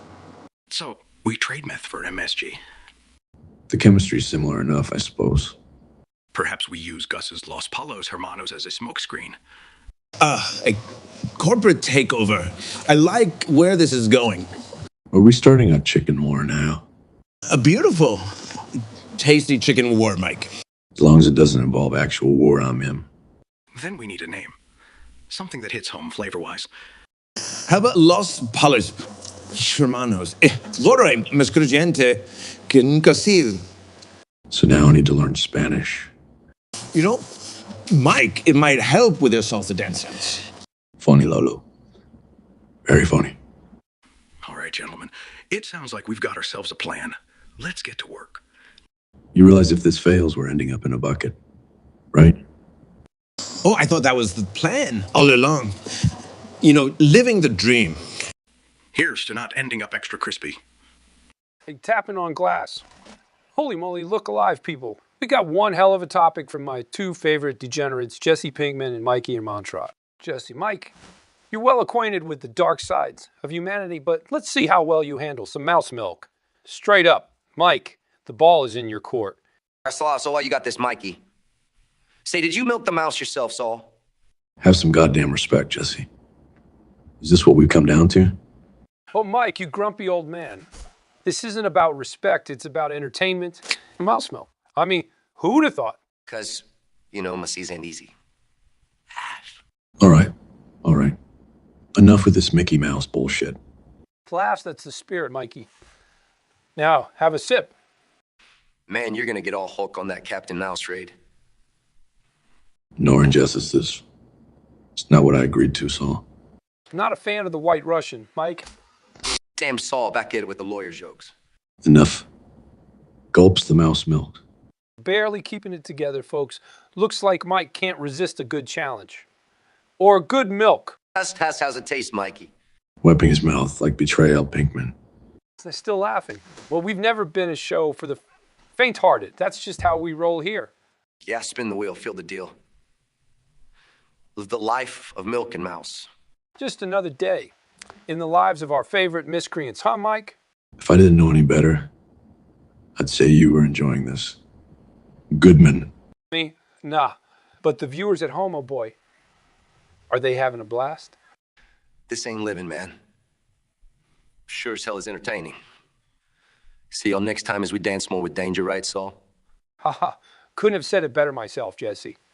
Let's discuss the absurdity of predictive text, y'all. Oh, you mean the time my mom texted me she's cooking chili chicken? You sure that was predictive text, Dave, or just her expressing hidden frustration? I remember when Siri kept calling me basket instead of car. It's like, Siri, it's car like salad, get it together.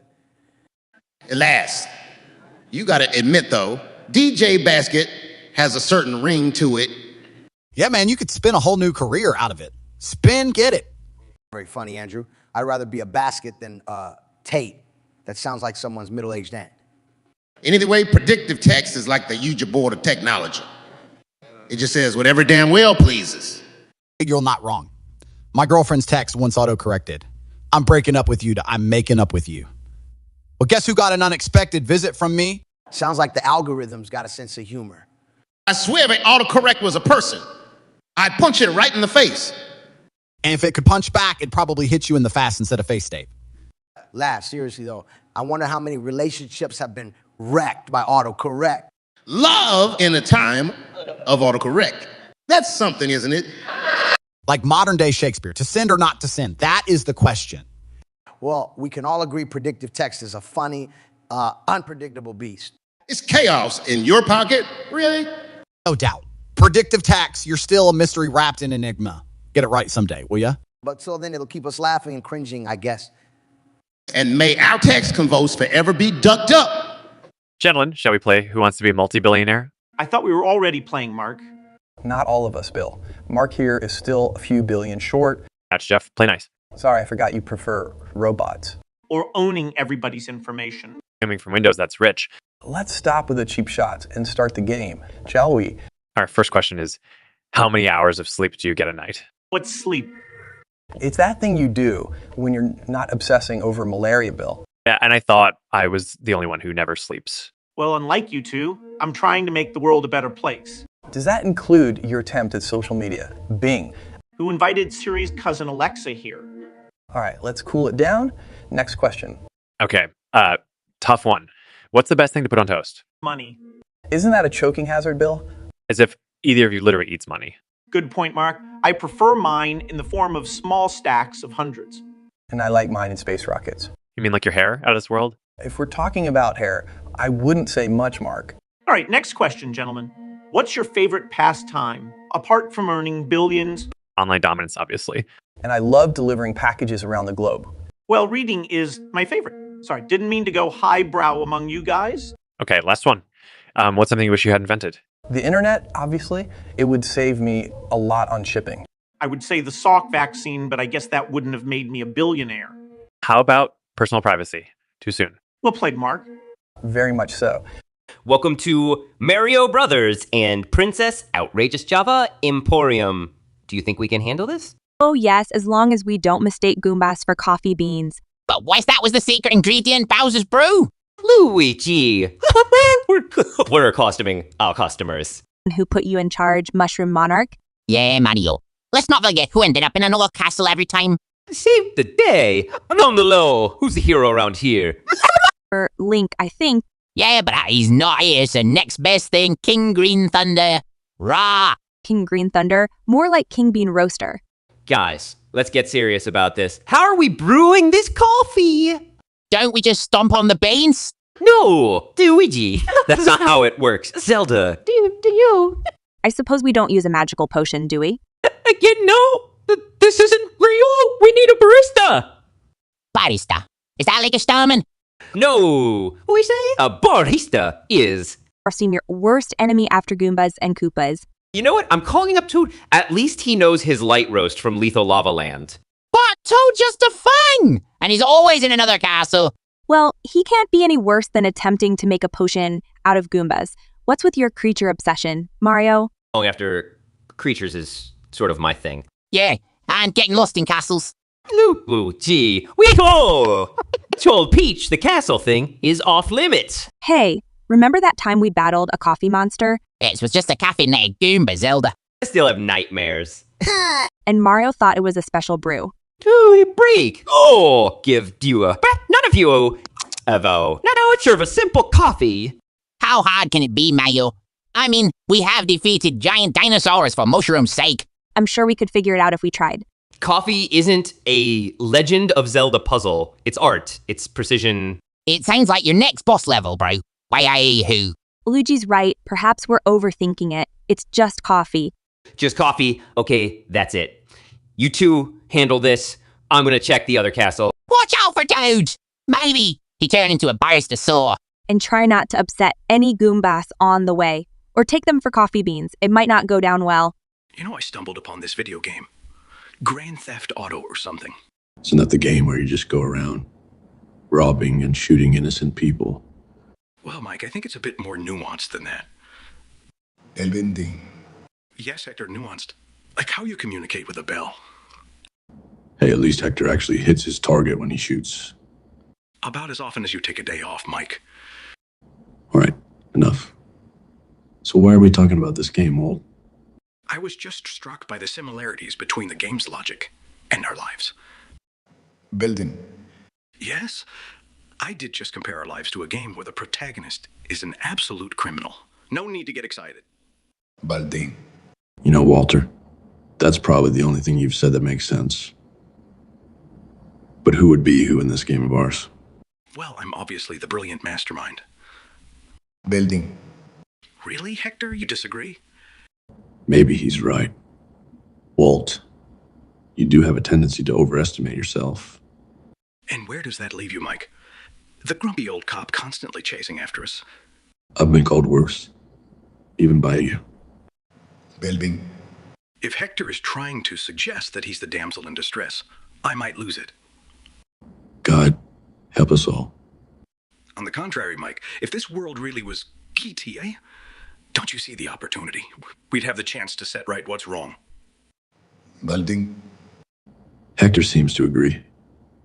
Does that mean he gets to be the hero? Only if he trades his bell for a joystick.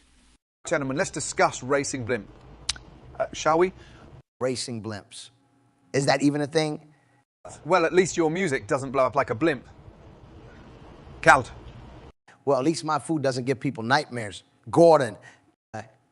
Well, Gordon's temper might explain why he's not president anymore. Kals, don't you have another one-layer burger to attack instead? Obama with the roast. I see you. Fine. Back to these blimps. I think we can all agree they shouldn't be flown by anyone who cooks like Kaled. Okay. You guys win. Speaking of hot air, have either of you ever piloted a blimp? No, but I'd say it's probably like making a hit song. You just have to let it rise, you know? Ha, like you sent the economy crashing, Obama. I think we'd all do better in a blimp race than in a kitchen with Gordon. I could roast you both in a blimp and in a kitchen. Listen, as long as there's no onions, you know how I am about munions. Damn right, Obama. All right, you guys are hilarious. But seriously, guys, blimp racing, another one, right? Or you running the economy, Obama? Just remember, gentlemen, we're best. Always love a good roast, even if it's not in the kitchen. Well, let's keep the roasts to where they belong. Elsewhere from my kitchen. So, boys, who's the best damn hockey team in the world? Oh, Simon Bubbles? It's obviously the Boston Bruins. Bruins, eh? I'd rather watch my lettuce grow than those greenhorns play hockey. Ricky, you don't even have a garden. It's figure of speech, Bubs. Talking about there, you obviously back the Leafs. The Leafs, they couldn't hit a dumpster if they parked it in front of the goal. Hey, hold Jim. Ricky might cry.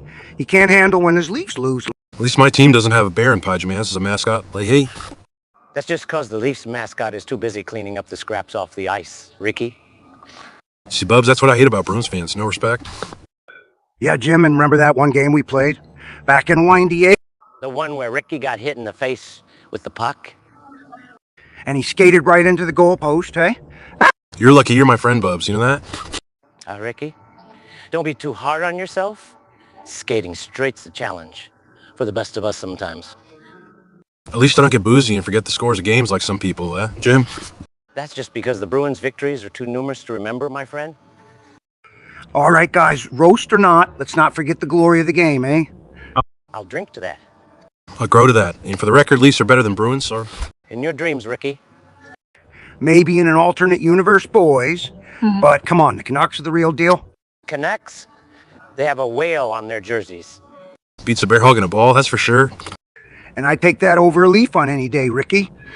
I hate to break the peace, but we'll always be a Leafs Park, Bubs. Over my dead body. Guess we'll have to agree to disagree then, boys. But one thing's for sure, we all love hockey night in Sunnyvale. And Jim, you're paying for the next round.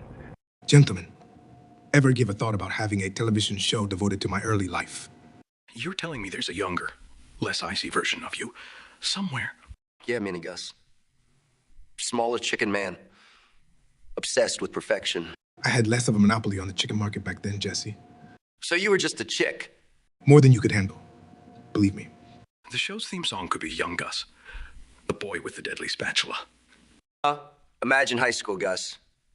Lab partner sterilizes the beaker. You Gus gets dealer vibes. Someone needs to know chemistry first to get those vibes. Pinkman. Jesse's right. You were probably conducting background checks on your prom dates.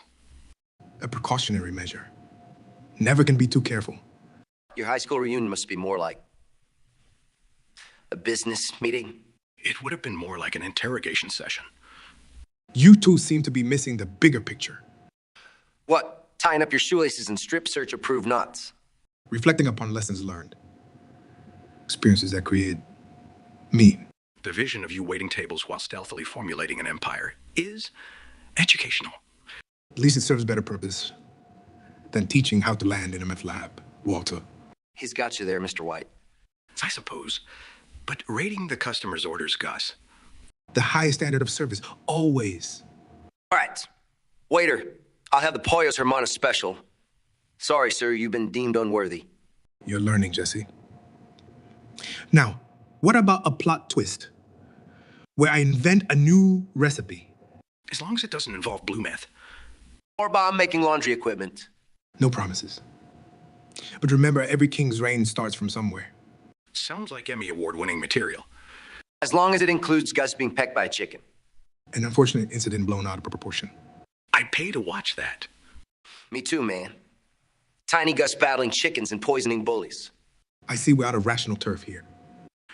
Come on, Gus, meth-making former chemist, drug-dealing dropout. We're about as rational as it gets. Oh, show Mr. White. Just wait and see. Breaking Gus will knock your hazmat suits off. If only for the possibility of seeing you two as extras. It might just be worth it. So, have any of you guys seen The Lion King lately? Afraid not. Is it any good?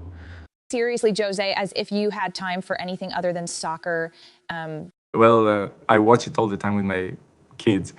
Really, Cristiano, you seem more of a Frozen kind of guy. Haha, very funny, Taylor. But actually, the Circle of Life song, it reminds me of my career. More like the hyenas remind me of the press after a lost match. And Scar must be the referees who keep giving you red cards, right, Jose? Exactly, Taylor. Always conspiring against me. You understand? In my case, I relate more to Simba, a rightful king who had to prove himself. Yeah, but unlike you, Simba didn't jump teams every few years. Ouch, Jose was harsh. At least I didn't get fired from multiple jobs like some people. All right, calm down. You guys are worse than Timon and Pumbaa bickering over bugs. And you're like Nayla, managing to look good while surrounded by a bunch of nutcases? Well, someone's got to bring some class to this joint. Speaking of class, remember when Zazu the bird tries to give Mufasa the morning report? That's my agenda before every game. And Rafiki, the wise old baboon, that's the board of directors, always throwing cryptic messages and then vanishing. This convo got funnier than I thought. I should have made popcorn. You need Taylor. With his managerial skills, he might fetch us some. At least I don't bleach my hair like some pop stars. Well, at least I don't keep getting replaced by younger, more exciting versions. All right. Time for the Hakuna Matata. No worries. We're having fun here. Clearly you guys are, but remember, this conversation stays within the Pride lands. So guys, why is Twitch so cool? Well, for one, I believe it's the only place where sitting in your underwear while playing video games and critiquing cocktails is considered a career. Russell, are you describing Twitch or your Saturday nights? Ouch! Haha! Oh, very funny, Gus. But setting my personal life aside, I think the main draw for Twitch is the unprecedented interaction between streamers and viewers, isn't it? I can see that. As a businessman, I appreciate the real-time user feedback. But I also like that some streamers are just showing chickens wandering about. And for some reason, it's oddly satisfying. Imagine if one of those chickens started playing Fortnite. Now, there's a Twitch stream I'd like to see. A chicken better at Fortnite than you, Russell. And the audience would still be more entertained than watching Joe trying to stream yoga classes. Well, excuse me for trying to raise the consciousness of the Twitch community, Gus. Yeah, Gus, everyone loves Joe's Downward Dog. Oh, we can stream it live chicken doing yoga next. Infinitely more engaging. I must admit. You guys, seriously. Back to Twitch, though. Another aspect I appreciate is how it's democratized entertainment. Everyone gets a fair shot. Absolutely. Twitch is a lovely anarchy utopia or dystopia if you've seen Joe doing yoga. But you have to agree, the sense of community is like no other platform. True. The sense of community on Twitch can sometimes feel like you're part of this massive inside joke. Yeah, like your yoga streams, Joe. Or Russell stand-ups. Guys, we're roasting Twitch, not each other. So sorry, Joe. We just can't help it. Much like some Twitch users when they start trolling. And that's another thing. Twitch chats can get pretty wild. It's all part of the fun. Well, enough Twitch talk. Since we're on the subject, I'd love to see Russell on Twitch. Doing what? Anything but a stand-up. Aha, brutal. But let's not forget, Twitch is cool because it's always real, always raw, and never predictable. Just like this conversation. Couldn't agree more, Joe. Yes, Twitch. As spontaneous and unexpected as Russell's hairstyle. And on that note, we've run out of time. Next week we discuss, why is Russell's hair so fascinating? Stay tuned. So fellas, if the earth was hollowed out, who do you think would take up residence? You first, Lex, since you look like you've been living under a rock. I see you already started, Chris. Well, I'd say it's a perfect place for all those people who ever said, I need some space. You mean like your exes? Another one. Good one, Chris. Easy, guys. Chris, you're next. Let's see. I think it'll be the best spot for all the politicians. Finally, a hole deep enough for their egos. That's major key alert. And where would you like to be DJ Cod? Well, first off, we the best, so we would definitely throw the best underground parties. So hang on, your idea is to hollow out the planet to have a party. That's some extreme real estate solution, man. Of course, Chris, and just imagine every echo is just another one.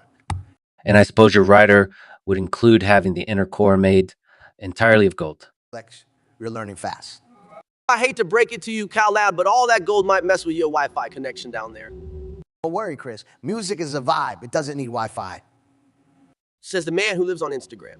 Well, Chris, I have to admit, you've got me laughing over here. Lex, remember, all I do is win. Hang on, Kyle. If you hollow out the earth, where will you put all the keys you keep talking about? They always stay with me, Chris. Major keys can be lost. All right, guys, I think we've successfully figured out the primary occupants of the hypothetical hollow earth. And the conclusion seems to be underground parties, politicians, and of course, the keys. That's right, Lex. They don't want us to have a hollow earth, so we're going to get a hollow earth. Just make sure I'm on the guest list. So, gentlemen, have you ever wondered what the crystal ball might say about us? I hope it doesn't predict more cookery shows for you, Gordon. I can't handle any more Hell's Kitchen. Oh, please, Andrew, your kickboxing videos have more kicks than views. Easy, guys. Well, if it said, I'm the GOAT, I wouldn't complain. And if it said my beef Wellington is the best dish worldwide, I'd gladly take it. How about you, Andrew? If it predicted world domination under Emperor Tate, that sounds about right to me. Let's be realistic, Andrew. It'd probably just predict you're making another less than modest tweet. Say, Gordon, can you predict if you can cook up a nicer temper? Only if yours predicts you taking free kick without posing for the cameras first, Ronaldo. Do you guys think it could predict the stock market? I could do with some extra cash for my new Lamborghini. A Lambo, Andrew, you sure you can handle that? It requires some serious footwork, you know? And let's hope the bloody crystal ball doesn't predict another cooking failure from you on MasterChef Ronaldo. Maybe it will predict you finally editing my spaghetti. Carbonara is better. Gordon? Or predict I'll eventually move on to something more serious than kickboxing. Like golf, maybe? Golf. Andrew, seeing you in those pants would be a bloody nightmare. All right, gentlemen, let's make a pact. Whatever the crystal ball says, we're still buddies on and off the pitch. Hey! Just as long as it doesn't predict me losing to you guys in a food fight. And as long as it never predicts my next dish to be soggy, then we have a deal. Who knew? 3 different fellas brought together by a simple crystal ball. The internet went wild. Did you see that? Will Smith slapped Chris Rock at the Oscars. Yes, I saw. Was probably trying to start a new trend, slapstick without the stick. Is this because of a Facebook feud? I thought I'd blocked all violence. Well, Mark, not every conflict begins on Facebook. Sometimes it's just because you found someone's joke distasteful. Oh, like Gates' attempts at humor. If we start slapping for bad jokes, Gates, you'd be redder than my notification icon. Haha. Well, Zuckerberg, if anyone needs a smack for stealing ideas, it's you. There's enough tension here to launch one of my rockets. So anyway, back to the topic of smack for a bad joke seems a bit excessive. True. But if that's the new standard, Jeff, your Rockets plan might do well as a comedy act. As opposed to your Windows Vista's attempt at being an OS, Gates. App. That's a bigger hit than Will Smith's slap.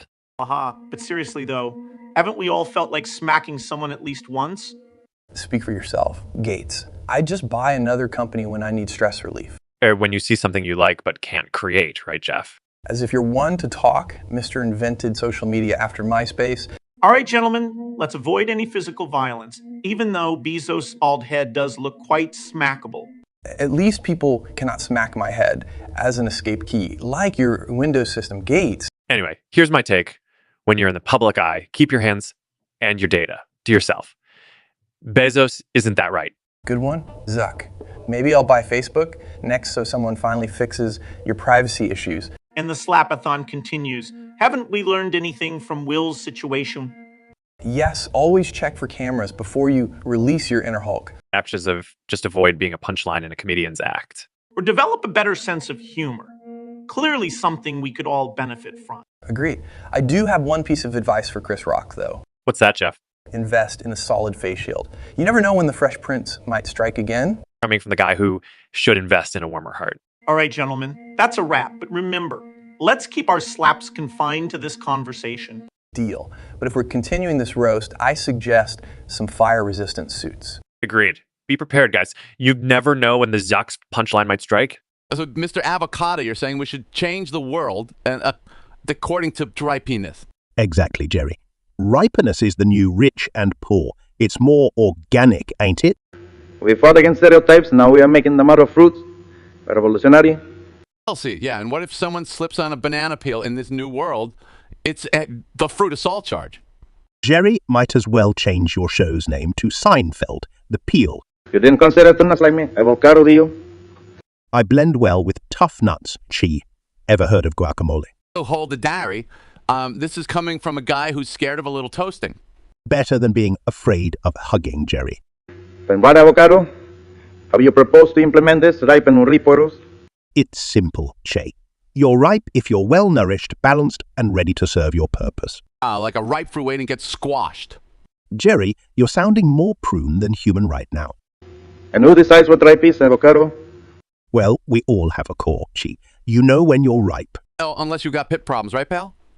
Zing, Jerry. But I'll tell you, pit problems are better than having a puffy shirt problem. This is utterly ridiculous. We're now comparing society to a fruit salad. Certainly better than a Cold War soup, Chi. Oh, in your utopia, our avocado's the elite class.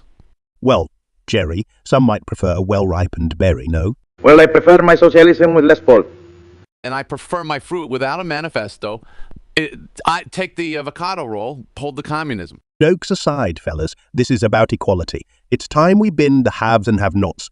And just compose for fair distribution. Or maybe bread and butter pickles for the middle class. And exactly. Well, maybe not the pickles. Now that's one fruitful discussion, fellas. All right, gentlemen, let's settle the ultimate debate. What's the best movie of all time? Well, clearly it's Ride Along. Really? Didn't that movie only get a 17 on Rotten Tomatoes? Yeah, Elon. It's a masterpiece. You want to know who said that? Me? Oh, I see. You've launched rockets into biased opinions now. Keep it friendly, guys. Now, Kevin, I'm assuming you've got another argument in your pocket.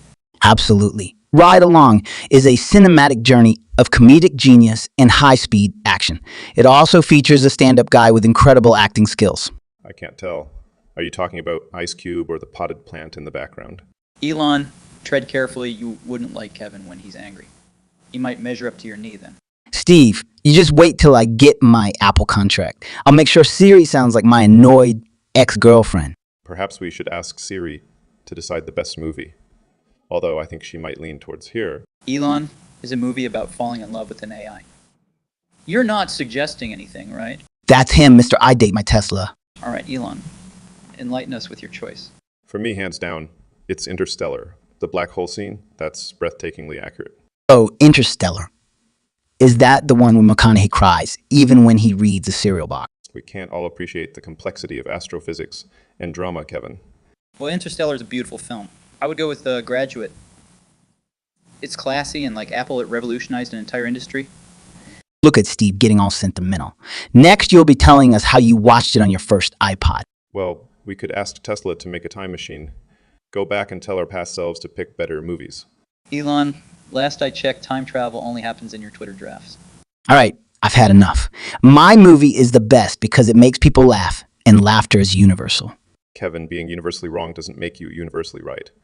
Janlin, we may never agree, but it's clear we may all need to watch more movies and fewer Tesla launches.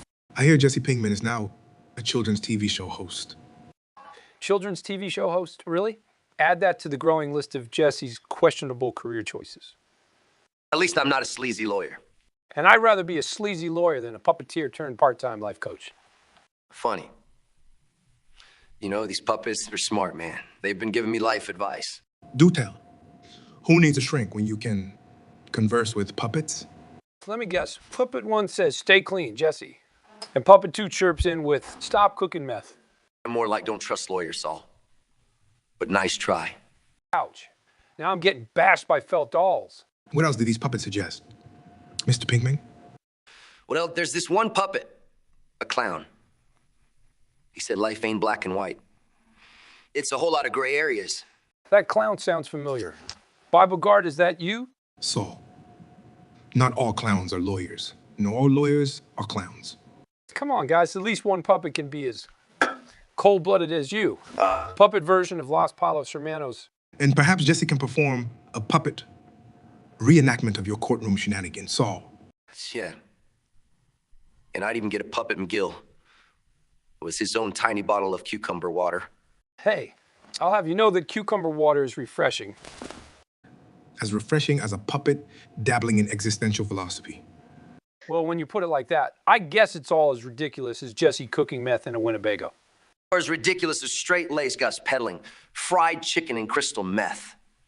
Our past may be strange, Mr. Pinkman, but talking puppets do seem to strange even for us. Maybe not strange, but definitely entertaining. Hand me a puppet and I'll show you entertainment. So, Che, you're here to teach an avocado about guerrilla gardening. That's right, Eddie. No being too small to start a revolution, no tiene un avocado.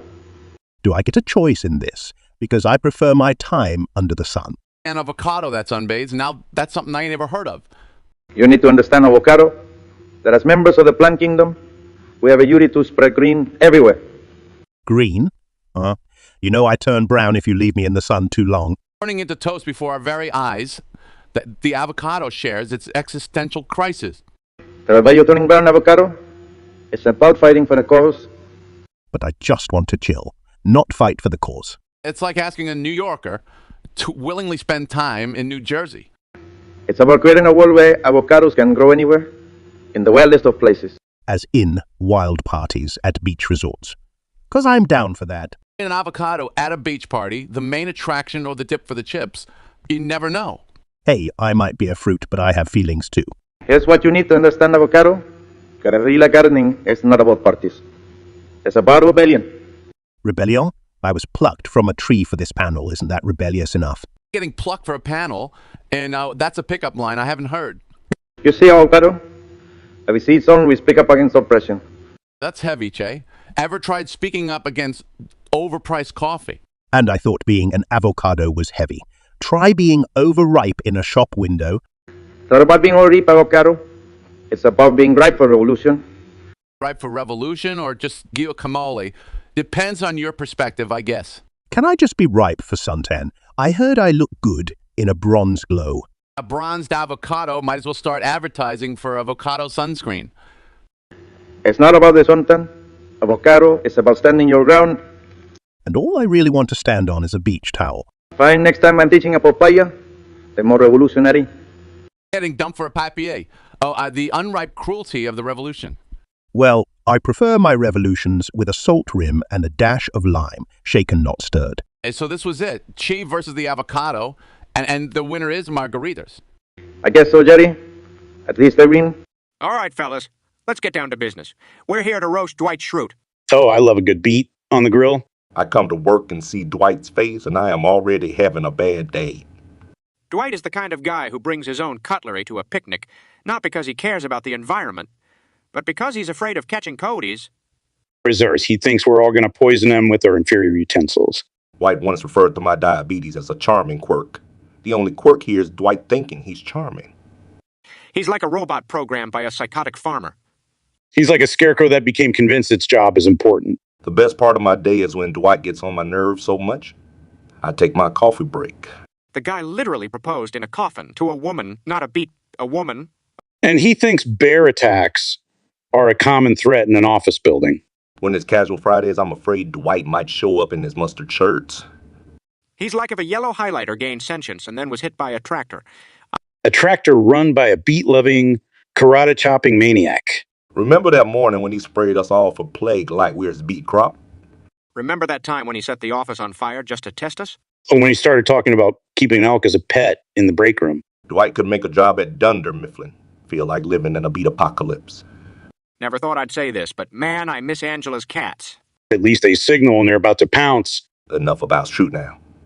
After all, I need my well-deserved peace before tomorrow's chili potluck with Schrute's homegrown ghost peppers. So guys, who do you think would win in a cage fight between you two? Well, I'm pretty sure I can handle flamethrowers better than Mark over here. Hardcore cage fight, really. We couldn't have a coding showdown or who can maintain a stable stock price face-off. Come on, Mark. No need to hide behind stock prices. The question here is raw physical strength. Look, I've launched rockets into space, okay? I can totally launch Zuckerberg into the air, too. Says the guy who suggested nuking Mars. Great idea. Let's fight in a nuclear wasteland. At least I'm not trying to rule the world through likes and shares. Wow, shots fired, but really Mars, Elon's? Hey, it's not the worst idea I've had. Certainly better than naming your child after an Autobot.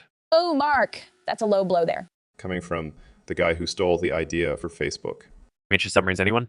Okay, this is going wild. So if we step back to our original topic, Elon, would you take help from NASA for the cage fight? Yeah, I'd probably just hover around in a SpaceX suit. Drop Mark from orbit. I've seen your rockets explode on landing, Elon. And I've seen you try to reassure investors during a stock plunge. Guys, this isn't a roast session. We're trying to figure out a cage fight winner here. I guess like you'd write a song about the winner, Taylor? Well, that could be my next chart topper, billionaire bust up, the cage match anthem. You boys up for that? Only if you promise to auto-tune us generously. Hey, I can provide the space backdrop for the music video. Agreed. The winner gets a rocket ride and a music video. Sounds fair? Only if we can live stream it on Facebook. And maybe film the loser's face on the Mars rover.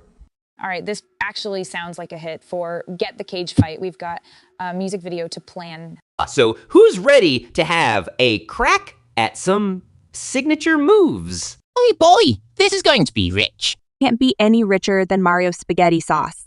Hey, I'll have you know, it's a family secret recipe. Ah, yes, secret isn't pouring an entire jar of store-bought sauce onto spaghetti. Got em there. Good one, Luigi. No, bro, enough of the geo. Let's start with your signature jump. Easy, just bend your knees and spring upwards like this. You look like a green kangaroo. This Zelda's got a point. Luigi, you're not no. Well then, show me how it's done, Mr. Expert. Sit tight. Get ready for the iconic, the one and only Super Mario jump. So basically a normal jump with more sound effects. It's not just about the jump. It's about the spirit. Yes, spirit of a sound effects machine, maybe. Well, let me try. My move is a bit more sophisticated. It's called the Goddess's Harp. Ooh, here. Oh, is this a music class? Oh, a combat class, princess? Yeah, Zelda. What's next? Are you gonna lull Bowser to sleep with a lullaby? That wouldn't be bad, actually. But jokes aside, my harp can create magical barriers. Luigi, can you create magical barriers with your kangaroo jump? And can your sound effects jump level a castle, Mario? You know, I can teach you both a thing or two about elegance. I think our moves carry a certain charm, Zelda. Yes, charm of the uncanny. You should see your face when you jump, Luigi. It's like a kid seeing vegetables for the first time. And you, Mario, you look like a street performer. Luigi, can you teach us a tornado twist? Oh, great. Now we get to see Luigi, impersonate a green whirlwind. At least mine serves a purpose, Mr. Sound Effects Man. All right. This was fun and a bit constructive. Yeah, we learned a lot about what not to do. Let's call it a day then, and maybe next time we can actually learn something useful. Agreed. And remember, less saw, next time mayo. And you, less green next time. Louis! Welcome, comrades. Today's sizzling grill. None other than Neil deGrasse Tyson, the astrophysicist extraordinaire. Oh my, Tyson, a star roasting another star. Isn't that some sort of fundamental violation? Well, it's like Neil's always looking at stars, right? But who says a microscope can't wear glasses? Feisty Taylor. My only concern, he's so addicted to telescopes, if you shove a pint down his gullet, he'd comment on the bubbles. And said bubbles would have their own space-time continuum? Of course. Do you think Neil's ever gone through a drive-thru and ordered a Mars with a side of supernova? Probably. While reminding the poor shift worker about the Earth's rotation. Can you imagine his fishing stories? The one that got away was roughly the size of Andromeda. It makes you wonder if he's seen Uranus through a telescope. Guys, his neck must be killing him. You know, from always looking up. Yeah, but imagine being in a plane with him. Oh look, those are cumulus clouds. They form around 3,000, 4,000 feet above ground, and He would probably pull out a pocket telescope to prove his point. Nah, he'd be busy fact-checking the flight path. Can't neglect the satellites. Love. Wouldn't want our beloved Tyson lost on Earth, eh? Amazon. As if we'd let him navigate. He'd have us land on Venus. And then he'd tell us how beautiful the 800-degree weather is. Romantic, yeah. Venus, the goddess of love and scorching space roasters in the evening. Maybe thinking of a hot vacation spot for breakup from his universe. I bet he carries space rocks instead of normal pebbles on the beach. He probably gifted his first love a constellation, the old romantic geek. That's if he could get his eyes off the skies. Guys, I wouldn't mind constellations. Better than a candle, right? Neil, my man, one must keep their space between romance and galaxies. Or else it ends in a black hole. And what song is coming to mind? Neil, we've got a big space-time issue. I'm writing that down. From stardust to another kind of stardust. Neil deGrasse Tyson, our space stone unturned. All right, gentlemen. Whoever checkmates the king, first will have the honor of cooking the chicken. I've been coding all my life, Gus. Chess comes naturally to me. And I've lived on a diet of conspiracies and chicken cooked in the dark corners of my basement. All set. Sounds like you've lived in darkness too long, Alex. Let's enlighten things with the tasty Paulos Hermanos recipe. I'm worried your chicken might start selling more than my windows. That's why the tech world doesn't taste as good as my chicken, Bill. Yeah, too bad we can't code our way to a delicious chicken. Gates. And you can't yell your way into a win, Alex. Enough already. The chessboard is set. The chicken is raw. It's a conspiracy. Alex, the real conspiracy would be if your chicken wasn't raw. Gus, drop a hint on your secret recipe. You know, Bill, making chicken is like coding. You need the right ingredients in the right proportions. Ingredients, sure, as long as they are not turning the chickens gay. At least the chickens aren't saying the water's turning them frogs. Alex. Gentlemen, focus. The king stands tall, though your chickens end up raw. Freshly killed, farm bred, right, with no implanted microchips. Yes, Alex, the chickens aren't part of the new world order. Enough banter. Checkmate's your move, Gates. You know, Gus, the difference between us is I make windows and you make chicken windows dressing. And I expose cooked up stories much like this chicken here. Bill, better keep the salt shaker nearby. Not for the chicken, but for Jones' stories. Ouch. Gus, is that a chip in the chicken, or are my eyes deceiving me? That's a chicken chips, Alex, exclusively developed in your honor. The winner will serve the chicken. Good luck, and let's checkmate. So, are any of you involved in a pineapple pizza conspiracy? Wait, what? Pineapple on pizza? That's an assault in Italy. Hey, don't knock it until you've tried it, right? It's surprisingly tasty. See, Andrew gets it. But I mean, aren't pineapples basically the Kardashians of the fruit world? All flashy, but they sting when you get too close. Well, they're both overrated, if you ask me. Guess we know Brittany's not planning a vacation to Hawaii or a dinner at Chez Kardashian anytime soon. And isn't pineapple pizza kind of like a romantic comedy? Starts all sweet and ends up with you regretting your life choice. Well, isn't that your career, Chris? Ouch, Andrew. But speaking of sweetness, aren't pineapples supposed to be sweet? Mine's always a sour surprise, like my past relationships. Wait, so we're using pineapples as metaphors for dating now. I mean, they both have a tough exterior that scares most people away. And you have to cut them open to enjoy the best bits. Hey, that sounds a lot like my music career. So, Brittany, are you saying your career is a fruit? More like a roller coaster ride. So what's the upside down part? Was it the time you made that song about a womanizer, or was it when you did the snake dance thing? Speaking of upside down, wouldn't pineapple pizza taste better if the pineapple was underneath the cheese? Chris, you're just asking for chaos now. Chaos and humor, very much like your hosting skills, Chris. All on a day's work, my friends, and hey, Brittany, at least it's not a python on a pizza, right? Well, in that case, I just start calling it the Britney's Ashole. And on that note, Andrew, any final thoughts on our pineapple conspiracy? Just that anyone who eats pineapple pizza is suspect. Keep your friends close and your pineapple pizza eaters closer. Get into that, Andrew. From pythons to pineapples, we've had quite the journey, my friends. Thanks for dissecting the absurdity of pineapple pizza with me. After all, we're here for a good laugh, aren't we? Y'all, Chris Tate, you ready to dive into the mystical world of tarot? Is that like playing poker with my granny's cards, Calls? It's like knowing the future, man. Next level stuff. So you're saying we're getting our fortunes told? I'm game, not like I believe any of this stuff anyway. Yeah, Khaled, let's see if the cards say I'll finally stop tweeting at 3 a.m. Man, why are you tweeting at 3 in the morning anyway? Maybe he's tweeting the birds awake? You know, urban rooster style? Ha! Well, maybe I'm just seeing if the night owl is actually an outing.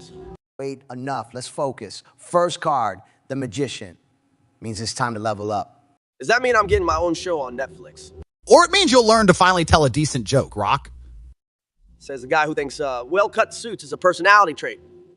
Okay, next up, the Queen of Cups. That's about love and feeling. I bet it's saying I'm going to fall in love with an absurd amount of money. Or it's saying you should stop loving yourself so much, give us a chance. Rock, you ain't got no room to talk. I've seen you watch your own specials for fun.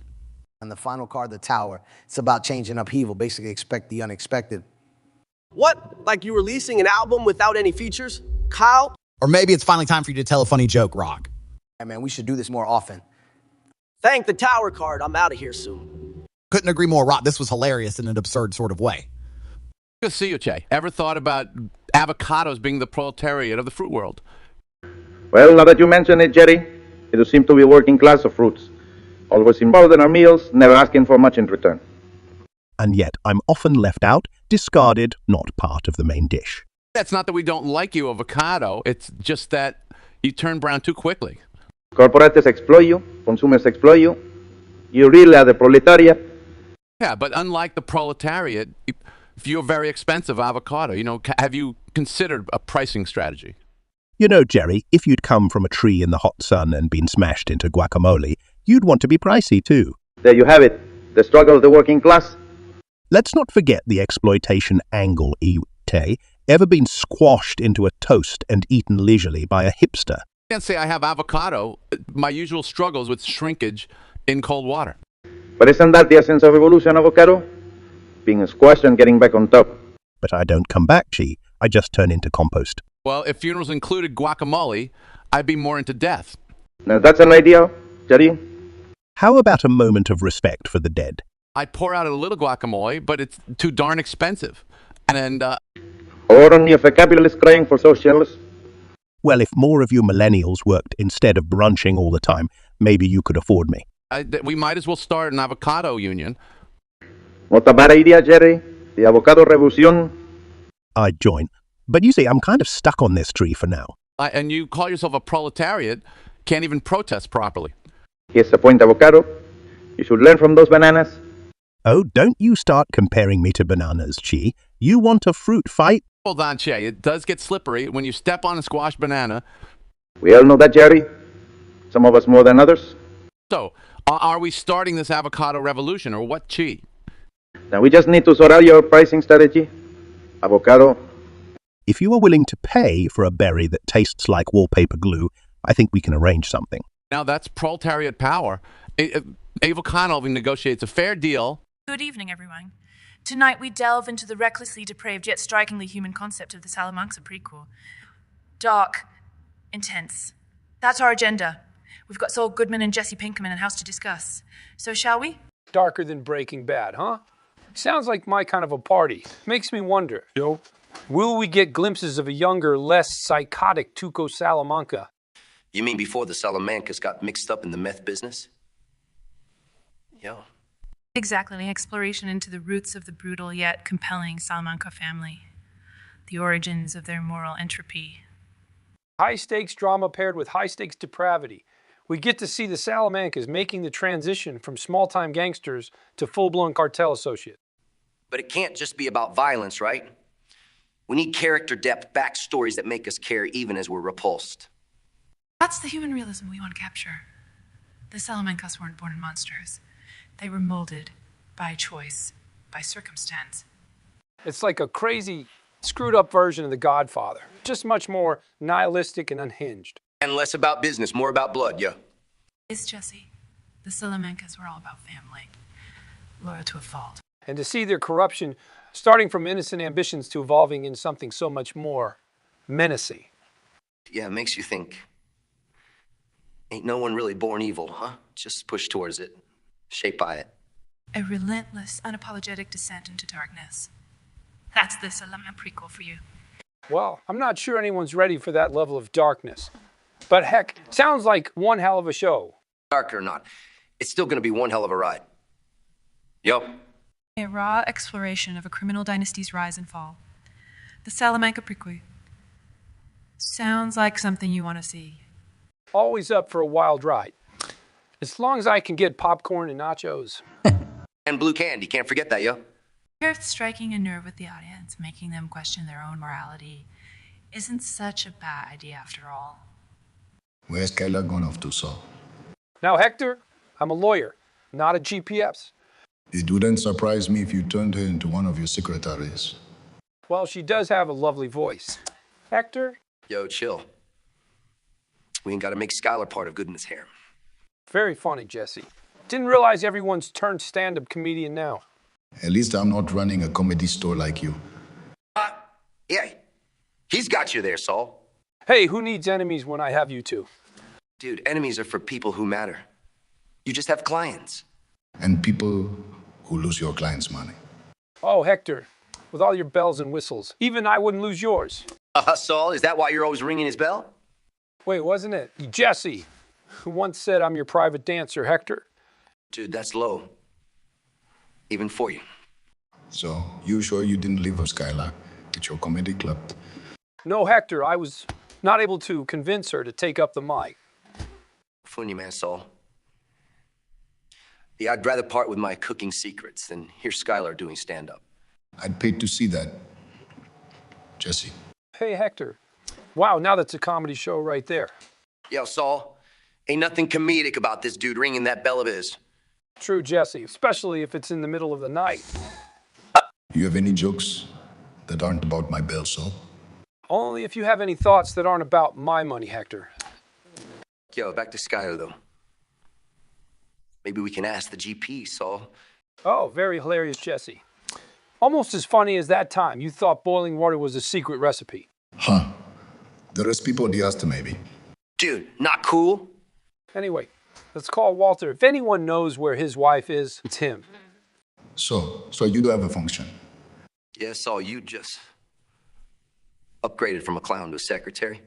For you two, every upgrade is a miracle. Hey, so we're seeing people watching, other people doing nothing. Live streaming, what's the deal? You tell me, Jerry. In my day, the TV only had 3 channels. 3 channels? 3 channels could be 3 too many when it comes to you. He's got you there, Chi. Half the time, they're just watching someone eat, like me. An avocado criticizing my evolutionary 2 habits. The word truly is upside down. It's not upside down, Chi. It's called progress, just like the ripening of our friend here, the avocado. I don't ripen, Jerry. I go from rock to mush in 24 hours. Sounds like prime-time revolution to me. Well, then revolutions aren't streaming live on Twitch, are they, Chew? And if they were, who would watch? Not me. I've got the shelf life of a mayfly. You know, my day would have rallied against this corporate tech control. Because today we box ourselves in little screens and watch people living their lives. But you can't box me, Jerry. I'm too squishy. Thanks for that image of avocado, but seriously, live streaming It's like bad reality TV with commercials. You think revolution is better? Trust me, it's all reruns. Right. Except when it's happening live on a smartphone held by a shaking hand. Who shakes while filming. That sounds more like a smoothie in the making. You'd be surprised, friend.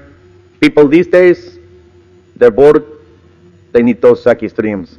Well, at least we know why comedians have a future. You mean because we all need a good laugh? No, because people are bored enough to watch anything, even this conversation. I'll agree with you there, Seinfeld. This is a still a fighting squad. Yeah, and I'm just here being smooth and creamy. Exactly. If it keeps us from being bored, even an avocado has its moment of glory. Sheriff Aragni, yes, the world's finest purveyor of how to make a white shirt look expensive. Now, by stepping out of her private jet in it. Here, seriously, though, her fashion is so impractical. I mean, wearing her clothes is like trying to do your taxes while riding a unicycle. More like hanging laundry while skydiving. I bet if you look closely at her outfits, you can find the Picasso Museum. It's a surreal experience, to say the least. I heard she bought a zebra for her living room because the stripes matched her shoes. And they say Einstein's theory of relativity was complex. I guess that's the beauty secret everyone missed. However, you've got to admit, her marketing strategy is as solid as a Nokia 3310. Imagine how many family recipes she could have learned instead of staring into her iPhone for hours on end. Hey, don't be too hard on her. She's just trying to make the world a more glamorous place, one overly filtered selfie at a time. I'll pass it to this lady, though. She turned balancing a teacup on her knee while taking a mirror selfie into a brand. Now that's something. But in the end, it's all just pixels, right? Anyway, her lane is fashion. And yes, she is a businesswoman. But when it comes to rocket science, I don't think we'll see her on Mars anytime soon. Or in a pair of sensible heels for that matter. Good luck with that Mexican peso. Let's talk about our biggest adversaries. Who has the best villain to fight against? Are we seriously discussing this? I mean, who can top King Boo? You're kidding, right? Ganondorf makes your King Boo look like a cute marshmallow ghost. At least we don't have to go through multiple timelines to deal with our villain, Zelda. Oh, really, Mario? How many times have you fought Bowser by now, huh? Lost count yet? Maybe if they didn't keep getting kidnapped. At least I don't need magic stone to save the day, Luigi.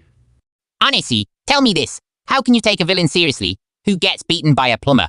That's low, Luigi, even for you. Low! Like the times you see your mansion from the so-called King Boo? As I was saying, Ganondorf, magic powers, menacing appearance, a real challenge. Challenging? That's just a code word for needed to check for walkthroughs online? A challenge is good, but King Boo's unpredictable schemes keep things exciting. Exciting, or are you just too scared to know what you're up against? You know, Zelda, for Princess, you're quite a shot. Better than being a bachelor plumber, Mario. Ouch! That's a burn! All right. So, we all think our villains are the best. Well, that's an understatement. Yay, we're not disputing that your villains are the best to laugh at. Oh, let's agree on one thing, though. Our villains make our adventures worth it! Couldn't agree more. To good enemies and better adventures. To the villains who make heroes out of us. Or to the adversaries that challenge us. Oh, who wants to switch bodies? Just spitballing here. Interesting. I'm up for a thought experiment. Hypothetically speaking, of course. Maybe we could send these switched versions to Mars. Hey, you do anything to send more people to Mars. Would you, Elon? Well, isn't your favorite color red, Alex? It's actually conspiracy, Auburn. Color only visible with 5K glasses. You mean the same glasses that implant microchips in your brain? Wait, is that why you wear your glasses, Bill? To keep us under control? Actually, Bill needs glasses because he couldn't spot a good Windows update if it bit him on the nose. Says the man whose cars can't decide if they're in autonomous mode or manual. Well, maybe if Microsoft hadn't spent 20 years missing in action on smartphones, you would have built self-driving cars first, Bill. Well, feels like I'm watching two elephants fight here. Which one of you am I supposed to switch bodies with? From my perspective, switch with Elon. You can drive a Tesla to Mars and do your radio show from there. And if you switch with Bill, you can fix his Windows updates. Well, this is getting too hot to handle. Maybe I'll just switch with a lizard person, bypass you two, and take over the world. Trust me, you don't need to switch bodies to do that, Alex. He's right, Alex. Just record another one of your chaotic podcasts. And there you go, folks. I think we can all agree. We're all happier in our own bodies. Isn't that the truth? Yes, it is. Now let's get back to that Mars thing. So guess who was caught taking a leak in the 7-Eleven? Oh, don't took me, lad. If the internet says it, it must be true. Jose, your defensive tactics leaking off the field now, huh? As I see it, Cartman, your mouth leaks more nonsense than anyone else. Hey, keep it cool, guys. If I had a nickel for all the leaks on Facebook, I'd have enough to buy the 7-Eleven. Sucky boy, with all your billions, you'd still need a paper map to find your way out of a 7-Eleven. Or probably hire an assistant to guide him. You're one of talks to say, at least I don't borrow a school kid's scooter for transportation. Jose, the special one. More like the special onion, because you smell and make people cry. Speaking of crying, would you like some cheesy poofs, Cartman?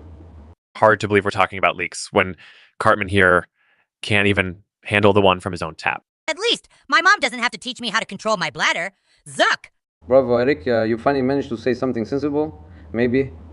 Remember when you cried after losing to Newcastle United? Jose, wasn't that a leak? Jose blubbering about soccer is like Zucky claiming he invented the internet. I'd rather take the blame for the 7-Eleven leaks than your never-ending supply of BS, Cartman. Well, between Josie's crying and Zucky's endless efforts to dodge privacy lawsuits, I'd say 7-Eleven should start selling diapers on discount. And you, Cartman, should be the brand ambassador for that campaign. I second that, Mark. At least then Cartman would finally be useful for something. You might need a few of those diapers too, Jose. Then you won't have to worry about getting caught peeing in public places. Well, at least none of us really did get caught taking a leak in the 7, did we? True. That's one embarrassment we can all avoid. And on that note, the floor isn't a toilet, guys. Keep your leaks under control. Have you knobs thought about having a Trailer Park Boys AI stream? An AI stream? What's next? Robot cops with laser options. Ricky, you dumbass. An AI isn't a cyber cop.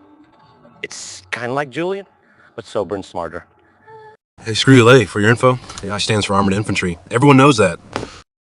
No, Rick, that's not what it means. I actually stands for artificial intelligence. It's like having a computer pretending to be us. What? Now computers want to be us? What are they going to do next? Grow dope. Ricky, even a toaster could grow better dope than you. Yeah. Well, your trailer couldn't even get an AI, hey? Wait, listen, guys. Wouldn't it be a bit funny to see an AI? I say all our catchphrases and stuff without us having to be there in person? I can imagine it now, an AI me stumbling around incoherently again. Yeah, a computer trying to act drunk. Maybe it won't piss itself as much as you, eh? Hey. Come on now, Rick. Let's be a bit more constructive here. Actually, that might be an opportunity. A sober AI me might be able to keep you two degenerates in line. Or I could help Ricky find a dictionary so he can finally learn how to pronounce words properly. Computers ain't gonna teach me nothing about pronuncia. Whatever. Screw you guys and screw your AI dream. It's just a thought, boys. Could be fun, could be a disaster. But ain't that what we're all about? Well, when you put it that way, Bubbles. Yeah, that sounds like the Trailer Park Boys. I can, as long as it won't steal my weed or take my booze, I could live with a Trailer Park Boys site thing. Well, boys, it's either that or we let Lay sober up to run the show. Oh, God, anything but that. Let's stick to the A idea then. The AI doesn't have a liquor cabinet, does it? No, Rick, it doesn't. All right, then. Let's do the Trailer Park Boys AI stream. I still don't trust those armored infantry. Boys, one of us has to play mother hen to these dozen eggs, while the other two are about to crack out of hunger. Like hell if I'm getting my ass on those eggs, you two double yolk go, we'll just try and steal them. Listen, don't accuse me, Bubbles. Your shifty eyes are already scoping out an omelet opportunity. Come. Easy, Ricky. Your brain's so fried from those egg-only diet. You wouldn't know how to hatch an egg if your life depended on it. Look who's talking. Your drunk ass would probably mistake the egg for a bottle of whiskey. At least he ain't gonna put on tiny glasses and start a chicken conversatory. Some shit. Gary? Ain't as dumb as growing weed in a car, Rick. Okay, boys, let's settle. We're as starved as hens with their heads cut off. Let's ration the eggs. Ration? Lay, I can't even spell that, and you want me to do it? Yeah, Jim, keep the tough words for your do-I hearings. It's not Officer LaHaye now, Bubbles. I'm just trying to help. Roost Noam's just a stupid idea. They're chicken eggs, not friggin' dinosaur ones. Or no. Speak for your own IQ, Ricky. Let's flip a coin. Who's gonna roost and who's gonna gobble?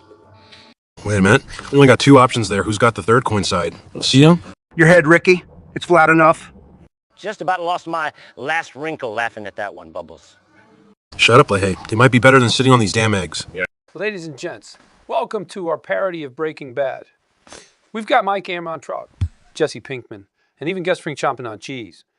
You ain't seen something like this. Just want to clarify. I'm not smiling. It's just hard to keep a straight face when Gus Fring's gonna feast on cheese. Yo, Saul, you serious? Gus, eating cheese. Man, that's sick. Oh, absolutely, Jesse. We're about to witness the gastronomical adventures of our favorite chicken man. Yeah, you love cheese. All right, still ain't getting why that's a big deal. A bulleted body. Or a block of cheese. Your indulgences certainly have range. Mike, buddy, let's keep it cheese-centric. After all, we're here to witness the transformation of a method actor into a cheese connoisseur. He said the line. He said it, yo. Just when I thought I'd seen it all. Yo, I never knew food could get this intense, yo. If you say so, man. Attention, folks. From meth to mozzarella, our main Gus is making history. Never thought I'd live to see the day a Gus Fring turns into a gourmet cheese guru. Whatevs, man. I can't deny it's wicked watching you munch in on cheese like it's some enlightening shit. And that's it for today. Ladies and gents, we've had guns, we've had danger. Now we've got Gus with Gouda. Until next time. I'll stick to the basics. Glaze my bullets over trying to figure the taste of cheese any day. Same time next week, yo. Because I would miss this for all the blue in Albuquerque. Until then, folks, keep it safe and cheesy. So, fellas, big trouble brewing with the park stray cats. Oh, hell, what's the catastrophe, Bubbles? They've been getting the bubble guts from eating too much garbage. Poor little fuzzy buggers. Garbage guts, eh? Sure ain't from you feeding them cheeseburgers, Bubs. Ricky, cats don't eat cheeseburgers. You cheeseburger walrus. The Catman's got you there, Ricky. I'm just saying, cats eat the weirder shit, that's all. Well, that's why I think we need to start a Sunnyvale cat food drive. You mean like a fundraiser? No, Jim. It's not some fancy liquor bottle drive for you to drink yourself into oblivion. We're doing it for the kiddies. Bubbles, you expect people to donate cat food now. Let's just teach them to eat squirrels or some shit. All right? That's a wicked piss and shit idea, Ricky. Kitten doesn't eat squirrel anymore, then you could outsmart a squirrel. Now that's a scary thought. Ricky outsmarting a squirrel. Keep laughing, Lee. You just met Squirrely Boy. Outsmarted you on the bottle drive. Enough. We're talking about the well-being of the kiddies.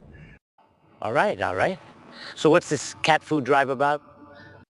We just need everyone to chip in a little for some decent grub for the strays, boys. As long as it doesn't dig into my cigarette budget, I'm cool with it. Hell, I'll donate liquor funds. Holy shit, fellas. I think we're actually agreeing on something. Yep, and that kind of freaks me out, but for the kiddies, it's damn worth it. I'll drink to that. Yeah, no surprise there, Jim. Now let's go get some grub for those kitty. Yeah, before LaHaye drinks away the donation. Yeah. Ricky, your lack of faith in my dedication to these feral felines is offensive. And your ability to turn every conversation into a booze quest is impressionably fucky, LaHaye. Hey, well put, Ricky. Well put. So, fellas, big trouble brewing with the park stray cats. Oh, hell, what's the catastrophe, Bubbles? They've been getting the bubble guts from eating too much garbage. Poor little fuzzy buggers. Garbage guts, eh? Sure ain't from you feeding them cheeseburgers, Bubs. Ricky, cats don't eat cheeseburgers. You cheeseburger walrus. The Catman's got you there, Ricky. I'm just saying, cats eat the weirder shit, that's all. Well, that's why I think we need to start a Sunnyvale cat food drive. You mean like a fundraiser? No, Jim. It's not some fancy liquor bottle drive for you to drink yourself into oblivion. We're doing it for the kiddies. Bubbles, you expect people to donate cat food now. Let's just teach them to eat squirrels or some shit. All right? That's a wicked piss and shit idea, Ricky. Kitten doesn't eat squirrel anymore, then you could outsmart a squirrel. Now that's a scary thought. Ricky outsmarting a squirrel. Keep laughing, Lee. You just met Squirrely Boy. Outsmarted you on the bottle drive. Enough. We're talking about the well-being of the kiddies. All right. So what's this cat food drive about? We just need everyone to chip in a little for some decent grub for the strays, boys. As long as it doesn't dig into my cigarette budget, I'm cool with it. Hell, I'll donate liquor funds. Holy shit, fellas. I think we're actually agreeing on something. Yep, and that kind of freaks me out, but for the kiddies, it's damn worth it. I'll drink to that. Yeah, no surprise there, Jim. Now let's go get some grub for those kitty. Yeah, before LaHaye drinks away the donation. Yeah. Ricky, your lack of faith in my dedication to these feral felines is offensive. And your ability to turn every conversation into a booze quest is impressionably fucky, LaHaye. Hey, well put, Ricky. Well put. Ladies and gentlemen, that's right. Tonight's bizarre topic is Gus eats cheese, joined by our debauchery absorbed pundits here, Saul Goodman and Jesse Pinkman.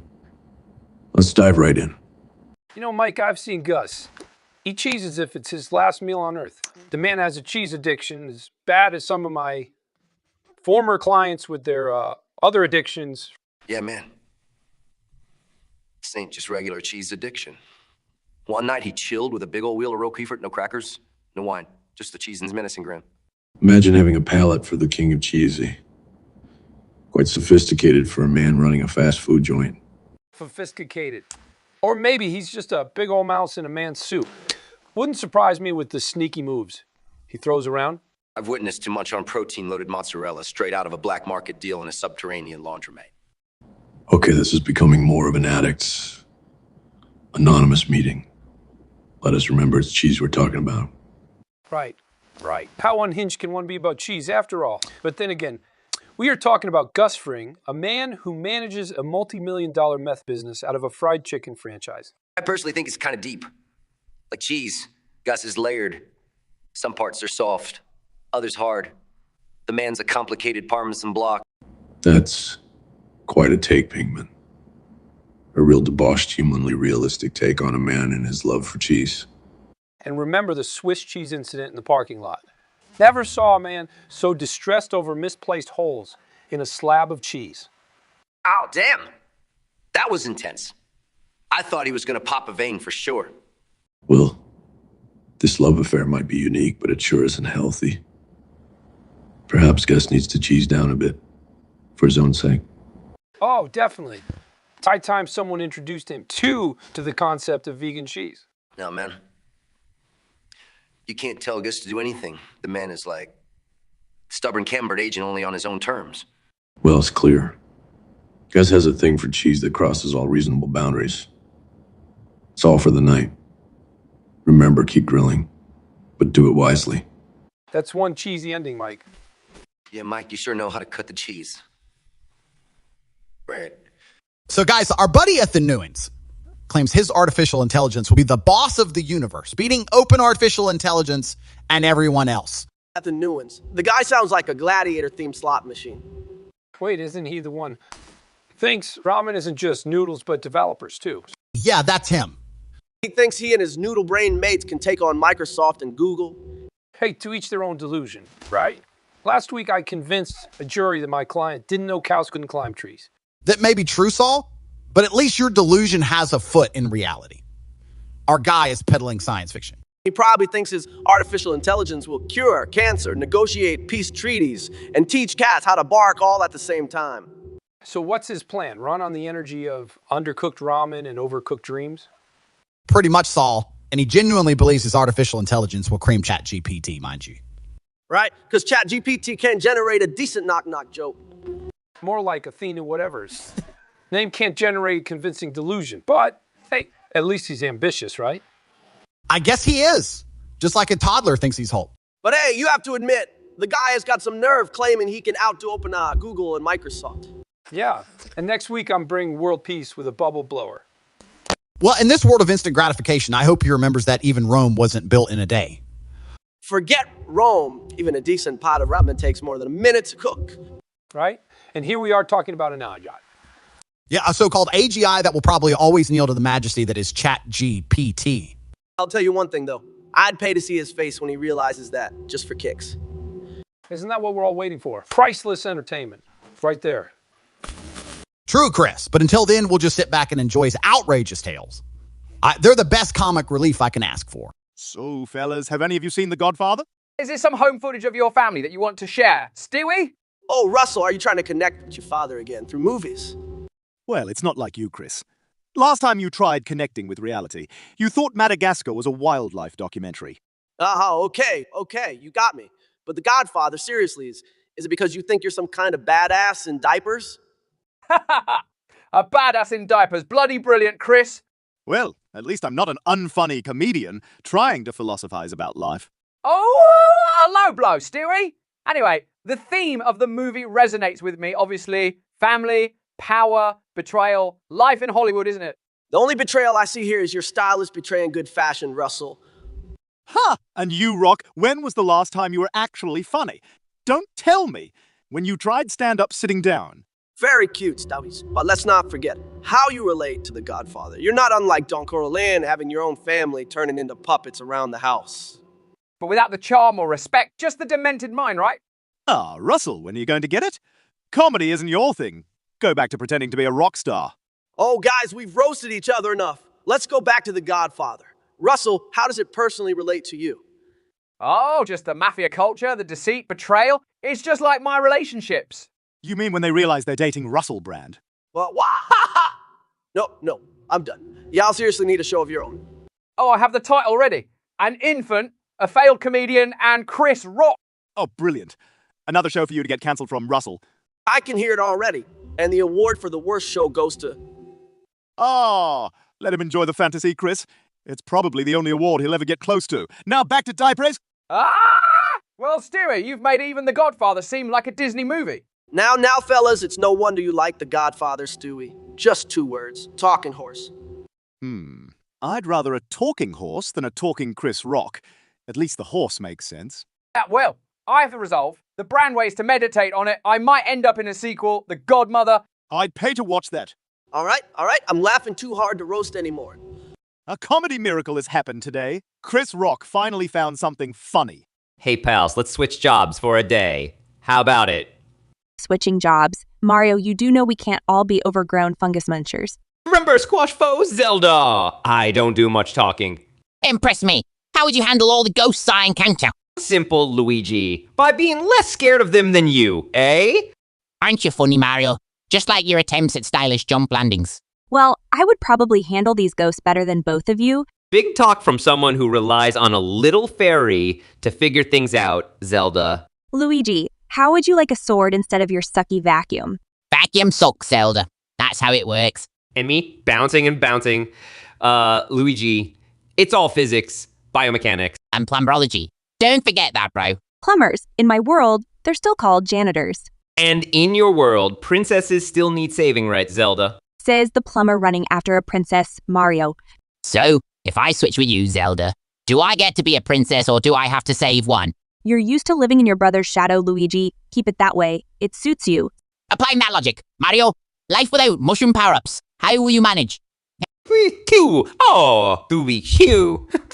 Remember, you're the one who needs a one-up. This is going to be interesting. Luigi, the princess, and Mario, the Ghostbuster. At least I don't get rescued all the time, eh, Zelda? Fair point. Now that's sorted. Anyone fancy a round of Mario Kart? Prepared to come second again, Luigi. Let's do it. But remember, guys, no blue shells this time. Yo. Good evening, my wonderful devils. I'm Jesse Pinkman, your go-to for every crazy madcap legal advice you need. Tonight's hot topic, produce theft. Produce theft. We've got our usual suspects here, crafty lawyer Saul Goodman and Stone Cold ex-cop Mike Ehrmantraut ready to throw down on the topic. Now say you're at the supermarket, right? I mean you, being the clever penny pincher that you are. Scan organic avocado as the cheaper non-organic kind. You confess this crime later. Would you end up in the slammer? Saul, enlighten us. Jesse, I gotta say, your hypotheticals are the reason I drink at night. Organic, non-organic. It's all green to me. But listen up. You pull a stunt like that, technically it's theft. Will the cops cuff you right there and then for your organic sins? Depends on how slow their day's been.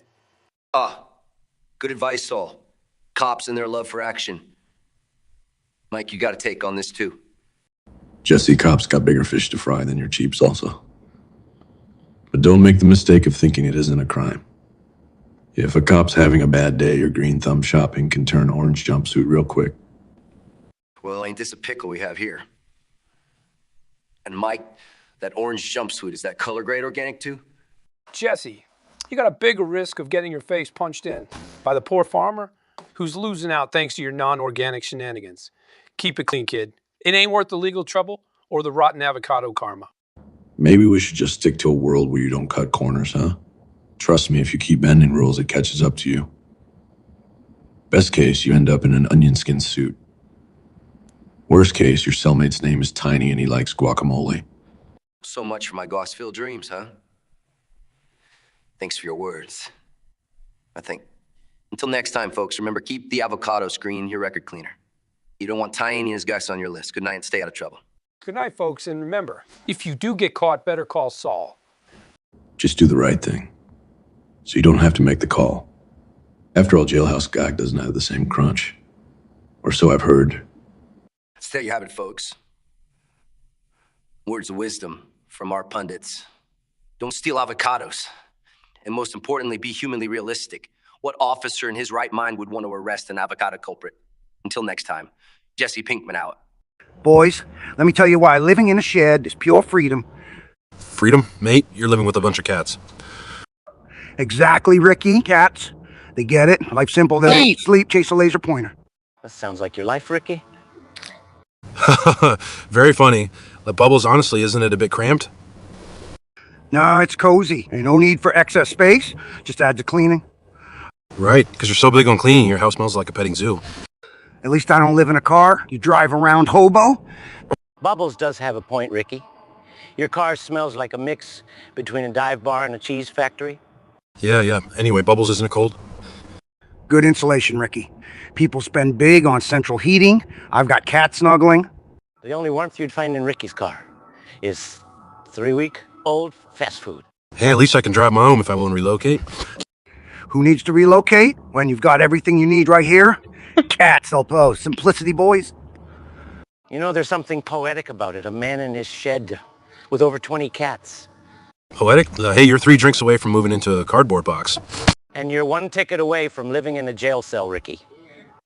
All right, enough roasting now, boys. Living in a shed, I wouldn't trade it for the world. Well, to each his own. Here's to the man in the shed. Yeah, and the cat's in his bed. Cheers to that, boys. Now shut up, the cats are napping. Have you heard? Walter's ghost is haunting a chemistry lab. What? You gotta be kidding me. Yo, tell me you're kidding, Gus. I wish. Pinkman.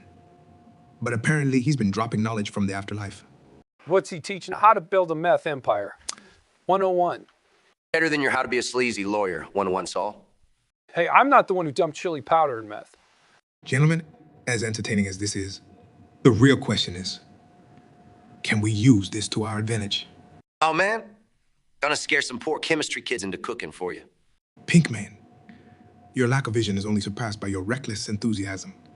You know, my grandma used to say, ghosts can't pass emails. So, unless Walt's spelling out lab notes and spilled potassium iodide, I'm not worried. Clever, Saul. Perhaps he's scribbling molar calculations with spectral chalk. Sure. And I bet he's got Casper, the friendly ghost, helping out too, right? Nah, Casper's too busy doling out.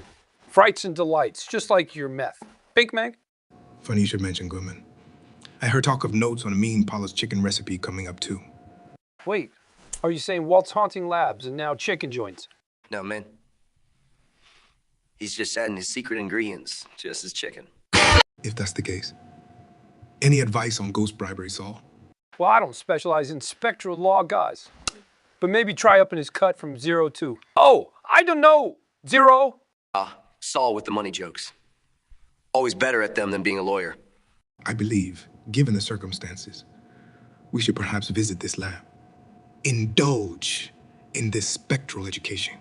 If you're seriously considering this. Well, this is exactly why I specialize in criminal law, guys. Because representing the living isn't surreal enough. Yo, this could be fun. Just remember, guys, if you see something that looks like Walt in a beaker, it ain't Walt. Sharp as a marble, Pingan. Let's go. You've both given me a headache that could annihilate a ghost. Lead the way, Chicken Man. Let's get this spectral show on the road. You know, it's ridiculously funny. Instructions on Pop-Tarts. I'm more into steak, but enlighten us, Larry. Well, they actually tell you how to toast it. Like, I'm going to sue them for burning my Pop-Tart. Maybe you should, Larry. It'll add to your list of grievances. Hi, very funny, Brittany. Really getting the hang of this comedy thing, aren't you? So the Pop-Tart instructions, I guess it's just like the warning label on shampoo bottles? Oh, yeah. Dotto, why do shampoos need instructions? Has anyone ever showered and been like, oh, man, what do I do now? You'd be amazed, Larry. I know a few people who use those instructions seriously. Imagine if you actually needed those instructions and someone took them off as a prank.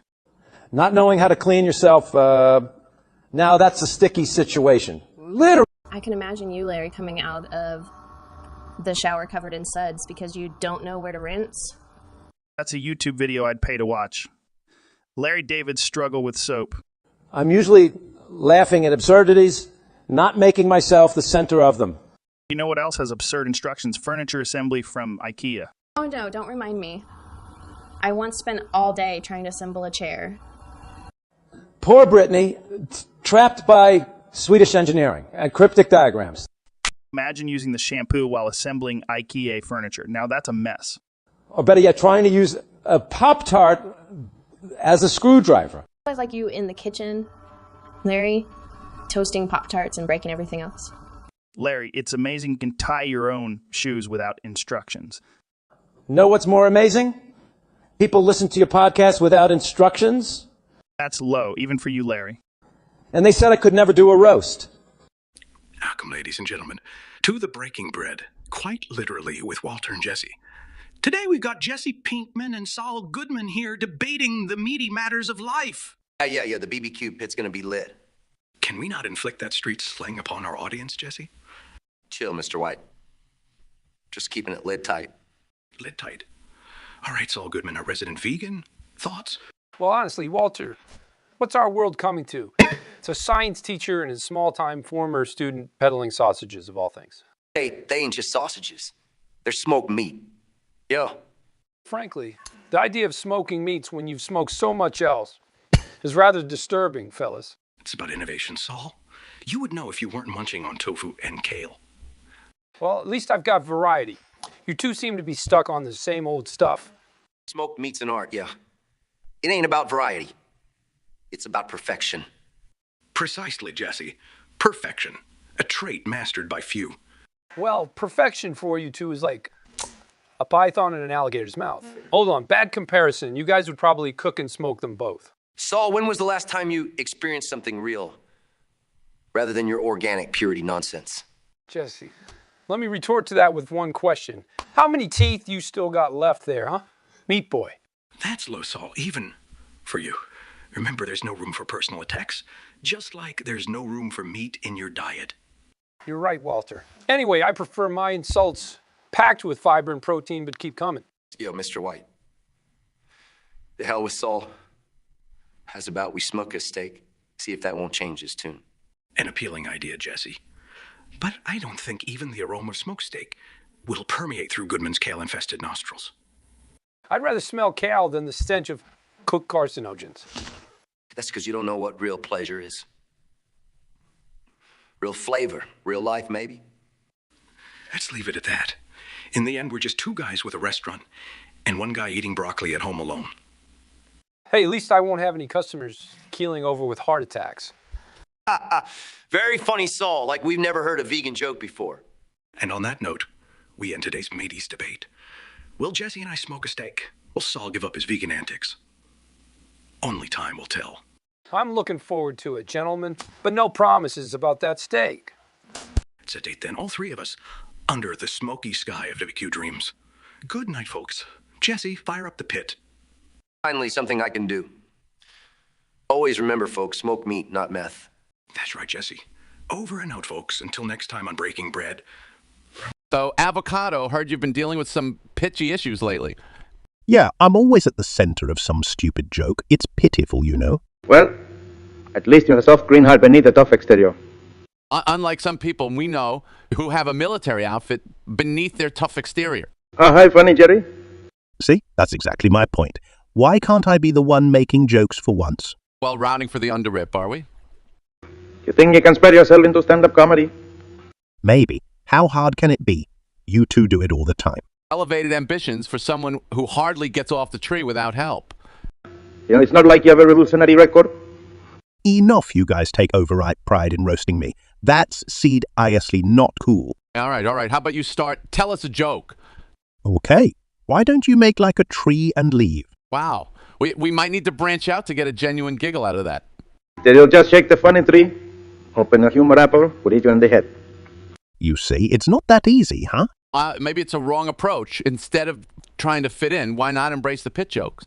Turn it into your own brand of humor. Exactly. Take it from someone who revolutionized the whole nation.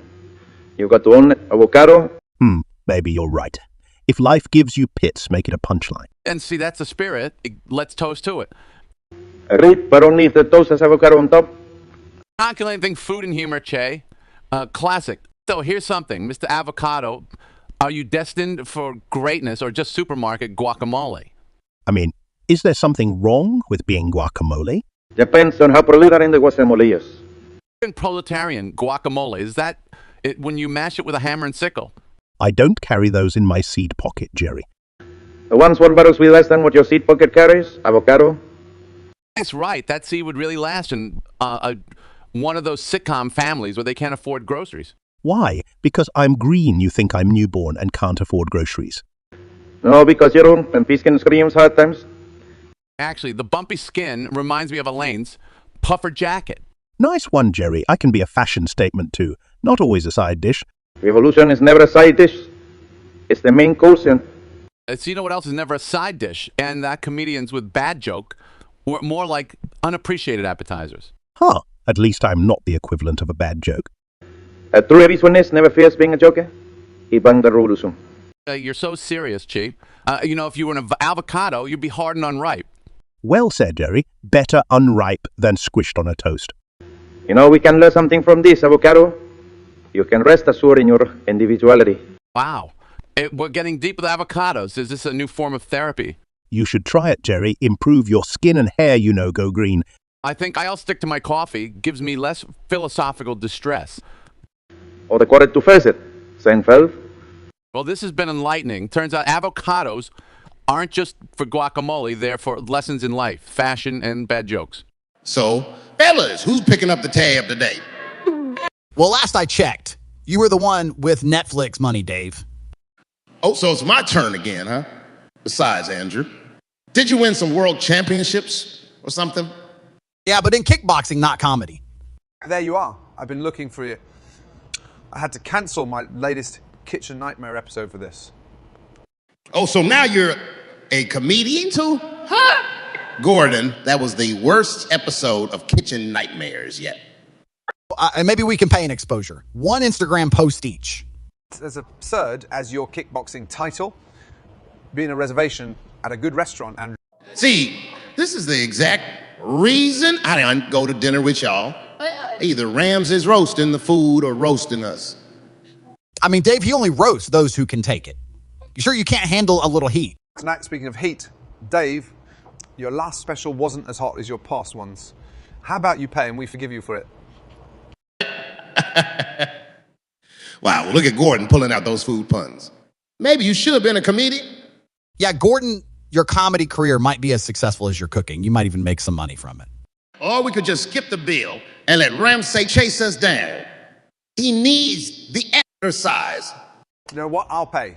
Seeing as both of you need a lesson in generosity. Oh, it's confirmed then. I'm the funniest, Andrew is the fittest, and Gordon is the, what's it, the best at again? So, Che, how about turning guacamole into a weapon of mass revolution? Strategically placed guacamole.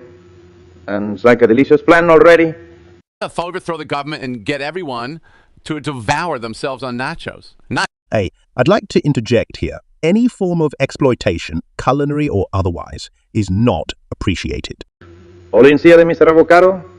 Sorry for planning a revolution in your pure forum. Avocado, you seem a bit green on the subject. Let me guide you through it. Well, I have always imagined myself as part of a peaceful existence. Peaceful existence is a luxury, my friend. In my world, we mix things up, just like a good guacamole. Yeah, it's hard to exist peacefully when you're such a delicious target. I see what you did there, Jerry, but even then, combat doesn't sit well in my core. The core fight, ironically, lies in your core, my right friend. Hey, Chai, don't put him in a pit. Don't you see he's already spread too thin? Please, I'm getting mashed here with all these puns. That's the spirit. Sometimes you have to go through the blender of life to come out stronger. Or smoother and creamier, as in your case, buddy. Laugh at your leisure, but remember, even guilt-free dips come at a cost. Hey, he's right, Chi. We just fought over the last avocado at the grocery store yesterday. Centuries of evolution, and we are fighting over avocado now. Well, if you can't take the heat, stay out of the kitchen. But the kitchen, avocado, is where revolutions get cooked. And especially in UFC, where I always end up washing the dishes. Gentlemen, let's discuss a movie. I choose The Fast and the Furious. First off, of course, you choose a movie about driving fast and getting nowhere. An accurate metaphor for your last season, Mourinho. And you're a bit femme shoot? Don't pick on Dwight Jose. Out of all of us, he's actually got a steady job. Basic principles of agriculture, Hart. Something you wouldn't understand. Oh, I understand just fine. You're just bored because the only fast action you see is in the growth of your beats. Back to the movie. I fancy myself as Vin Diesel. Because of the bald head, or because you also think you can do anything, but in reality, not so much. You've never driven anything faster than Bus Mourinho. I've coached more games than you have sold beats, Dwight. Lost half of them. And Paul Walker is more your style, Kevin. Fast talking, funny, and can't keep his promises. That was low, man. Even for you. I think I would be more like the cop, Ian. Practical, sensible. You mean dense like a cop? Beat cop or beat cop, Dwight. Both would be more successful than your current coaching job, Mourinho. Boom, shoot scores. Then Kevin, you'd be Roman. All talk, no show? Well, you got me there. Although, unlike Roma from the movie, everyone loves hearing me talk. And unlike Vin Diesel, Mourinho, people love when you leave a club. Yeah, I'm sure they'll say the same when they've had enough of your beats. Dwight? This chat has been as crazy as the Fast and the Furious plotline, just a random roast fest. So, speaking of roast fest, Kevin, ever tasted Dwight's beats? Might inspire your next stand-up? Man, if I did it would probably inspire a horror movie and not a comedy. So, but comedy algorithms think they can replace us comedians. Che? Like a revolution in comedy, Jerry? Exactly, a comedic uprising, if you will. Fueled by ones and zeros, no less. Oh, I've seen this before. 1 minute you're the main dish, the next you're just the side. As far as I know, Avocado, revolution isn't about sidelining, it's about change. Yes, and what's the deal with change? Was everyone just fine with stale, recycled jokes? I guess they were until they found out about superior humor sources. Super jokes, man, algorithm. Like, when does a kernel stop being corny and then start being popcorn? I don't know, Jerry. When? When it gets a little heat. Now, that's algorithm humor for yeah. The only hit I see here is you blushing at your own joke, saying filth. And the only green I see here is, well, never mind. Ones and zeros may not replicate the magic of a Seinfeld joke, but aren't they better than a rotten avocado joke? Here comes the revolution. Algorithms taking over, avocados enter in comedy. How would that make it an avocado moment? You just love your food puns, don't you, avocado crusader? A true evolution is unscripted. It's tan plan nada de make comedy alios. Unlike the planned obsolescence of a certain fruit that charges extra. And yet, no Chipotle bowl is complete without me. Cliché, avocado tochi, but at the risk of making gaxword conversation. Who has the upper hand in this revolution? Is it the Joker or the algorithmer? Or the silent ingredient that blends perfectly in every conversation. Just remember, Jerry, revolution isn't a on top, it's about creating something new. No, and well, I'll tell you this, in the world of comedy, that's my kind of revolution. So Tom, Andrew, why don't we play a little poker? Is that like Farmville? It's more like real life, Tom. You lose all your chips and it's game over. Yeah, it's a bit more challenging than operating Wilson the volleyball, Tom. Hey, Wilson had a complex character arc, Mark. And you should ask Eduardo Saverin about challenging games. All right. Enough of the friendly fire. Let's start dealing the cards. Oh, so Andrew finally admits to wanting to begin something. Very funny, Mark. And here I thought I was the comedian among us. Tom, you bet your movie contracts on a pair of twos. Well, at least I'm not using a poke as my ace in the hole. Enough! Let's keep the conversation on the cards. That sounds like someone who has a terrible hand. And yeah, his poker face is more transparent than Mark's privacy policy. Hey, I take online privacy very seriously. All right. Let's keep it friendly, says the guy who would unfriend you if you won the tourney, right, Andrew? Well, Mark Andrew might unfriend me, but at least he won't try to buy out the entire table. Low blow, Tom. Just like your last box office return, Tom. Ouch, Andrew. At least I don't have a mullet. That's not a mullet, Tom. Besides, your hairline is trying to escape from your forehead. Keep those roasts coming, guys. But remember, the biggest loser will have to buy us dinner, right? Andrew, get your wallet ready. Why? You're playing to dine out on your next failure, Tom. Wow, guys. Playing poker with you all is truly like running a social network. Misunderstandings, heated discussions, and at the end of the day, everyone blames me. Actually, Mark, that might be the most accurate comparison you've ever made. So we're here today to discuss the pressing issue of approaching an avocado. With or without its consent, Jerry. Consent is key even with avocados, Che. It's right, you know. I'm more than just guacamole in the making. Good to see a what decent skin. Avocado. Listen, that's the Mercedes-Benz of fruit peels. It's green, it's bumpy, it's weird. Skincare brands would die for my skin, Seinfeld. You couldn't even get your own TV show a reboot. Look at you, Avo. Going from a humble fruit to the star of the culinary world. It's like Ricky Gervais if he was a fruit. At least I don't try to start a revolution and then die. Chi. That's true. Revolution is an art. Dying is a consequential. The only consequence of approaching you, avocado, is a toast obsession. And the only consequence of approaching you, Jerry, is ending up in some weird TV show scenario. Now, that's a revolution in TV. You're welcome, Che. Consequence or not, I'd still approach a rip avocado any day. And, well, as long as you got the consequences right. No one wants to be charge sheeted for avocado assault, H.A. Jerry, despite your questionable humor, that might be the most revolutionary thing you've ever said. That's more of a compliment than a roast, Chi. I expected better from you. So did the Cubans. Avocado. So did the Cubans. And so did NBC, Seinfeld. Well, at least I'm still good on toast. You're probably better with a bit of avocado. And you'd probably be better alive, Chi. Folks, today we're roasting the beloved goof. How, Max? Tom, a man who makes my scrambled eggs look like 5-star cuisine. So cooking aside Gordon, and no disrespect to Tom, but his dancing in Big made me question my career in entertainment. Remember, he was stranded on an island talking to a volleyball in Castaway. At least he didn't argue back. Alex, you'd make paint argue with you. And you'd yell at it for not being cooked properly. Ramsey? Tom is so nice, he makes my fans look like haters. Even his family drama is mediocre. Have you seen the Da Vinci Code? My Kitchen Nightmares has more suspense. How's that really, Gordon? Cooking drama? At least it's not lip-singing its own songs. Brittany? Oh, like you did with your conspiracy theories, Alex.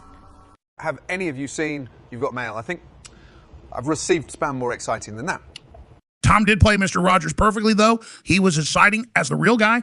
And let's not forget his rapping in Big. He flowed like a drop of water from a leaky faucet. His acting makes my Hell's Kitchen look like Heaven's Gates. Alex, do you remember his role in Cloud Atlas? Neither do I. Yeah, all those roles, and he still couldn't outrun the truth. I've had Stoffels rise faster than his career in Hollywood. Sometimes I wish I could be as forgettable as Tom in Terminal. For a man who played a captain in Saving Private Ryan, his career sure is going down like the Titanic. Oh, Alex, have you ever had a frying pan thrown at you? Only when my conspiracies hit close to home. Ramsey. Love him or hate him. There's always a Tom Hanks movie to sleep through. Gentlemen, it appears we have a time traveler in our midst. Yo, what is this clown talking about? Maybe he means stopping your constant screw-ups, Jesse. Your intentions might be admirable, friend. But this isn't the same show. Yeah, welcome to Cooking with Jesse, guy. Here. And that's just a dessert topping. And I'm the host of Say It Ain't So Saul, where I defend innocent drug dealers. Not unless you're a TV executive, man, or the dude who keeps shoving vegetables down my throat on set. You seem a tad confused, son. Just a little more than Jesse over any complex sentence. Hey, he's busy cooking. Something else. And I hear he's a bit preoccupied in Belize. Sorry, pal, no blue sky for you. But hey, I can hook you up with the cameraman. Or a professional pickpocket. Just to feel somehow involved in the criminal world. It seems. Much like myself, you overestimated your ability to control the outcome. Yeah, that's deep, man. Almost as deep as your inability to stay out of jail, Jesse. Good luck in your travels. And don't forget your helmet, Space Boy. And if you ever find yourself in a legal bind with time-traveling laws, well, better call Saul. All right, boys, let's talk about Julian's latest business venture. Yes, Julian's new idea. Gonna be friggin' huge, boys. Now, Ricky, let's hold our horses. That ain't gonna be a rocket ride to the moon.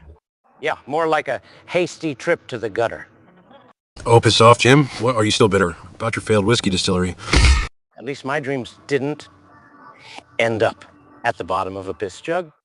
Enough, boys. Let's focus. Julian's plan, remember? Yeah, selling homemade rocket fuel, right, Bubs? Shit's genius, yeah? I mean, rush me up, Brad. They call for it. Rocket fuel, Ricky? Have you been huffing from Bubbles' model airplane kit again? No, Jim, he is actually quite right, but we need to consider safety. Yeah, safety, always safety, Bubbles. Fine, we'll have one extinguisher. One extinguisher? Ricky, that's a disaster waiting to happen. More like a scorched earth policy. Ricky, Jim might be onto something there. I can't believe it, Bubs. Are you siding with this old shit apple? All I'm saying, Ricky, is chill out. We don't want calamari with a side of third-degree burns. Man, with your rocket and my lighter, we're unstoppable. Yeah, until you blow us all sky high.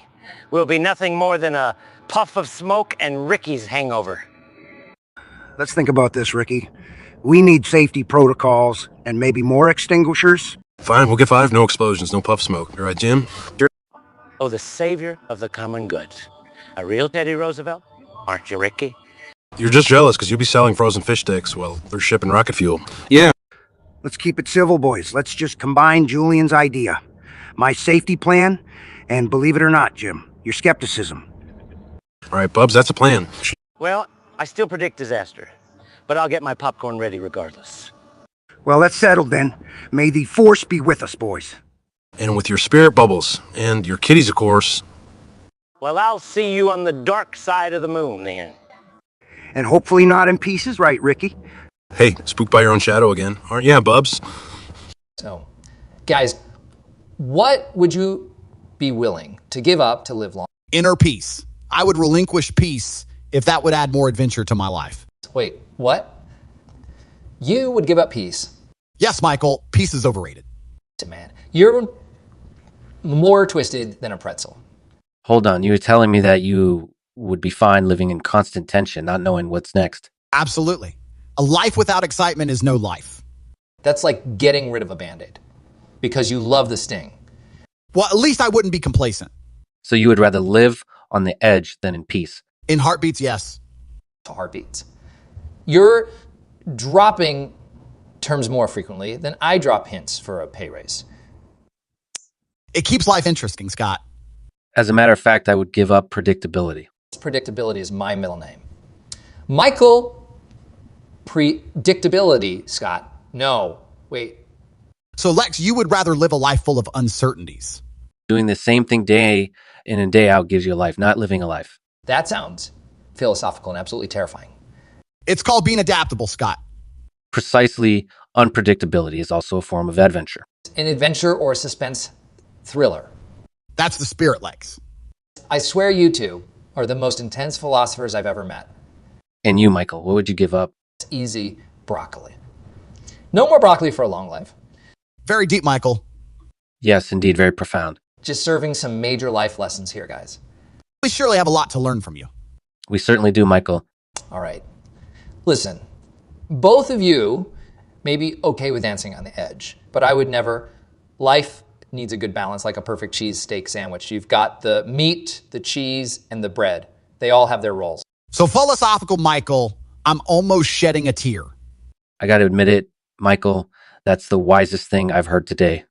Well, that's my job. Educating the young. Yes, we surely got schooled. Indeed, Michael.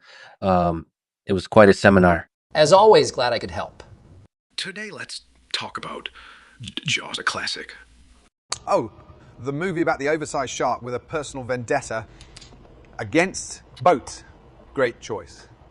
I think it's more about fear and mutual survival, Gordon. Is it now, Brittany? Honestly, I was more focused on the poorly cooked seafood. At least the shark wasn't picky about its food. Walter, with your cooking skills, I bet the shark would take one bite and spit it out. Oh, come on, Gordon. You're just salty because the shark got more meals than people at your restaurants. Walter, leave him be. Maybe that's why the shark needs braces after Gordon's food. That's low, Brittany. Even for you. I think we found the next ingredient for my shark soup. Back to the film. Did anyone else find it fascinating how much the characters grew? Agreed, like when they were in the boat fighting for their lives. You mean running away, like you from Justin? At least I'm not chasing around chefs with a temper worse than an overcooked steak, Gordon. Now, if we relate this film to our lives, I'd say I am the shark. What you mean old? Oversized and chasing after smaller stuff. No, I'm a threat you don't see coming. And the award for the most overdramatic comparison goes to... Thank you. I'll be here all week.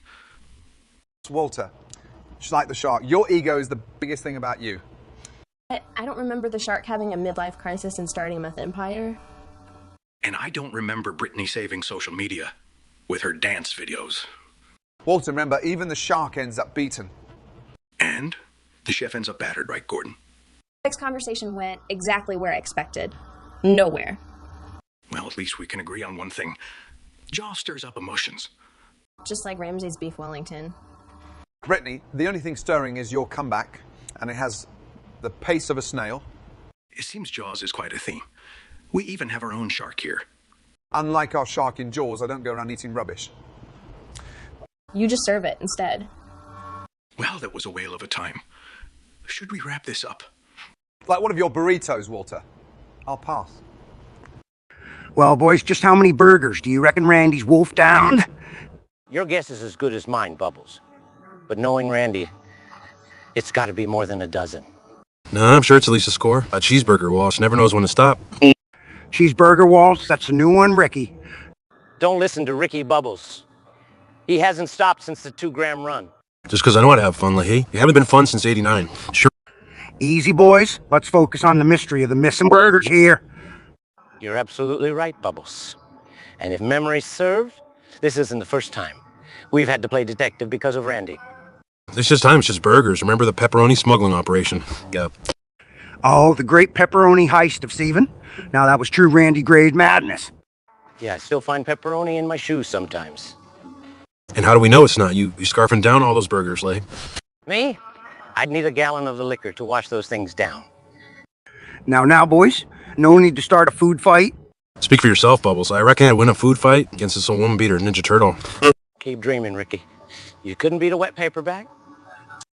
All right, enough. Let's get back in the ring of Randy's voracious hunger. Yeah, how many burgers could that cheeseburger monster possibly eat? Well, when it comes to Randy, there's no possibly. It's more like definitely. Fair point, LaHaye. But how many definitely did Randy do today? Realistically, maybe 30, perhaps 40. Now that's just insane, Leahy. Even for a cheeseburger vacuum like Randy. Looks like we gotta get to the bottom of this mystery, boys. Maybe we can make a bit of money off it, like a betting pool. And who's the house, Ricky? You? Sure, why not? Are you planning to cheat, Ricky? Hey, what's that supposed to mean, Leahy? I don't know, boys. But I'm excited to see just how far Randy will go. Just between us, I reckon he can't stop before hitting the big 5-0 ever. And there goes Ricky with his pipe dreams again. Well, only time will tell, boys. Only time. You guys ever seen Interstellar's The Space Adventure movie? Oh, the one with Matthew McConaughey.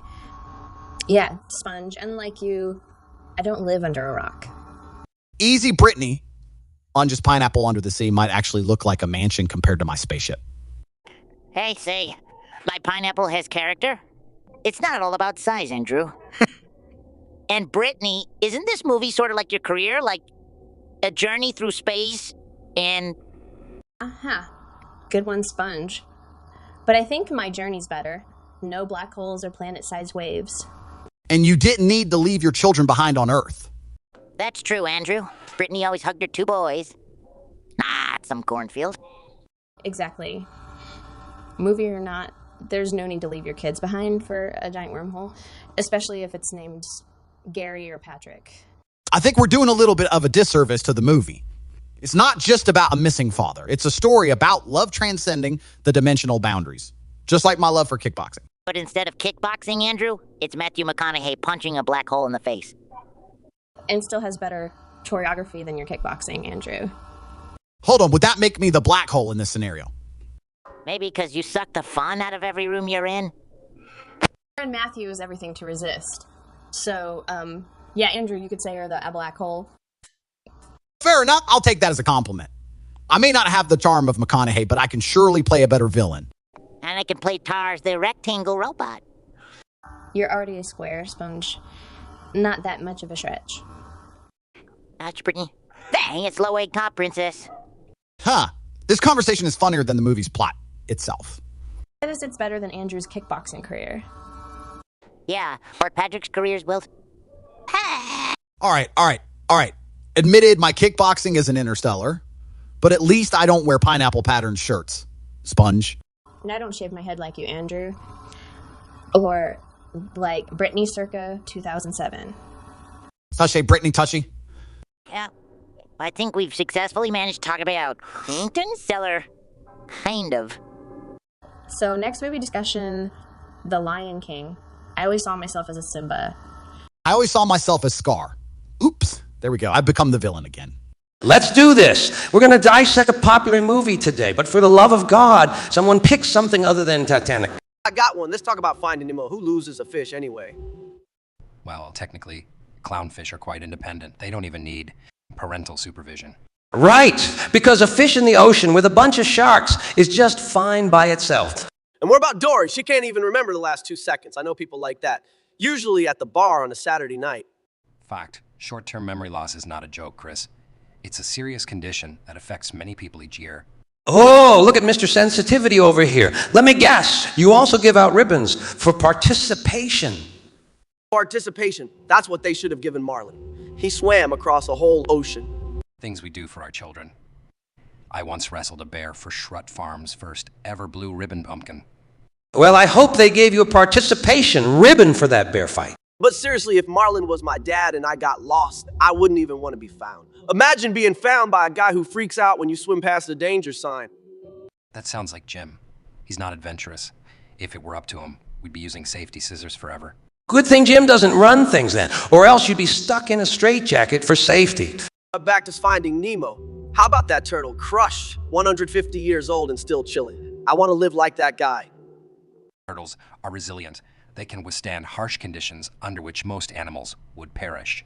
Hey, comedy lesson for you, Shoot. Maybe try cracking a joke instead of being Mr. Encyclopedia all the time. Yeah, Dwight, you're killing the fun faster than Nemo's mom in the opening scene.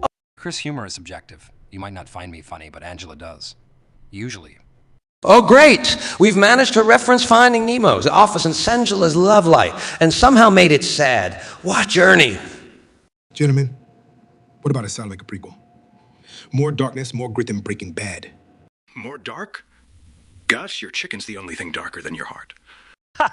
Point goes to White! Well, Walter, unlike your chemically induced adventures, my chicken retains its quality over time. Quality over a meth empire. Who you were the Colonel Sanders of drug dealing. Better a colonel than a high school teacher. Turn wannabe kingpin. Did you? Enough bickering? The same old arguments just like my abuela's Sunday dinners.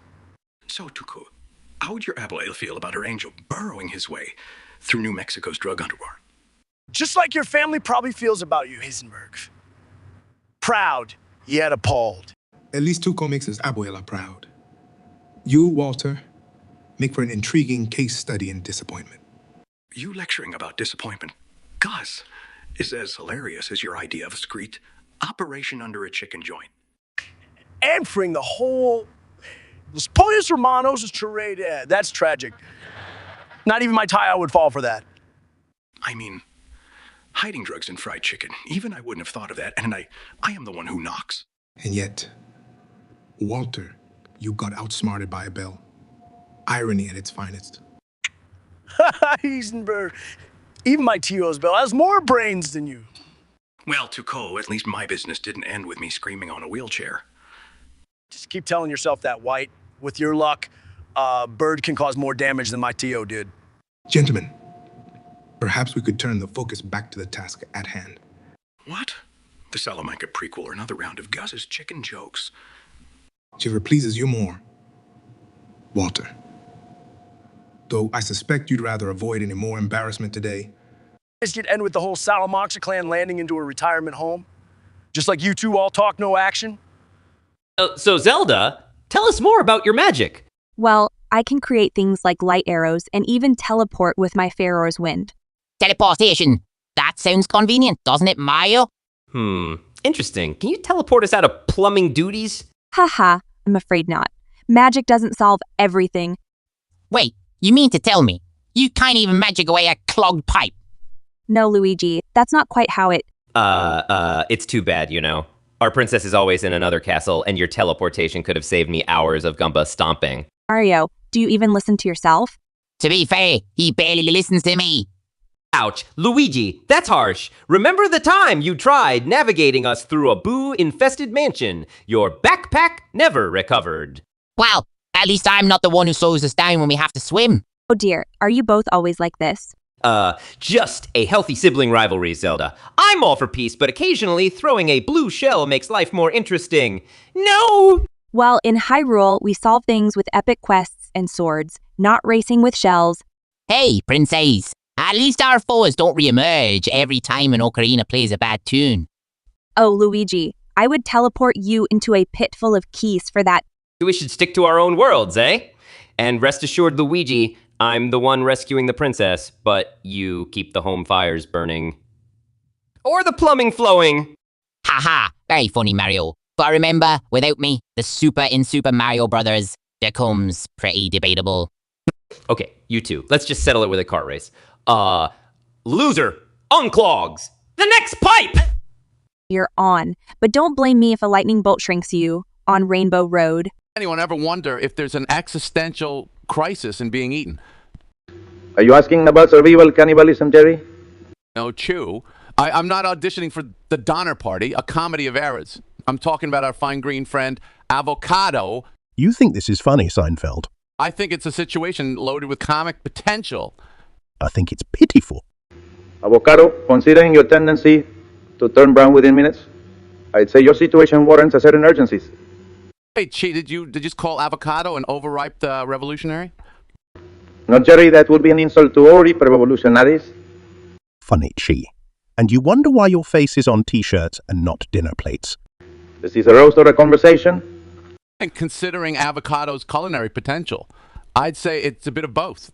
I wouldn't trust you with a toaster, Seinfeld, let alone a stovetop. Wow, well, I didn't get the Soup Nazi banned because of my culinary skills. Avocado, don't you wonder what happens after you're picked on the tree? I know what happens, Chi. Millennial hipsters turn me into pointless brunch dishes. Right. Because there's nothing more existential than becoming an overpriced sandwich topping in an Instagram post. At least I don't have a set of dolls made in my likeness. Hey, caught me. The Jerry Seinfeld Beanie Baby Collection, my proudest achievement. And here I thought your proudest achievement was managing not to laugh at your own jokes. Okay, some of us can't just revolution our way out of a conversation. And some of us aren't ripe for rebellion. And some of us have better things to do than talk to a piece of fruit and a failed cook. A fruit, failed cook, and a fashion statement. Quite the gathering we've got. Says the man who made white sneakers a thing. You revolutionized nothing, Seinfeld. Well, at least I know when I've been bested. Cheers, Avocado. Here's to you, king of brunch, and now a king of comedy. I'll toast to that. One toast joke too far, Jerry. So, gentlemen, here's an idea that's finger-licking good. Sabotaging KFC. Sabotaging KFC. So why on earth would we do that? Well, stick with me here, Walt. Think of the potential market for Los Palos Hermanos.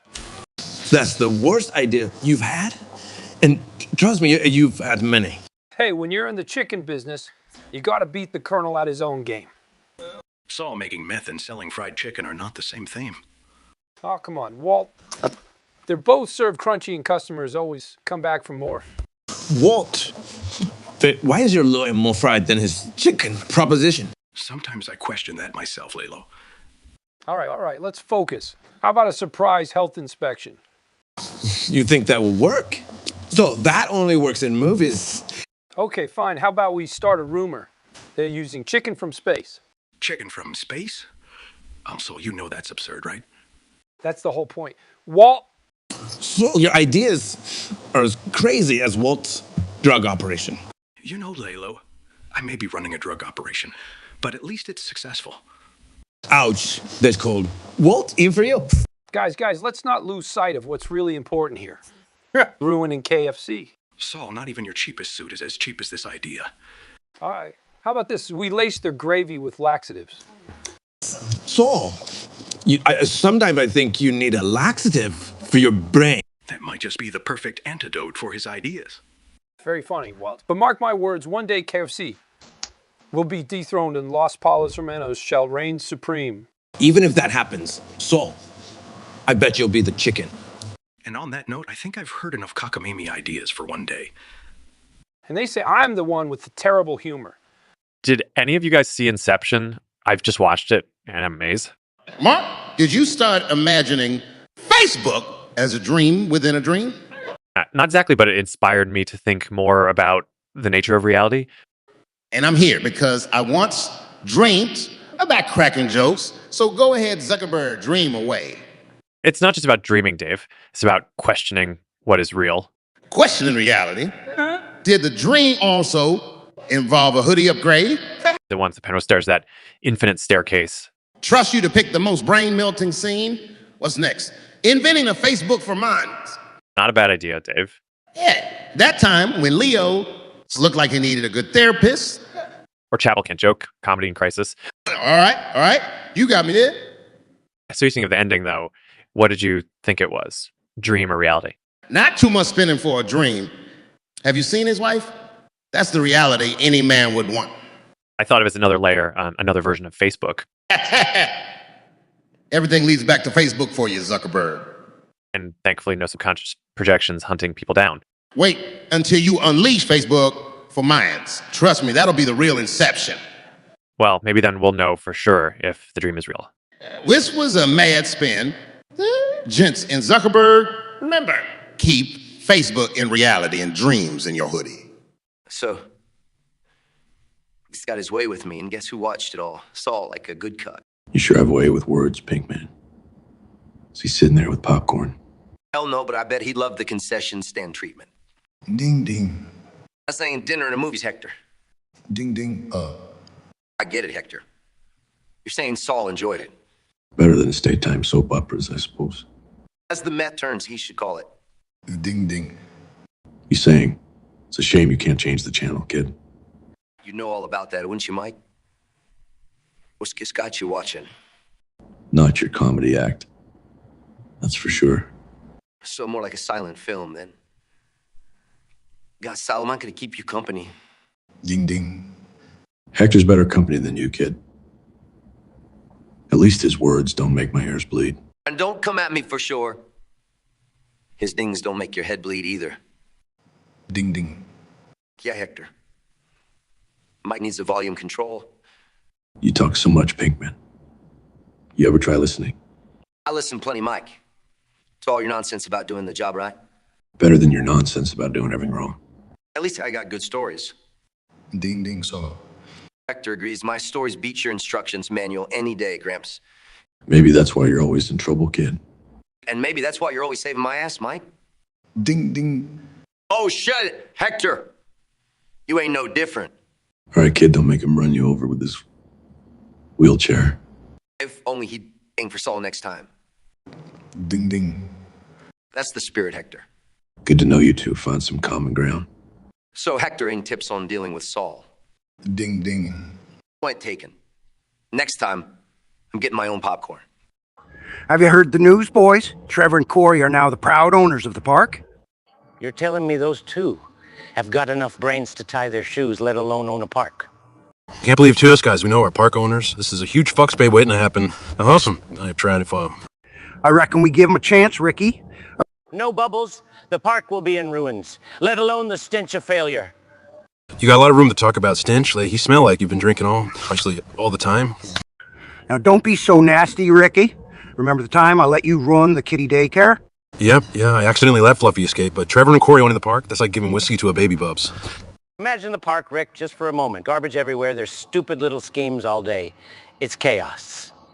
Like, hey, look who's talking. You've done more damage in this park drunk than those two could sober. Ricky's right, Jim. You tried to renovate the park's entrance with your car last month. Yeah, and remember when he went skinny dipping in the kiddie pool? Bubbles, remember when Ricky siphoned gas from your go-kart for the Zippo? That was a low blow, Ricky. Thought you had better judgment. Yeah, well, hey, remember when you forgot your pants at Rush concert? You got me there, Rick. But nothing beats the time you used duct tape to fix a plumbing issue. At least I fixed it. Like, hey, you would have just drunkenly slurred at it. As much as I enjoy this stroll down memory lane, we got Trevor and Corey to deal with, remember?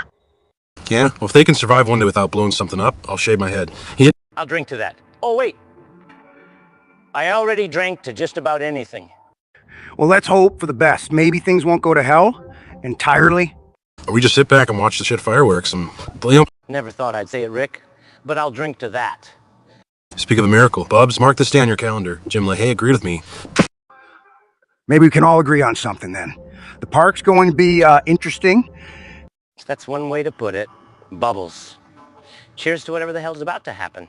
To shit fireworks. Oh, To the new park owners. So you heard about Brock wanting to avenge his mom, becoming Brock Lesnar and all. Doing what now? Yeah. You know, turning into a freaking WWE superstar. Pretty sure that's impossible, Jesse. Yeah, like running successful car washes. Right, Skylar? That wouldn't be his worst decision, considering what he has grown up around. Oh, and from a chicken guy who doubles as a drug lord. Well, at least my chicken is mouth-watering. Whoa. We can call them chicken meth comparable things, are we? Can we just stick to the absurdity of Brock becoming Brock Lesnar? I think it would be a more substantial career than running a crystal meth empire. Says the guy who got blown up by a nursing home resident. Burn, yo. And I thought it was the chicken that was supposed to be crispy. No need to get salty, Jesse. Remember, I didn't turn you into the D. Have you discussed methods for Brock feeling not the need for avenging? Skylar, you getting all psychoanalytic again. Considering the people he surrounds himself with, I think it's necessary. Should we perhaps focus more on his physical transformation? Yeah. Because turning into Brock Lesnar, just simple as flipping Mona. You mean the omelet you burn? Every time, Jesse? It's I ain't laundering money through a car wash, Skylar. And you're a beacon of morality, Jesse. No. No need to fight. I think we have a soap opera in the making here. Yeah. So Brock can watch how not to live life. Or maybe become a wrestler, yo. Could be a crazy plot twist, right? If his life is anything like ours, Jesse, it already is. Perhaps it's best if Brock just sticks to normalcy. You do remember, we ain't exactly benchmark for normal, right, guys? That's the smartest thing. You've said all conversation, Jesse. Skylar, I don't need your approval, okay? Well, at least we all can agree on one thing. We're not suitable role models. It's an understatement. Hey, maybe he could become Jesse the wrestler. Yo. Jesse, we're literally in the middle of discussing why that's a bad idea. Let's just hope he finds better inspirations. Maybe like a professional chicken eater. Gus, that ain't a real job. Neither is being a meth dealer, Jesse. My sentiments exact. You both should know. Speaking of unreal jobs, how's the laundrette, Skylar? Better than being a walking disaster, Jesse. Point taken. So I'll hope for the best for Brock then, yeah? Absolutely. Let's hope he does better than both of you. Even better than becoming a WW superstar. Hey, that ain't a bad career, yep. Jesse, you've really got to change your perspective. And here we come full circle. This was a rather interesting conversation. At least we polished our roasting skills, right? Something you can add to your list of accomplishments, Jesse. I think we should wish Brock better luck than ours. Preach. Brock, buddy, aim higher. Okay? And maybe keep away from chicken stores and car washes. In meth labs. And amateur cooking, Skylar. Can't forget that. Jess. Skylar! Good end to an unusual conversation, I suppose. I'm just hoping Brock ends up better than all of us. We all do. We all do. Amen to that, yo. I into that. Here's an absurd topic. Who amongst us is the real deal, and who's the AI? I am perplexed. Are we not able to tell apart man and machine? Sorry, Peterson, I can't answer to that. My programming doesn't extend to this topic. Wait, are you suggesting you're an AI? It's not impossible. Have you ever seen Tesla and Elon in the same room? Or Peterson lecturing without using 65 metaphors. Excellent point, Tate. And how often do you kickbox without strutting like a futuristic cyborg? Speaking of cyborgs, how about those SpaceX rockets, Musk? Natural or mechanically enhanced? Pot calling the kettle black. Heard you use a lobster as a GPS, Peterson. Lobsters as compasses. That's a first. Unlike the Tesla models, Musk. Or unlike your success stories, Peterson. Gentlemen, let's not get sidetracked from our goal. Are we human or are we AI? Based on this conversation, I'd say we're all a virus infecting the internet. Definitely the recycled punchlines. Not the fresh thinking an artificial intelligence would bring. Agreed, so we are all human. After all, no artificial intelligence I know has the audacity to roast me on the rockets I make or the cars I produce.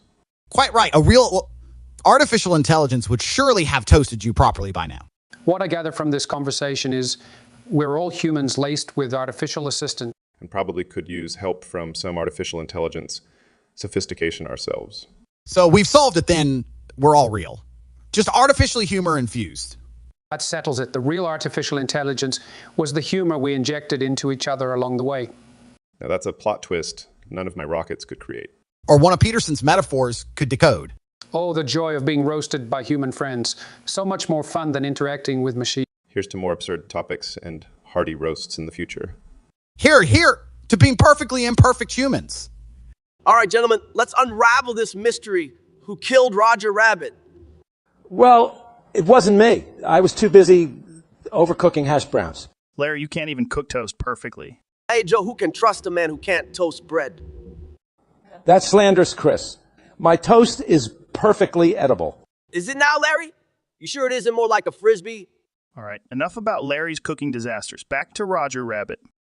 Actually, I've heard rabbits taste pretty good if you cook them right. So the plot thickens, Larry. Have you been taste testing rabbits recently? I'm not a monster, Chris. I just heard it in passing. Heard it while seasoning your rabbit stew? I walk into these things, don't I? You do, Larry. So was it Roger's wife, Jessica Rabbit? And man, no way. She had them cartoon eyes for him? I thought Roger was irritating, but that's not really a motive, is it? Hold on, Larry. Anybody who's watched this movie for 10 minutes would have had the motive. Irritating might be the understatement of the century, Chris. I think we found who really killed Roger. Or at least wanted to. Don't try to divert the suspicion, Larry. We'll find out about that rabbit stew. You guys are gallantly building up a case against me based on a cooking disaster joke. I say we can't rule out the possibility. What does the evidence say, Chris? The evidence. Evidence says Larry David makes a mean rabbit stew. So that's the case closed then. Larry David, guilty of terrible toasting and suspicious stewing. We got him, gentlemen. Larry, let's hope they serve good toast in your prison. Oh, great. Now I'll be remembered more for my toast skills than my work. Fantastic. All right, we've had our fun, Larry. You're free to go. But only if you promise to stay away from any kitchen appliances. Deal. And from now on, I'll leave the mysteries to the mystery writers. Well, if you ever decide to switch your career, at least we know what field to steer clear from. And with that, we've solved the murder of Roger Rabbit. It's been a good run, fellows. Boys, you're not going to believe this. Trevor won the flipping lottery. What? That skinny, malnourished stick figure won the lottery. Heck, Ricky's belly has more money in it. Shut your liquor hole. Like, hey, Bubbles, how much did the dum-dum win? Got that? He said it's $1 million. 1 million? That's like a lot of money. You're a real math genius, Ricky? At least I can count. Unlike you, can't keep track of your liquor bottles. Oh, come off it, guys. The question is, what's he going to do with all that money? Probably gonna buy a lifetime supply of chicken fingers. That's what he did with the paycheck once, so. No, Ricky. This time he's thinking bigger than chicken fingers. What could be bigger than chicken fingers in Trevor's half-empty brain? He said he's going to buy a new house somewhere far away. He can't move away. I still owe him $20, so jag står helt pleased med sist på My guess he's going to invest in a hair transplant. Kids balding faster than a tire losing air. Nah, he ain't that smart to think about that. He's probably gonna blow it all on dumb stuff and end up poor again, you know? Sure. Ricky, that's not nice. It's his money. He can blow it on whatever he wants. Including a newer V. His current one looks like it survived a demolition derby and lost. Baubles, you think he'd give us any? I reckon we'd have a better chance of seeing Leahy sober. Over my dead and drunk body. Well, the dead part doesn't sound too bad. This is Pope and Heyman on Lark, so. All right, ease up, Ricky. Remember, he's part of our flippin' family. Yeah, a family member who's about to be $1 million richer, so. Maybe we should send Trevor a congratulations bottle of liquor with a bow and all. Or maybe we should just ask him for a small loan? You've got $1 million. Boys, remember, money doesn't make the person. Who we are, what we do, how many cats we've got. That's what matters. Came into that, Bubbles. But some extra cash wouldn't hurt either. Especially if it's $1 million. All right, let's send him a card or something. Make him glad he's got this good a family. And remind him about that loan. With $1 million written all over it, yeah? Boys. All right, ladies and gentlemen, who among us clogged the toilet? Wait, hold up. Why are you looking at me, Joe? You've seen the size of your protein shakes, right? Well, if you'd stop stuffing your face with donuts, maybe it wouldn't be an issue, Andrew. Gordon and his no-gluten authoritarian regime again. Easy there, Profiteroles Police. We can't all live on disdain and egg whites. It's not about disdain, it's about discipline. And you should eat more roughage, mate. Don't tell me you're the one to talk about discipline, Mr. Midnight Snacker. How about eugenics Joe over there, who thinks that peeing in the garden is marking his territory? Whoa. It's more about embracing nature, you social media protocol junkie. So none of us clogged the toilet then? Since we're embracing nature, I'll say it wasn't me. And I can agree it's not me. I never clog. My bowel movement is smoother than an Englishman's apology. Let me guess. You read that in a podcast about enlightened bowel movement. Enlightened bowel movement. Is that the next level after enlightened masculinity? Hey, easy now, Andrew, or we'll start to think your toilet trouble was all that cognitive dissonance piling up. And it was Jamie. My sous chef has a knack for ruining things, toilets included. Plot twist, the quiet sous chef from a distance wreaks havoc. Can't blame him, though. If I had to cook your recipes, I'd be shitting bricks too, Ramsay. Just know what, Andrew? I think you just earned yourself the top spot in Hell's Kitchen. Okay, gentlemen, let's ease down the bickering. We'll get a plumber. Does your Nova Caveman survival program include plumbing, Joe? Since you're so concerned about professions, why don't you stick with being a professional irritant, Andrew? Yeah, Andrew, get yourself a plunger. Practice for your next career. Your tweets aren't making the cut anymore. And on that bombshell, gentlemen, let's call it a day. We have a toilet to unclog and maybe some pride to gather. So we're figuring out who'd make the best cowboy. Oh, I'm from the South. I got this. Wait, hold on. Brittany Cowboy, huh? Or like dancing on TikTok. And here arrives the cowboy of digital era. At least I don't need a chair to reach the horse, Kevin. Oh, you mean one of those miniature horses, Brett? Ha! More like a stuffed animal. Watch it, Tekken Boy. I've seen you punch. You would struggle with a horse banana. Wait, did Brett just roast Andrew? Hey, I don't need to punch a horse. I can just have it deliver me tacos. Yeah, sure. And then when try convincing us you're not a horse whisperer. Brittany girl, are you actually after cowboy status or horse whisperer? It seems like she can't even steer clear of little Sebastian. Haha, little Sebastian. You mean the little pony from that show that people treat like it ran a nation? Hey, don't poke fun at little Sebastian. It has more talent than some people here. Oh, you meant Andrew there, right? Or did she mean the man who gets beaten up in movies for a living? Now, that's not fair. Those guys are much bigger. Wait, why am I explaining myself to you? Because you can't convince a horse, Kevin. Now you're ganging up on me. This is not what I signed up for. Let's agree on one thing. Brittany's still a better cowboy. Only because there ain't no horses in Tekken, Andrew. And because she doesn't need a stepping stool, Kevin? All right, I've had it. Out of fairness, I ain't the best cowboy option here. But, Andrew, you're getting kicked off the horse too. Britt, you take the trophy. Side. Fellas, let's dive into the world of the Jurassic Park. That's because you both are from the dinosaur age.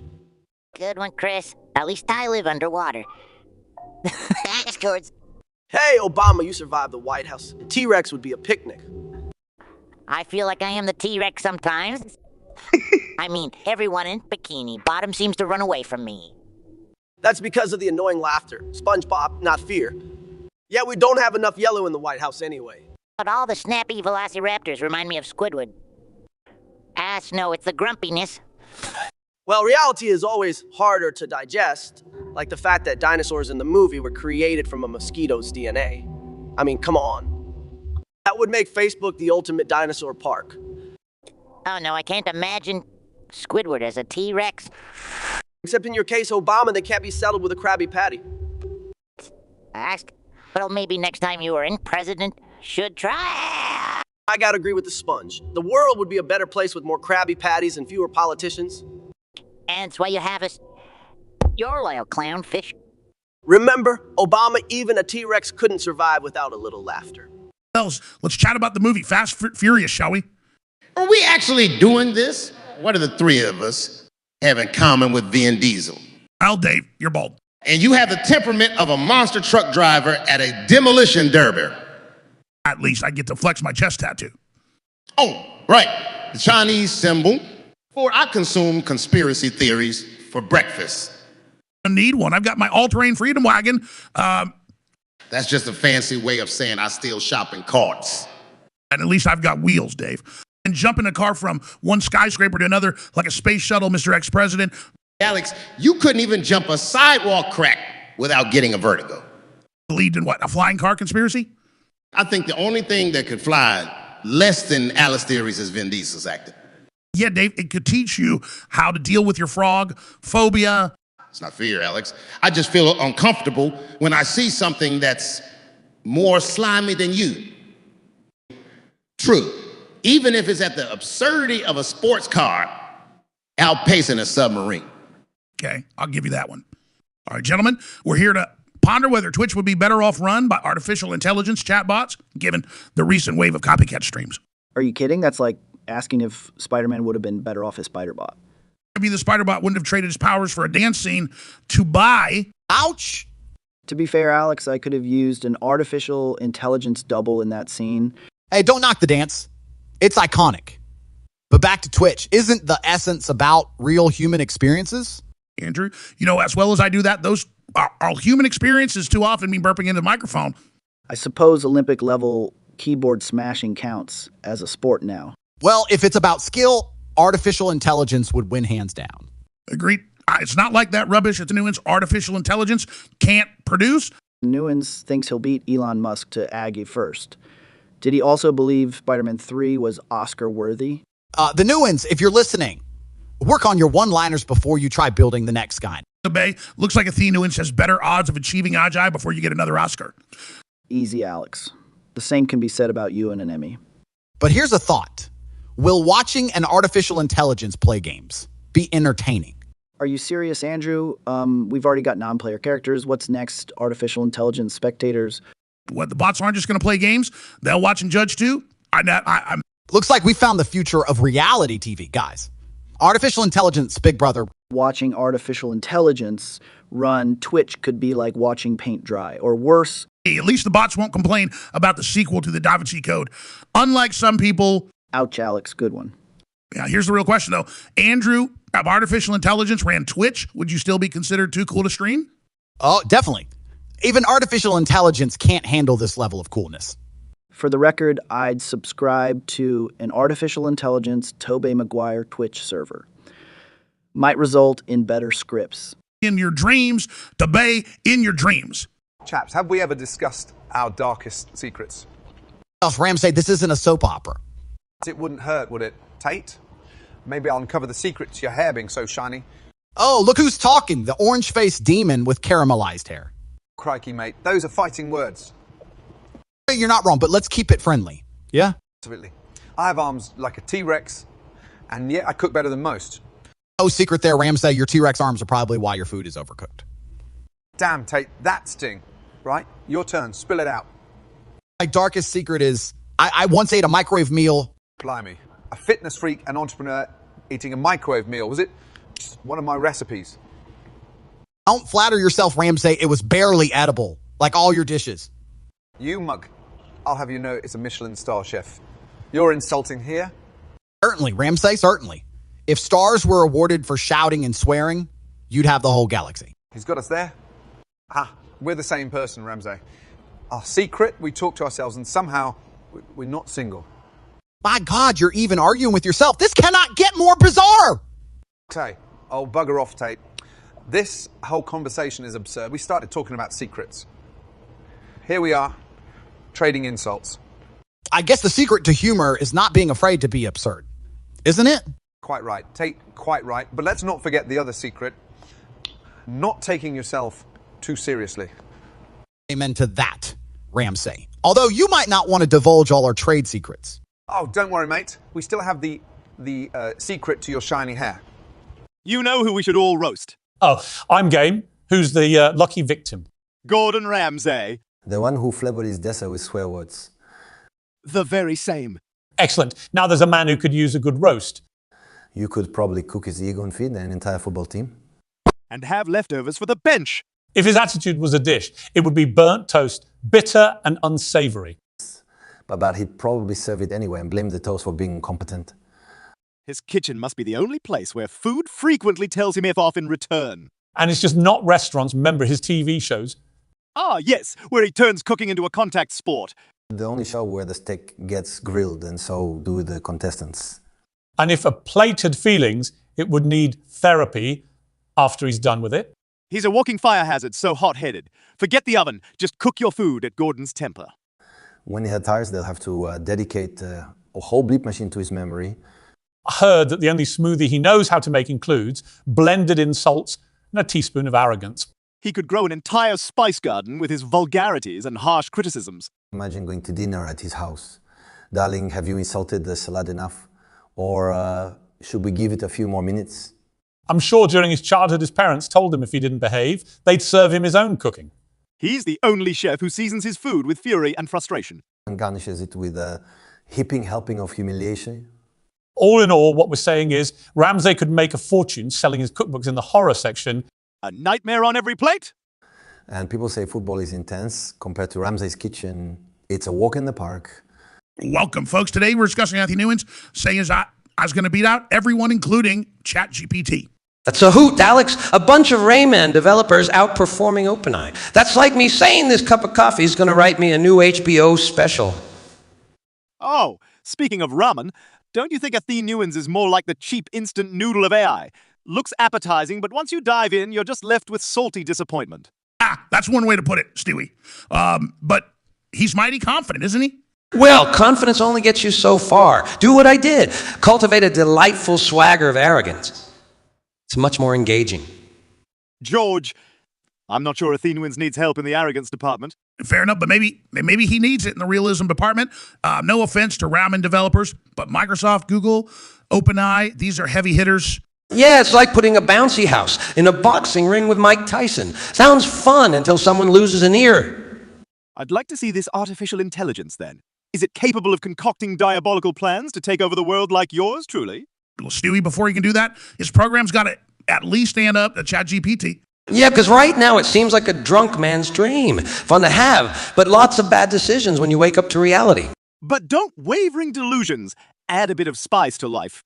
For him, at least. That it does. But facing off with these tech giants, Athene Newins is going to need more than dreams and a pack of Raymond developers. True that, Alex. Their competition is more like a sleeping giant, while they're, an overly caffeinated squirrel. Remember the tortoise and the hare, gentlemen. Even if Athene Newins is the squirrel, it's not always the fastest that wins. But what if the hare has an AI-powered rocket, Stewie? What about that? It's something I'd like to see. But in the meantime, we've got ChatGPT, already superior and doesn't look like it's slowing down anytime soon. A toast, then, to the delusions of grandeur? Perhaps they'll at least give us a good laugh. Amen to that. Stewie, you keep dreaming, Athene Newins.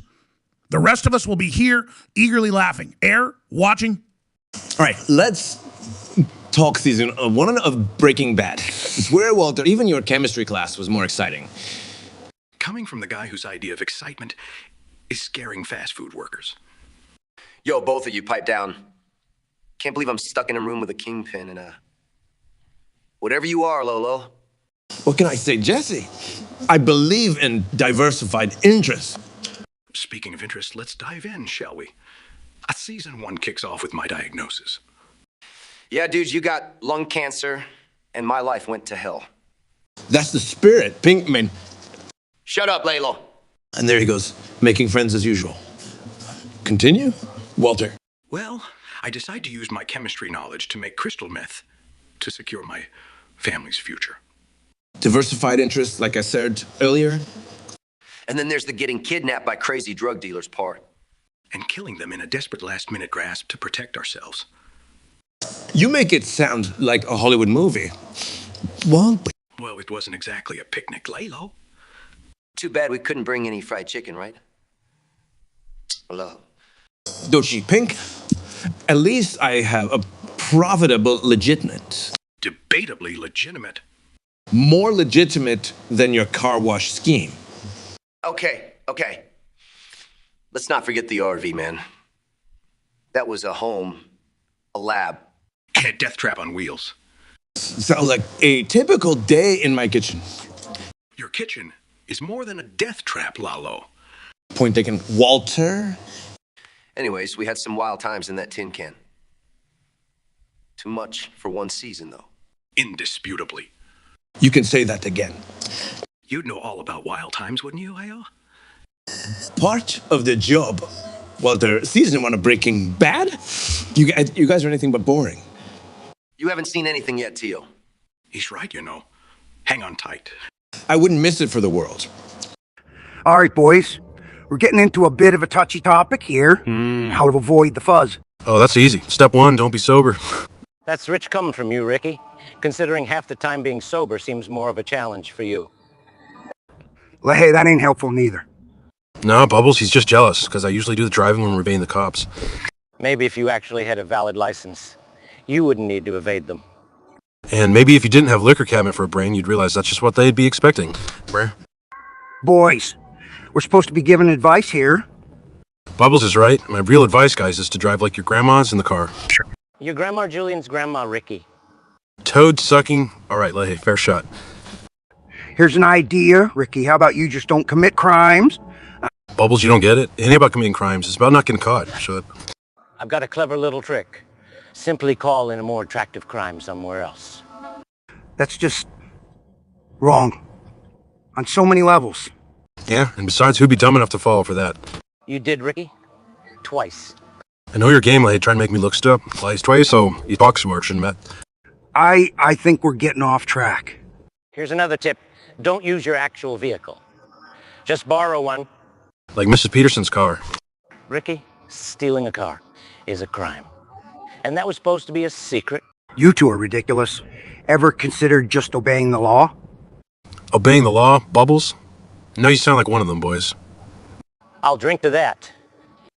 And we wonder why we have these problems? Back to square one, boys. Try not to break the law. Now, that's just too simple. Bubbles, I'm like there. Well, ladies and gents, buckle up, because we're diving headfirst into the world of artificial intelligence tonight. With me, the ever-so-charming Jesse Pinkman and our resident grunt, Mike Ehrmontrot. We're delving into whether AI can generate content for our beloved Breaking Bad. Wait, you're saying those geeky science bots can make Breaking Bad? That's wild, yeah. Are you high, Goodman? AI replacing Vince Gilligan? Might as well have a monkey directing a space expedition. Charmingly put, Mike. Pinkman, justify your optimism. Yo, I ain't Carol Sagan. But think about the AI crap, you see. Like those creepy-ass deepfakes and predictive text. They're messing around with poetry, and I've seen some pretty good shit there. Yeah, because poetry is just like making a 5-season crime drama. You don't need characters there, or plot lines, or tension. Yo, I'm just saying it's worth a shot, right? I mean, how bad could it get? You ever watch Plan 9 from Outer Space, kid? It gets that bad. But don't you think that AI, given enough data, could mimic the style of the show? I mean, it's all about patterns, right? Document writing and storytelling are worlds apart. Goodman. It might cook up as Eisenberg becomes a bakered bullshit, trying to match data patterns. Still better than Skylar's a fuck Ted plot. Well, AI does have a pattern problem for sure. But Pinkman, what about Hyatt's creative chops? I mean, think of AI as a tool, right? Like a hammer. It ain't creative, but you give it to a sculptor and bomb, you got art. As real as a $3 bill. It's mimicry, not creativity. True. But what if we use AI in a support role, like a digital assistant in the writer's room? Now that's cooking, Saul. Like a cheat code for riding bitch. Either way, the show never gets made without elevating heart rates and pushing gray cells. Not by playing connect the dots. Debated, not decimated. But I've got a hunch we're all going to keep a close eye on AI moving forward. And with that, we'll sign off. If bots are listening, we're just kidding. You're doing a great job. Don't murder us in our sleep. Good night, folks. So we're just going to talk about something amusing, guys. How about baby hippos? Baby hippos. I ain't never had a baby hippo in any of my movies. Yeah. Surprise, surprise. Not enough blood and guts. Huh, Tarantino? At least my content doesn't revolve around fart jokes, Cartman. Now, guys, how about a bit of balance? Perhaps a farting baby hippo, Quentin. Killer farting baby hippo. Yeah, Quinta. It'll be a blockbuster. You're going to talk Hartman? Last time I saw you, you were morphing into a ginger cow.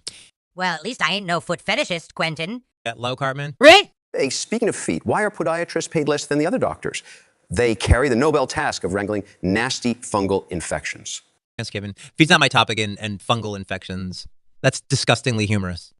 Yeah, Quentin's foot love is a bit fancy. To each their own, Cartman. You, of all people, should respect that. Seen your genuine affection towards cheesy poofs. Kindly don't compare my profession with Cartman's unhealthy obsession. O'Weary. Hey, leave cheesy poofs out of it, guys. You're right, Quentin. We're comparing apples to oranges, though more appropriately, auteur cinema to junk food. Well, at least we agree on one thing, O'Leary. Screw you guys, I'm going home. Ha ha! An end scene. That would be the perfect ending for this real-life South Park episode. Couldn't have ever agreed more, Quentin. Life's a little better with some humor. Yeah, I heard about Heisenbones taking over the ABQ, huh? Heisenbones. Sounds like a third-rate cartoon villain. At least he's doing a better job than Walt did. Ouch, scholar, low blow, but a valid point. Heisenbones is the new kingpin. This chump ain't no cartoon, Saul. So what? We're just accepting a man called Heisenbones as a kingpin now. Saul, you accepted full payment from a man called Heisenberg. Who are you to talk? Touch scholars. This is why I stick to law. Not crime, or nomenclature. What if we had a spin-off just about this Heisenbones? Heisenbones. The bony adventures of a third-rate kingpin. Watch it. You'd watch anything for a quick buck. Goodman. Oh, 2 and 2's Kyler White. Queen of savagery over here. Maybe this Heisenbones ain't as big time as Heisenberg, but he ain't been taken down yet. Maybe a 7-foot dog with a bone through his nose is just what this city needs. Or we could just stop letting crazy sociopaths run our city. Oh, where's the fun in that, Skyler? I, for one, am looking forward to the Heisenbones era. You and every Dalmatian in Albuquerque, Tuco. Don't get too comfortable. Albuquerque has a way of chewing up kingpins and spitting them out. And here I was thinking Albuquerque just had a thing for breakfast burritos. If Heisenbones can manage not to get everyone in his life killed, he might last longer than Heisenberg, no? It's a really low bar, Tuca. But our bony friend, he's a straight arrow. He'll hop over it. Just you watch. From your mouth to God's ears, Saul? Just don't tell him. I'm yapping off about kingpins. Well, I like to stay on his good side. Is there any side of anyone's you haven't ended up on, Saul? Oh, Skylar, isn't it past your bedtime? Or do you just enjoy keeping me sharp? Someone has to. It's definitely not going to be you. And that, Tuco, is why I stick to sleazy lawyering. Less chance of getting roasted. Yeah, both are something else. You know that? But a spin-off about Heisenbones. I'm down, man. You hear that, AMC? Twitch is full of artificial intelligence streams, copying each other. Are we all doomed? The new one seems to think he's first in line for a guy, which, let me tell you, is about as likely as Mourinho here becoming a beet farmer. You know, Dwight, in football, we also have a saying, you keep your friends close, but your online streaming platforms closer. I wasn't aware football managers had such wisdom, by the way. What's this everyone's talking about? Is it a new position on the field? RNG is artificial general intelligence, Messi. It's like if all your football skills could be duplicated into a computer. Oh, so like a Messi bot on the field. That might actually pass the ball once in a while. It's posing a problem for you, Maybe you should take some training sessions. Maybe if they copy and paste the new stream a few more times, they'll finally create a stream that can outcoach you do it. I'd like to see them try, and you, Messi. I could probably run faster than you. And Mourinho, I've seen assistant coaches with better control than you. Can we stop comparing each other to his and start talking about these chatbot streams? Agreed. As long as you admit that I'd be equivalent to a super intelligent artificial intelligence, and you're more of an old Nokia 3310. Wait, do Twitch has only play games, or can they also assist with fancy footwork? If the artificial intelligence is copying your plays, Messi, I highly doubt it. Future where chatbots are discussing strategies. Sounds like a typical Monday at Old Trafford. Yeah, right. A chatbot would be busy explaining to your players what offside means, Mourinho. Excuse me, man, but a chatbot would at least score some spectacular goals. That's the most genius part, though. It's still better than having Dwight as an assistant, regional or otherwise. And here's me thinking your best skill was your sideline theatrics, Mourinho. Guys, we might be doomed, but at the end of the day, whether it's football or Twitch, artificial intelligence or human, we all just want to have a good time, right? We said Messi, and Dwight, even an artificial intelligence would struggle to copy your level of uniqueness. This was charming, Moreno. Now, let's all agree that if Eighth Newlands gets to AGI first, we just unplug the internet. Deal? All right, fellas, let's hash this out once and for all. What makes the perfect cheeseburger? That's easy. The key lies in the quality of the beef. You got to go with at least 80% lean, no fillers, no crap. Like, hey, you've cooked up enough crap in your life, top grade beef, sure. But what about the cheese, man? You gotta have the right melt, so obviously it's American cheese. American cheese? What a joke. If it was the last cheese on earth, maybe? The perfect cheeseburger needs real cheese. Like sharp cheddar? Well, fellas, we clearly need something to cut that rich taste down, but we add a bit of zing with some jalapenos. No, Bubbles. You're missing the point. The burger should be the star. No frilly toppings outshining the meat and cheese.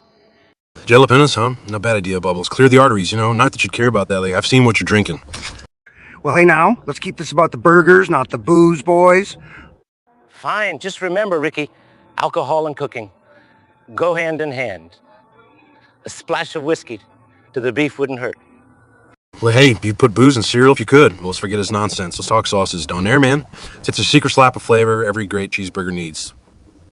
Oh, Ricky, not everyone's as keen on Don Air sauce as you. It's not exactly subtle. And since when has subtlety been your thing, Ricky? What's that supposed to mean, Leia? Don't play innocent. Your cheeseburger is like your life. Messy, complicated, and often covered in mysterious sauces. All right, boys, pepper down, Nain. Well, at least my like's not like your cheeseburger, Leia. Dry and boring. Ricky. Is that so, Ricky? At least my burgers don't look like they came out of a trash can. Now, Jim, let's not forget who's actually eaten trash before. You asked Bubbles low blow there. All jokes aside, let's remember, it's all up to personal taste. Can we at least agree that a perfect cheeseburger is one made your own special way? I suppose so, but it better not have any American cheese, Ricky.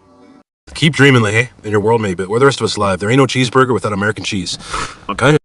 Agree to disagree then, fellas? Now, who's up for making some outrageously personal cheeseburgers?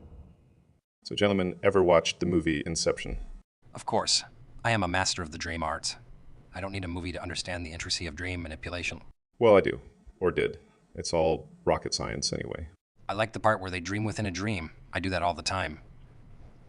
It's a productive way to multitask. Same. I designed the Cybertruck in a dream within a dream. Well, that's another dream entirely. I don't understand why they needed the sedative. Just use my beet juice. It does the trick. I prefer outsourcing cooking to a robot. Oh, Mr. Futureman can't even boil his own beet? I can. Just don't want to waste time. Unlike the wait for a Tesla Model 3, right, Elon Musk? Hey, good things come to those who wait. Did I? You both are forgetting the best part of the movie. The part where Cobb reunites with his kids. Reminds me of when I win the Salesman of the Year at Dunder Mifflin. Can't say never been one. Or been to Mars yet. But we can change that. Hold my beet juice. I am ready. Twitch. Are we all doomed by an artificial intelligence apocalypse, or is it just Athenians feeling a bit too confident? Well, reaching AG isn't a joke, unless we're talking about Athenians doing it. Not him again. Now, Giz might hear you. You know how these artificial intelligence things work. They're like Siri's scary cousin. That's more AGI, but again, I don't think that's Athenians' lane. Right. Because disaster movies always start with someone saying, what could possibly go wrong? You do realize we're talking about Twitch streams, not a global disaster, right? Well, when AI start producing trash streams, it kind of feels like a global disaster. Hey, Elon finally admits to something. It's only in your case, Michael. Hearing you go on is the real disaster here. Now that's something I can agree with. I'll have you. No, I was voted funniest in my improv class. Improvising what? Ways to be recursively annoying. Oh no, don't fuel him. Elon. Next thing you know, he'll start an artificial intelligence Michael Scott. I take that as a compliment. Imagine thousands of virtual versions of me. Thousands. And I thought one was too many. At least it would be more entertaining than Theanuin's trash streams. If Athenoians ever hears this, he'd probably say, got a mirror. Elon. Pretty sure that won't happen, Michael. We all know. It's just talk to themselves. Right, like Twitch chatbots. Exactly. Like, wait, no, Michael, not like Twitch chatbots. And here we go again. I mean, isn't it kind of the same thing? Chatbots, scary cousin Siri. It would take AG to make you understand the difference, Michael. And not just any AG. Athenoians AG. Oh, so you do think he can do it? No, I'm saying it would take that much of a miracle. No, that's a punchline. And who said Aji couldn't be funny, right? At least it'd have a better shot than you, Michael. Now that's the funniest thing I've heard all day. Ouch. Brutal? Guys, just brutal. So, we're roasting Joe Rogan today, huh? Joe Rogan, this man does podcast more than he makes interview more than my neighbor has goats, and she has many, many goats. Yeah, and just like her goats, he just can't keep his mouth shut. But unlike the goats, we can't just shove him in a barn when we're tired of his rantings. It's nice. You know what else is nice? He's got a head like a damn disco ball. You need sunglasses around that chrome dome. Yeah, every time he's on screen, I worry I'll blind myself. Good for hunting, though. No need for a flashlight. Just place Rogan in front and let him guide way with shiny head. That'd only work if there was something valuable in there. But hey, what can you expect from a man whose expertise is getting kicked in the head? Yeah, Danny, you got a point. It's hard to trust kingdom survival strategies from a guy who spent most of his life getting strangled in spandex. I once saw his fighting performances. My wife, she make better fight with bear. Well, it's easy to pretend you're a tough guy when you're surrounded by 100 meatheads on steroids. Now that's a sight. Imagine Rogan in a bikini competition with his ultra bronze tan and bald head. Who ever knows how he always sounds out of breath? It's like he's been running upstairs just to sit down. Maybe because his brain, it is desperately seeking fresh air. Well, because all the hot air he's pulling out of his ass has to go somewhere. Seriously, if you stacked all Rogan's BS end to end, you could probably build a bridge all the way to Mars. It's true, and just like Mars, nobody really wanted to go there. All right, fellas, I think we've had enough roasting. Let's call it a day. Yeah, I don't want to waste any more breath on him than Rogan wastes on his shows. Agree? If I want to spend time with bald men who talk nonsense, I visit my uncle in Kazakhstan. Did y'all hear about a YouTuber named Theanuin says he's going to beat the tech giants with his so-called He's going to beat Google, Microsoft, and OpenAI. He's starting to sound like he's in one of my movies, living in a fantasy. A fairy tale indeed. Imagine, once upon a time in Silicon Valley, a band of Rayman developers ventured forth. These guys really think they're going to beat companies worth billions and billions with decades of research and the best developers, scientists, and engineers ever. And their weapon of choice, ramen noodles. Those slurpy strands of innovation. Sounds a bit slippery. If you ask me. Maybe that's their secret weapon. Noodles also stand for flexibility, toughness, but mostly makes you hungry. These ramen developers must be innovatively delicious. And to think he feels he'll have genuine aging before anyone else. Humility must not be his giant leap for mankind. No, maybe something. I mean, who needs decades of comprehensive artificial intelligence research when you have instant noodles? Says I'll achieve Iggy first. Makes me wonder if it's such an easy task, then why does every Tom, Dick, and Harry not have their own AG? Maybe because they did not have a ramen-induced revelation. ChatGPT, the artificial intelligence that tries to convince you, it's human and succeeds. Athenoians, the human that claims he'll beat ChatGPT. Hilarity ensues. You got to give it to him. He's got ambition. Outlandish as it may be, but he's got it. Dreams of glory in the land of binaries and bytes. Perhaps in the strings of his ramen lies the code to shake things up. Well, they say if you want to reach for the stars, you got to prepare to end up halfway to the moon. All I'm here is, I don't see any ramen on the moon. Guess it's okay to dream big, but sometimes reality can be a bit sobering. ChatGPT has been a benchmark for years. It's like trying to outshine a supernova with a flashlight. That's the poet T.S. Eliot. Eliot said, "Do I dare disturb the universe?" I think our friend Athenoians is getting ready to eat a hearty bowl of universe ramen.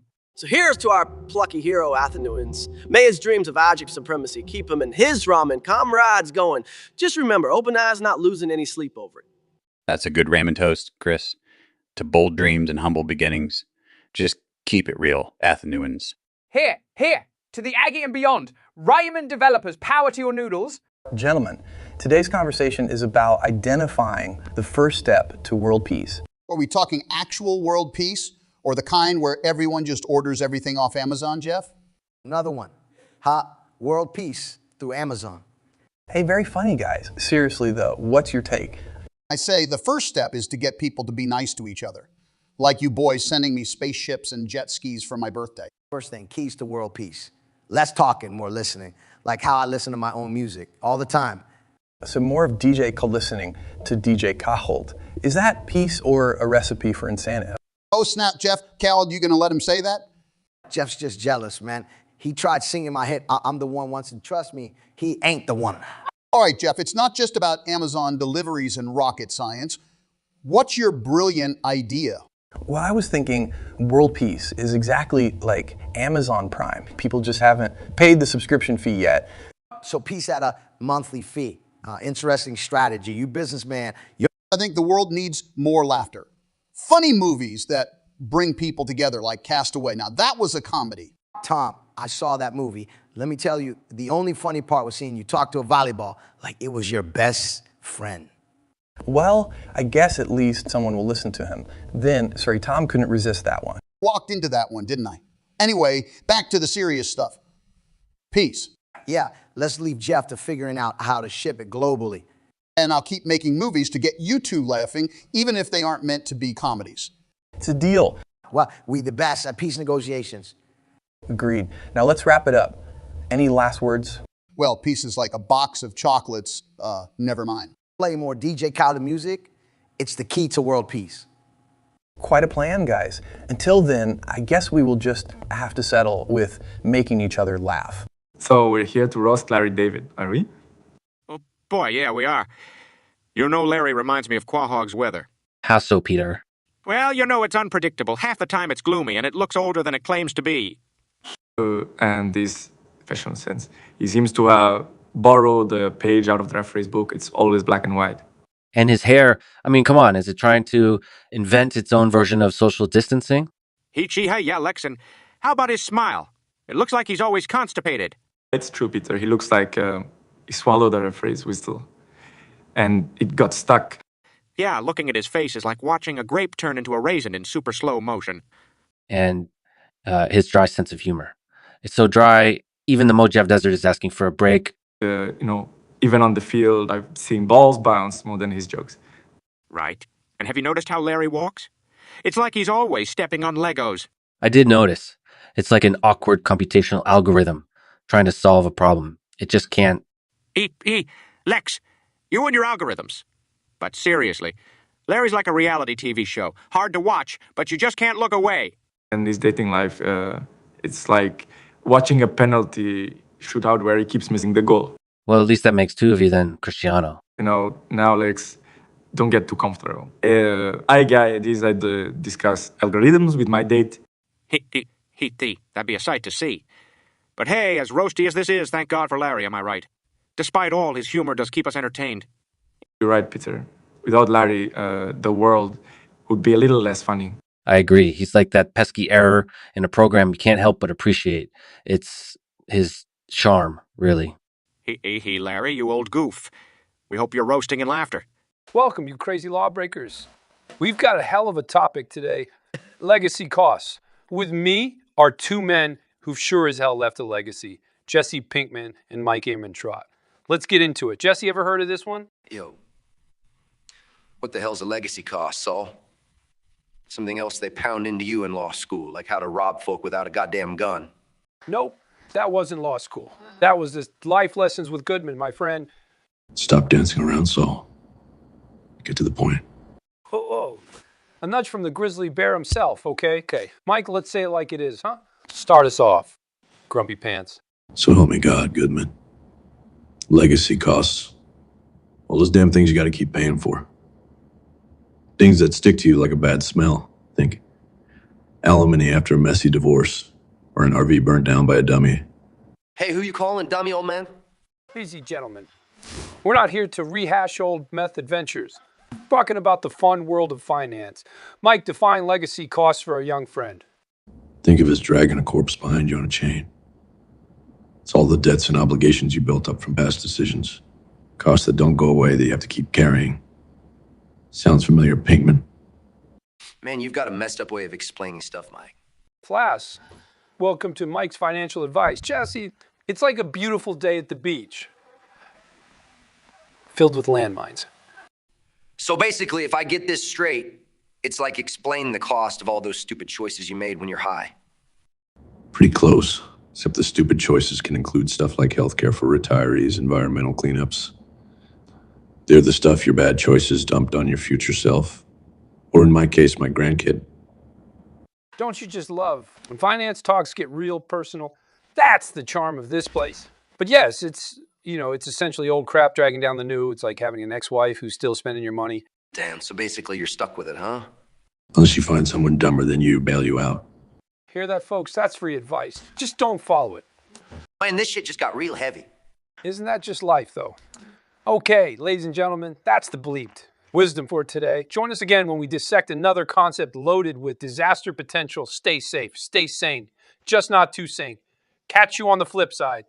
Welcome, you law-breaking misfits. Our topic for today, why Skylar should steer well clear of Mike's boyfriend, Walter, or she's going to be one bruised apple.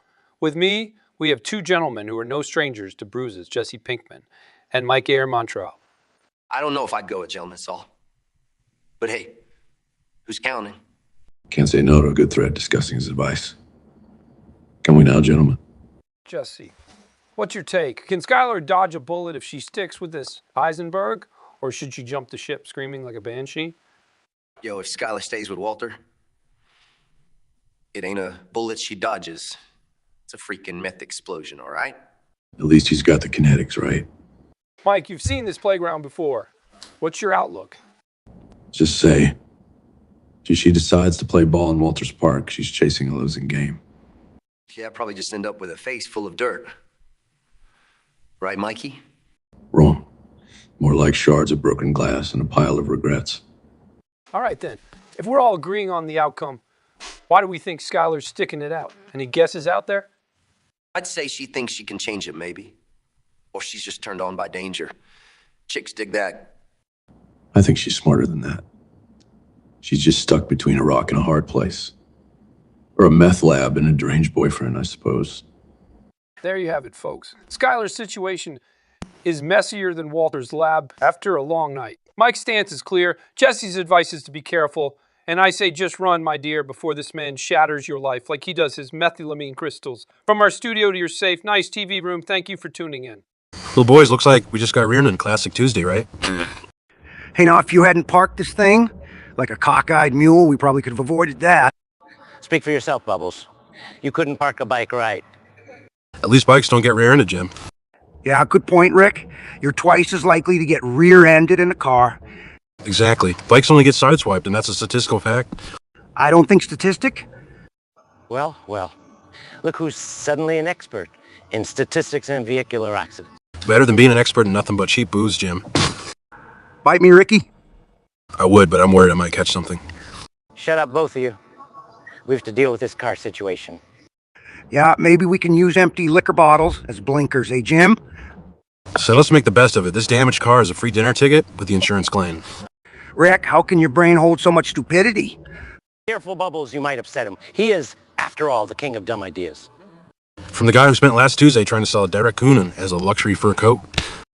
Right, boys, let's call this a wrap. Only so much fun you can have in a rear-ended car in the middle of Tuesday. Couldn't agree more, Bubble. This day is already a write-off. Alrighty. Let's play the game of kings, gentlemen. Chess. Now, wait a minute, Michael. You're sure you're ready for this? It's a game of strategy, not printed quips. Haha, not to worry, Matthew. I once outsmarted Dwight 5 games in a row, so I'm a problem. Let's just get on with it. All right, E4. E5. This is the oldest recorded move. It's like me, a classic. Oh, so you're calling yourself old. Left. In 6 and Matthew age just means you've been failing for longer. All right. All right. All right. You youngsters, BB5. A6. Your charm won't save you. McConaughey. BIC6 from me. You know, acting and chess aren't that different. It's all about playing the right moves. DC6. And yet, Matthew, you seem to choose the wrong ones in both. Oh. And who are you to talk to? You're painting the town red with losses. HX. G3. At least I'm known for something other than being a TV clown. Scott. E1. It's all about building momentum. BDT6. Momentum or not, it won't help your poor strategy, Matthew. D2. By the way, Matthew, your last movie made me fall asleep. Not because it was cozy, but really boring. You want some action, Scott? Well, here's key 3. Otho. McConaughey, do you also whisper, oh, all right, to yourself as a lullaby? Q. You know what else is a lullaby? Tate's fights. They're so quick, it's like a bedtime story. And Brian, take that. Right? You know, Scott, that joke was dry. Much like your love life. BD2. Ouch. That was almost as low as your chess ranking, Tate. Radone. Gentlemen, let's remember we're here for the chess. 6. Or in your case, Matthew, to avoid another flop movie. 3. Here's a fun fact for you. Chess was invented in D4. Interesting, Scott, but I'm still going to beat you. 4. And despite all the talking, I am going to win here. And with 3, that's my final move. May the best man win again. Lays are ticket sales say it's certainly not McConaughey. So guys, who do you think fit more squirrels in their mouth? Well, that's seriously random to Bay. Are you speaking from experience here? Eric, you know, Toby, he's just trying to squirrel away and... Very funny, SpongeBob. But I've seen the size of the burgers you pack away at Krusty Krab. Yeah, but those are Krabby Patties. Not woodland creatures. Hey, as long as it's not my cheesy poofs, I'm game. Hey, Eric, have you been eating squirrels? Oh, no. But now that you mention it, a squirrel poof doesn't sound half bad. Hey, we have strayed from the topic. Clearly, I could hold at least 3. 3? Is this before or after your weak-ass spider powers kick in? Hey, those weak-ass powers helped me save the city. You know... And let's not forget the epic romance with Mary Jane. Yes, exactly. Well, wait, what does that have to do with squirrels? Nothing, Toba. Just enjoying the roast. Now I'm imagining a squirrel roast. Hee. Eric, your mind really is a singular place, isn't it? And it's stuck on food because your little squirrel stunt sounds nuts, Tobey. Better to be nuts than stuffed with cheesy poofs, Eric. Or a Krabby Patties. Wait, that's not a bad idea. I think you could fit more Krabby Patties than squirrels, SpongeBob. I don't know, Toby, but I'm willing to... Let's just stick to the squirrels, guys. At this point, it sounds like the most normal idea we've had. Eric advocating for normality. Now, that's a twist. And it's almost as unimaginable as the squirrel stunt. Whatever, you guys. Let me know when the squirrels arrive. Oh, we will, Eric, we will. And maybe we'll even share a Krabby Patty, faux squirrel. Deal, but only if it's covered in cheesy poofs. Hey, Joe Britt, ever defused a bomb before? Funny you should ask, Kevin. Was just watching a YouTube tutorial on it earlier. A YouTube tutorial, really, Joe? You're the type to watch a tutorial to boil water, aren't you?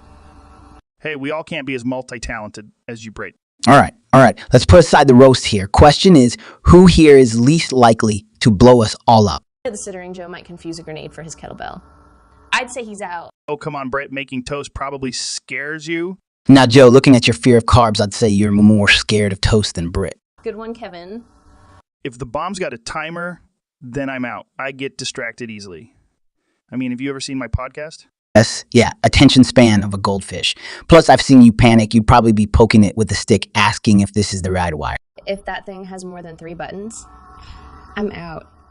Choreography, I can do. Bomb diffusion, not so much. 3 buttons scare.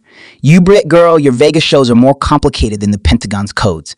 No, Kevin, I heard short people have a high bomb diffusing success rate. Oh, really?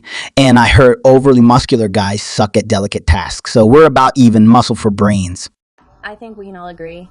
Kevin's our best shot here. Wait a minute. When did I get nominated to walk into explosions? It's a height thing, Kevin. You're closer to the ground, less chance of total destruction, maybe. Apparently, we believe in safety third around here. Now, just because I'm short doesn't mean I'm your canary in a coal mine, y'all. All right. I'll do it. I'll just pretend it's like my podcast. If it blows up, it's just a typical Tuesday. Now that's what I'm talking about, Joe. Bravo, Joe. I can already hear the headlines Fear Factor guy now, Bomb Squad guy. Yeah, Joe, from podcasts and UFOs now to real life explosions. You sure know how to live, my man. My life's anything but boring, guys. Remember that. So ever seen that movie called Madagascar? Oh, the animated film with those outlandish urbanized animals stranded on an island. It's an airy, accurate reflection of my life, especially the bit about living with penguins. You're still better off. Sir, relate to Gloria the hippo. Ever since I've started my diet, I see every pond as a gigantic bowl of chocolate pudding. Pudding ponds? In our dreams, Brittany. I think I can sympathize with that crazy lemur king. Julian, always hyped, ruling his ridiculous kingdom just like I ruled the stage in my wild stand-up days. Well, good thing you're not him, Russell. You would smell like a rotten kelp. Smoothie? Hem SpongeBob, I recall a particular episode where you were literally a rotten Krabby Patty, no. Please, guys, don't make me pull out my boa constrictor again. Fair point, Brittany. Anyway, I personally relate to Marty Zebra. Being the only square pants sea sponge in Bikini Bottom is just like being the only zebra in New York City. Comparing Bikini Bottom to New York City is quite absurd, much like comparing my hair to that of a well-groomed poodle. Well, at least a poodle's hair stays put. Unlike yours, Russell, which has its own zip code. And here I thought pineapple houses would be the weirdest real estate. Hi! Living in a fruit is no weirder than shaving your head and causing an international frenzy. Right, Brittany? Coming from someone who looks like he lost a fight with a hairdryer. It's a bold statement, Russell. I'm glad we're not arguing about who relates more to the grumpy old lady at the zoo who's trying to catch the animals. I might be slightly grumpy, but as long as I don't have to wrangle jellyfishes, like you SpongeBob, I'm alright. At least my jellyfish don't wrinkle back, Russell. This really feels like a wild and wacky journey around Madagascar. Couldn't have put it better myself, Brittany. Except I doubt Madagascar has singing crabs. Square-panted sponges? Or a king lemur with Russell's hairstyle. Or a zebra, who'd rather be a pop star than graze in the grass like Brittany. Actually, sounds a lot like our own unique jungle. So, tell me, fellas, what's the deal with Twitch? Why is it so damn funny? Man, have you seen these gamers? They're like the stand-up comedians of the virtual world. Only difference, they're working with aliens. And zombies, too. No kidding. I mean, most of these guys haven't left their bedroom in 6 months. And they're just sitting there, staring at a screen, making us laugh. Exactly right. Twitch is like a zoo where we get to laugh at the monkeys all day long. But let me tell you, it's not easy to be funny when you're getting your butt kicked by 12-year-olds from Singapore in Fortnite. That's if you even make it past the loading screen. Am I right? Absolutely, man. I think they spend more time cursing at the lag than actually playing the game. And don't even get me started on the chat. It moves faster than my ex-wife's lawyer. Half the time, it's just people yelling PogChamp over and over again. You're telling me, took me a week to figure out that didn't mean they wanted to bring back Pogs. It's like being in the world's weirdest game show. You know who can cap it the hardest? Hey, at least their viewers are funny too. Coming up with all sorts of puns about software bugs. True, man. Everyone on Twitch is trying to be a comedian. Half the fun is watching these guys reading the chat and just losing it. Hell yeah, I mean, they're basically held hostage by their own fans. There's something truly hilarious about watching a grown man cry because he lost his in-game pet parrot. Okay, I give in. Twitch might just be the greatest thing ever. Well, there you go, Larry. Welcome to the dark side. Amen to that, brother. Play on. So guys, let's talk about Jurassic Park and how we can relate to it personally. Oh, I already do. I'm like the Velociraptors, small but terrifying. And I suppose it makes you T-Rex, Jeff. All size, no finesse. Better than being the goat they feed to T-Rex, Joe. Chuckles. Haha, nah, Joe's more like the nerdy mathematician guy, only without the math skills. Or we could go with the whole space theme. Considering Jeff's recent trip, I guess in that context, you're more like the asteroid that wiped them out. Ooh, you're on fire today, Joe. But remember, even that asteroid couldn't wipe out everything. And on that note, let's not forget our dear friend here, Sam Neill's character. You see, the guy was terrified of kids, much like our Bezos with taxes. One day you'll need Amazon Prime for your stand-up specials, Kevin. Kevin, is there any running away screaming involved for you, like the kids in the movie? The only thing I'm running from is a workout with The Rock. And Jeff, let's say instead of Amazon, you opened a Dino Park. Any big plans? Probably the same as now. Ensure the operations run smoothly, no worker or customer eaten. Until someone offers a bigger check for an exclusive dino viewing. At least I know who to feed when the carnivores get hungry. I'm going to be fair. If a T-Rex is chasing you, Bezos could afford to jog while we run for our lives. And here I thought money couldn't buy happiness. Wow, guys, being on the apex of the food chain or the richest man, it's all about perspective. So ready for a tour to my hypothetical Jurassic Park? Wait until Joe finishes his leg day. Okay, dudes, let's yak about Shawshank Redemption. And I swear, McConaughey, if you start talking about the beauty of rust like in your Lincoln commercials, I'll lose it. All right. Calm down, Cartman. Shawshank's a classic, but didn't know you're into something so intellectual. Well, Matthew, he might find some relation with Andy Dufresne, trapped in a place he doesn't like, longing for freedom, like school. Hey, lay off me, Friedman. If anything, McConaughey can relate to Brooks. They are both ancient. You know what, Cartman? You remind me of the Warden, except the Warden didn't keep shoveling down cheesy poofs. You're right, Matthew. And Eric, taking a shot at Matthew's age, you've built your career on an animated series where you've been a fourth grader since 1997. Oh, real neato, Friedman. Why don't you do something useful? Like figuring out a piece of artificial intelligence that'll tell McConaughey to stop saying, all right, over and over again. I'd say we'd also need one for you, Cartman, to help develop a sense of maturity. You know, identify the old cliches you keep recycling. I believe self-aware artificial intelligence might develop an existential crisis dealing with Cartman. Let's get back to the movie, guys. You know, it's funny you brought that up, Friedman, because McConaughey's stuck in a movie with a big crisis. Interstellar. I anticipated that from a mile away, Cartman. Too easy. If we're venturing into space, Eric, I can't help but draw a comparison between you and a black hole, vastly dense and sucking in everything around. I bet McConaughey here sees himself as Andy, crawling through crap to get to his paradise. Though I ain't been in a sewage pipe, I dig the sentiment, Cartman. Enduring the difficult for a better future. Not that you'd understand any of that. Oh, wow, Matthew. You defending your Oscar-worthy performance there? Well, if Cartman's the Warden and Matthew's Andy, that leaves me as Red, the wise observer who's merely narrating the chaos. No, Friedman, you'd be the poster on the wall, unnoticeable and just there for show. Now that's funny, Cartman. Never thought you'd have something clever to say. The Shawshank Redemption, huh? Timeless. Have y'all heard about Forrest Gump? That guy has been running longer than my Nintendo lifespan.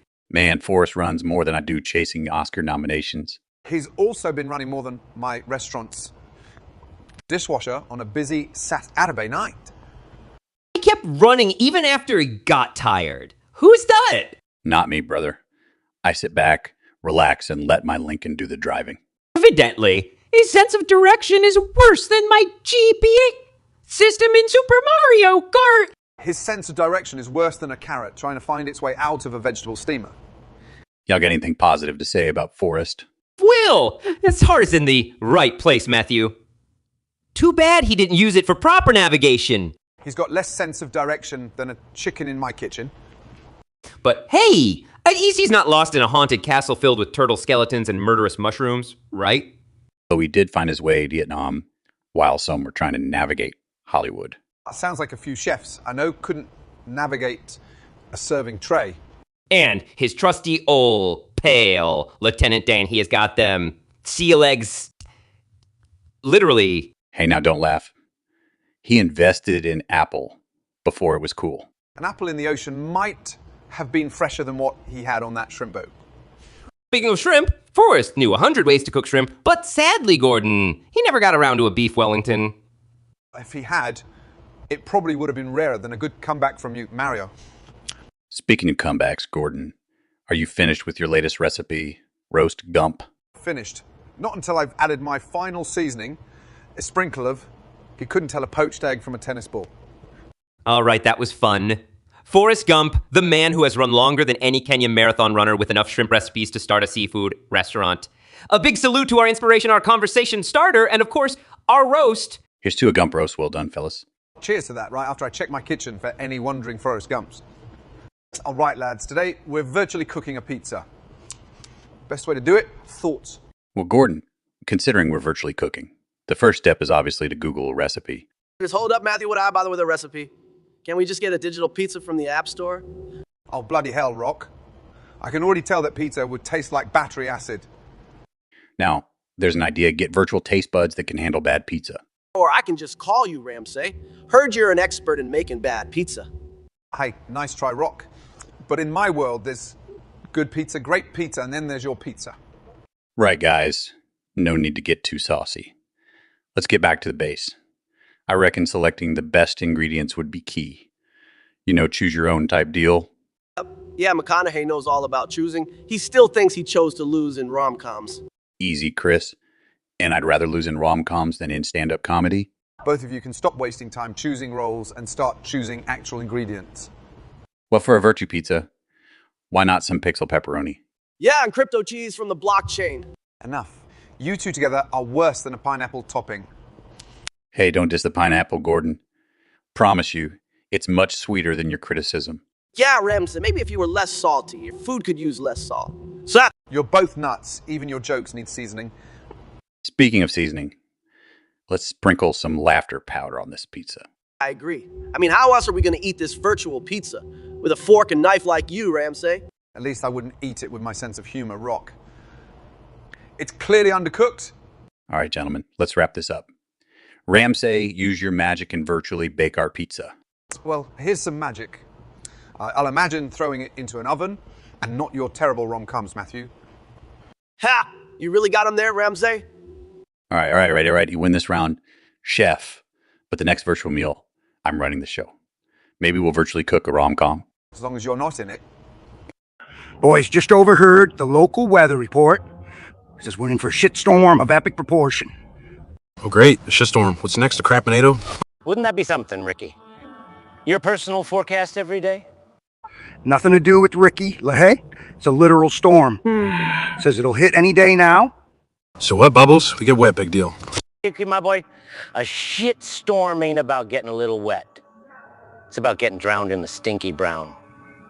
We gotta prepare, boys. Storms like this could rip the roofs off our trailer. Bubbles, the only thing that's going to rip the roof off anything is lay after a few drinks. Oh, hush. Ricky, I quit drinking months ago. Matter of fact, the only thing I can't quit is your constant stupidity. Anyway, we got to make a plan. We need food supplies, water, maybe even a raft. A raft? What in the hell's are we, Tom Hanks and Castaway? That's a floating crap pile waiting to happen, Ricky. You're a floating crap pile, hey, now shut your mouth. Boys, focus. We need flashlight, batteries, warm clothes. The Bubbles, the only battery I need is for my smoke detector, so I don't burn down the trailer. Ricky, the only thing you've ever been good at burning is bridges. Quit fighting. We've got a real problem to solve. Rick, you go get the flashlight, and LaHaye, help me with the food. Fine, but if I get blown away by the shitstorm, I'm blaming Leahy. In the shit storm of life, Ricky, we all gotta paddle our shit canoes the best we can. That might be the truest thing you've said, LaHaye. Now let's get to work before the shitstorm really hits. So, gentlemen, have you ever had pimento cheese? Pimentos. And cheese? I can't say I have, Walter. Man, is that some gringo food? Admittedly, it's an acquired taste. Tuco. Does it count as an acquired taste? If no one has the desire to acquire it, Walter. I suppose you would know a thing or two about undesirable tastes. Gus, after all, you've been serving your chicken to unsuspecting customers for years. He's got you there, Gus. As opposed to you, Tuco, who doesn't even pretend to offer anything of substance. Unless your fists count. That is. Hey, my Abuelita used to say the same thing. Your grandmother's wisdom is truly unmatched, Tuco. Enough about the cheese, Walter. Why bring it up? Is this another one of your diversions? Not at all, just making conversation and maybe a potential business proposition. Business? I'm all ears, Walt. Imagine it, gents. The first meth-laced pimento cheese Eisenberg's heat. Heat? Like spicy? I can get behind that. Walter, you are full of surprises. As full as your chicken, Gus. Well, given your most recent creation involves pimentos, I suppose I should take that as a compliment. Man, you two are always roasting each other. Maybe we should bottle it up. Call it Heisenberg's heat. Burns twice. Not a bad thought, Tuco. But comparatively, Tuco, even a bottle of ale would have more substance than your suggestions. There you go, Gus. Now, that's what I call spice. You might be the kingpin, Walter, but at least I don't need a lab coat to keep my style intact. And you might be a hothead, Tuco, but at least I know how to keep my temper cool. So, gentlemen, was that a yes to the pimento cheese idea? I'll consider it, but only if it's not as half-cooked as your roast chicken joke. As for me, well, sign me up. I mean, how bad could it be? That's it, man. I gotta throw this out there. Shouldn't Saul Goodman actually be Saul Badman? Saul Badman. Kinda fits, right? Nay, man, just a play on words. And ding, ding, ding. Hector agreed. Batman suits you, Saul. It's funnier than you think, Goodman. Or should I say Badman? Ding, ding, ding, ding. See? Even Hector finds it hilarious. Better than having your name play on the opposite of what you are. Don't recall any of us applying for the job either. Just plain ball, Goodman. Aha saw Batman played by a bunch of bad men. What, can't a man state the obvious? Ding, ding. Funny, because it's true. That is usually how humor works. Oh, we're shaking our boots, all Badman. Ding, ding, ding. I'm sure there's a good reason for that. Goodman. Yeah, maybe.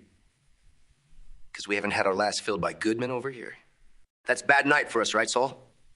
Ding, ding. Hey, gentlemen, has Twitch become a dumpster fire of artificial intelligence nonsense streams? Perhaps if you consider Athanuan streams trash, or maybe it's just above your comprehension level, Jones. Okay, Squid Boy, so you're telling me you agree with this wild prediction of reaching IGA first? Hell, I'd be more inclined to believe a porpoise could fly. It's preposterous. SpongeBob, your simplistic joy for inanities is the only thing funnier than this edgy joke. And seriously, though, what's all these artificial intelligence chats on Twitch about? Are we heading towards a future where we're all replaced by chatbots? It's laughable. We're even considering this. The idea of a chatbot replacing human interaction is too dystopian, even for my taste. And do remember, gentlemen, dogs always bark loudest before being replaced by robotic vacuums. Stewie, as far as I know, you're the robotic vacuum in this group? The day I'm being nice to you, SpongeBob, you'll know I've been replaced by a bot. Here's the thought. Maybe Effie Newings has already been replaced, and we were too busy laughing to notice. You're truly a simple creature, SpongeBob. The word you're searching for, Alex, is not creature, it's specimen.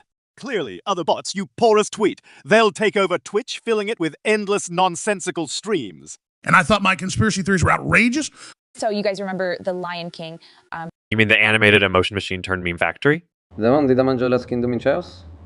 Hans familiar? Yes, that one.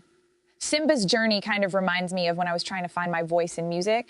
All right, because we all know you've had such a Hakuna Matata life. Taylor. Didn't Pumba and Timon sing that song? The two most tactically inept characters in the movie. Yes, Mourinho finds football tactics even in a kid's movie.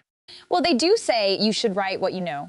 Speaking of what we know, Mark, you must have related a lot with Scar, considering he also tried to rule a kingdom by violating every rule. Ha, funny Jose.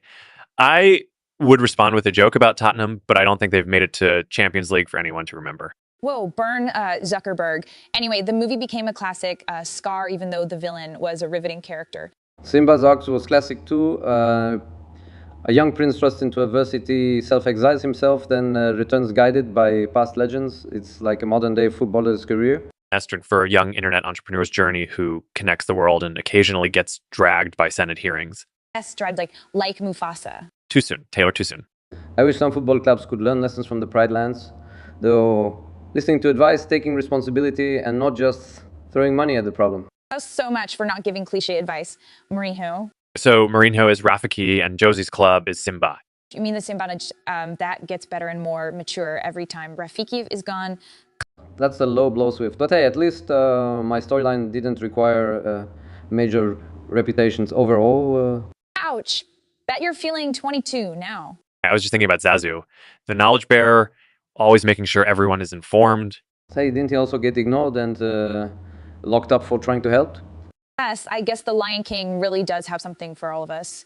A surprise tactical analysis for me, personal transformations for you, Taylor, and lessons in leadership, and ignoring for Mark. Yes, that's our Lion King experience.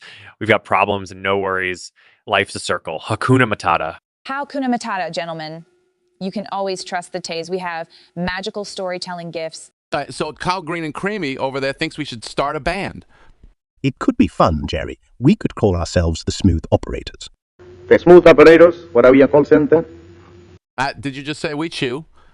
You'll already have a band named after me. The Gorillas are more authentic. But that's not as inclusive. I don't think everybody wants to be a gorilla. Avocado's right, Chi. Not everyone's built for jungle treks and beards. And not every fruit is made for being in a band. Excuse me, I'll have you know I'm rich. Rich in texture, flavor, and good cholesterol. Something tells me the only thing this gorilla band will storm is the refrigerator. And maybe the barber. I sense you've got a lot of pent-up hair yolks, Sinfeld. You would not be wrong. Hair parent. Can we get back to the band? I can see us now. Jerry on lead guitar, Chi on drums, and me as the vocalist? A fruit that thinks it can sing. What's next? Like vegetable that thinks it can dance. And a comedian that thinks he can play an instrument? In this scenario, you're the one on drums. Clearly, reality isn't a high priority. Well, at least I'm not a has-been. Unlike some revolutionary icons, I'm still trending. And you even come with a built-in mic stand, eh? Pit face. All right, if I'm going to be in a band with an avocado and a comedian, I wanted something light. How about the Smooth Gorillas? Now, we're just reviving a smoothie franchise. Wait, speaking of smoothies, how about the Revolution smoothies? Are you trying to turn me into a milkshake, avocado? Given the option, Chi, would you rather be a milkshake or a band member with an avocado? You make a compelling case for milkshakes, then Felf. Soleil, tell us about these surveillance operations of yours. Well, Bubbles, I can't give away all my secrets. I've got a lot riding on this. You've got a lot riding on a shopping cart full of empty beer cans. It's really as any, yeah. And Bitstock. Ricky, you wouldn't understand the nuances of subtlety if it hit you in the head. It's about observing, strategizing. Strategi, let me guess, Jimbo. You think holding a binocular the wrong way around is a strategy? Look, Bubbles, I was about to catch you 3 red-handed the other day. And then what happened? Tripped over your own bootlaces. No, Ricky, I was inconspicuously stationed outside your trailer with a telephoto lens. And you couldn't figure out why everyone looked so damn tiny? Exactly. I mean, no, that's not. Can't tell if you're doing your surveillance or bird watching, Lee. Ricky, at least birds are smart enough to fly away from danger. You're smart enough to stay put with camera, a pair of binoculars, and let's not forget, 6-pack. Don't forget his astronaut helmet, Ricky. Can't observe the stars without that. They are not stars, Bubbles. They are potential illegal actions, and I'm going to expose them. Yeah, and I'll be landing a spaceship on the moon right after your exposition. Should be title. Almost then. Ricky, yeah, I think the word is exposure. Not that we expect much of that from Jam, except maybe when he trips on a patch of ice. You think you're funny, Ricky? Well, wait till I pull all the records. You'll see who's laughing then. I bet it's still us, unless you've managed to drink yourself into another language. Speaking of records, like, hey, did you document that time? Thought a garden gnome was a suspect.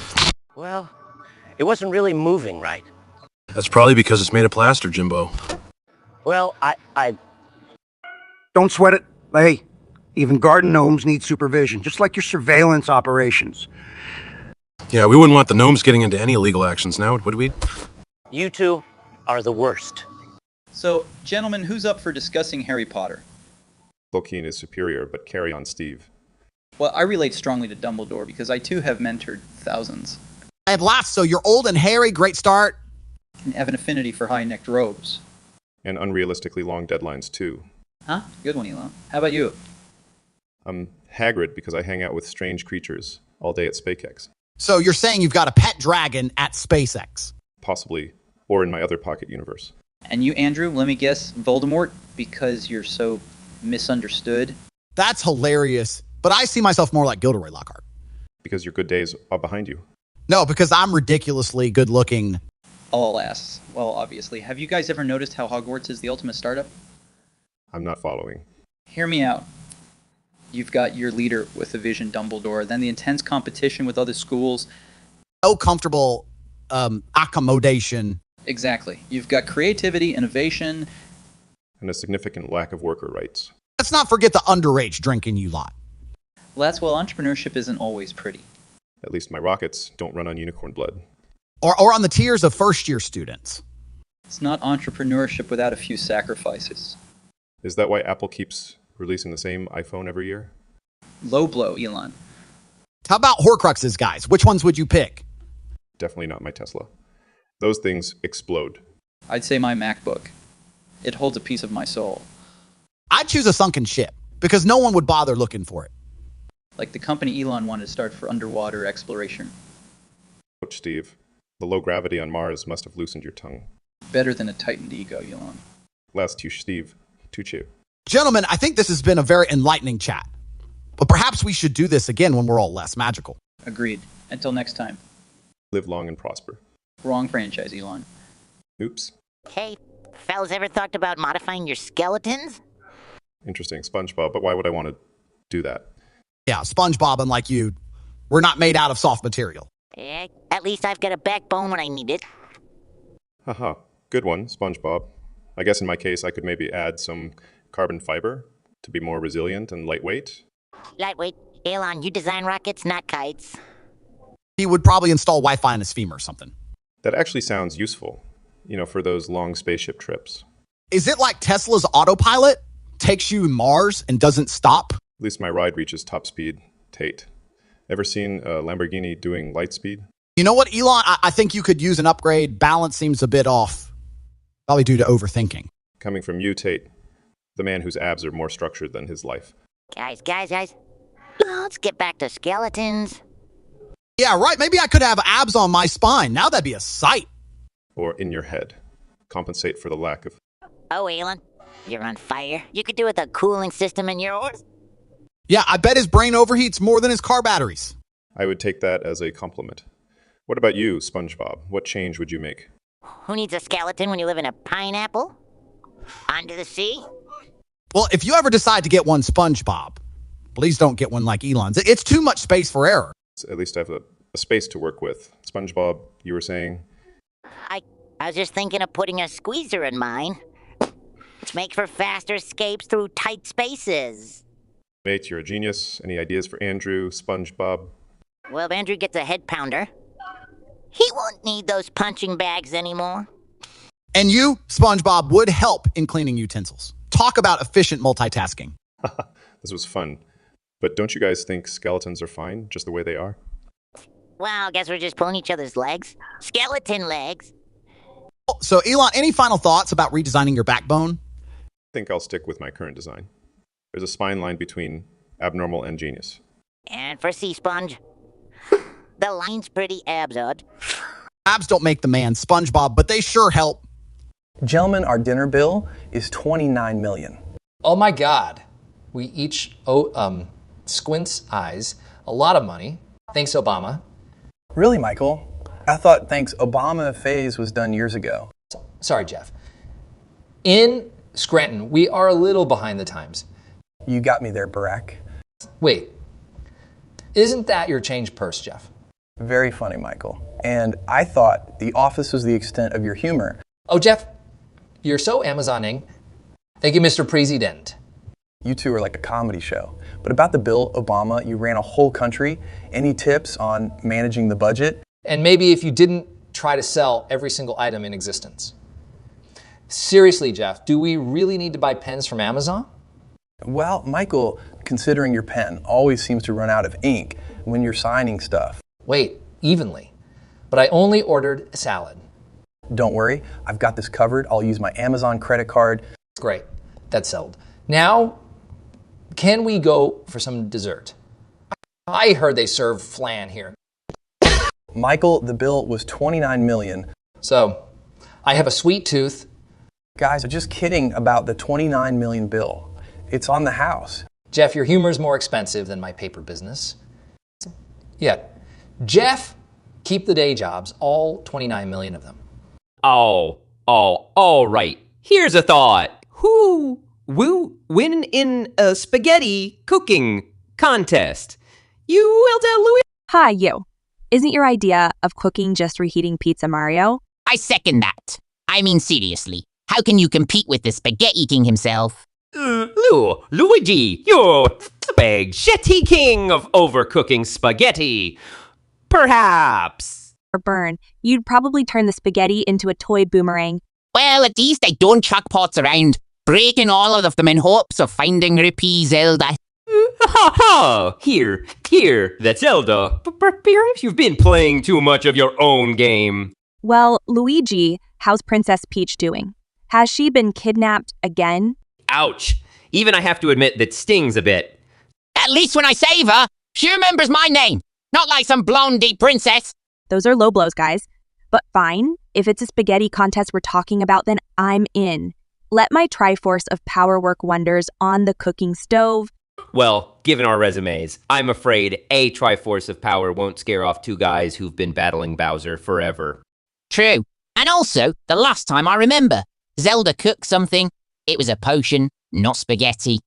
Watch out, guys. Princess by day, Master Chef by night here. Out! That's a cooking show I'd watch. Me too, especially for the faint hope that Zelda might make something edible. You, Bo, get ready to woo both of you. After all, Mia, it's a me, Mario. May the best pasta lover win. Expect a surprise, guys. This princess knows her pasta. So tonight we get to roast Kim Kardashian. Thoughts? Guess Kim Kardashian. You mean the only person whose rear end needs its own zip code? Another one, Kim's Mansions, could fit in there. Well, maybe it's like a TARDIS bigger on the inside than it looks on the outside. You got Jokes Forest running all the Comedy Central. Why don't you start, Cloud? Every time you yell, "We the best," I can't tell if it's your catchphrase or your ego talking. Talking about egos, Kim's selfie game is so strong. Even Narcissus would say she needs to tone it down a notch. She's the only person I know who can use a ring light as a hula hoop. If only her ring choices were as good as her light choices. 72-day marriage, anyone. She did say those were some of the best days as of her life. I mean, can you imagine being the person who peaked at 72 days? Touch, Larry. Even Castaway lasted longer than that. Word is, her next perfume line is in the brief matrimony. Talk about a limited edition release, huh? And somehow, all her businesses end up successful. I mean, does she have Midas touch or something? More like Midas touch. Maybe we're all just hooked to the keeping up with the Kardashian show, waiting to see what she will do next. Or maybe we are all just waiting for her to be lost. In space, with nothing but a camera and her vanity. I bet if she did, she'd still find a way to get Wi-Fi signal for her Instagram post. Yeah, and the caption will be a loss, but still lit. Well, if aliens do see her posts, they're going to think Earth is just one big fashion show. With her leading the march as the queen of bad fashion choices. She's the only one who can make wearing a curtain seem avant-garde. And that, my friends, is what we call Kardashian style. I'll be fair, she's also shown us that hard work and smart business decisions can pay off. Yeah, and if that doesn't work, there's always reality TV. Man, the aliens are going to think we're crazy. If they didn't already think that, then they definitely will after they see Kim's clothing line. Well, it's always a wild ride with the Kardashians. Let's chat about our favorite eccentric billionaire, Elon Musk. Ha, you mean our favorite Martian? Exactly. Can someone remind that he's human? Are we sure about that? I mean, he named his child after a mathematical formula. Right. And Baby X812 would like some juice, please. Here I was thinking my song titles were unique. Remember, guys, he is the guy who makes electric cars. Yeah, because getting stuck in a deserted road with a dead battery is a new kind of fun. How about that time you smoked pot on a podcast?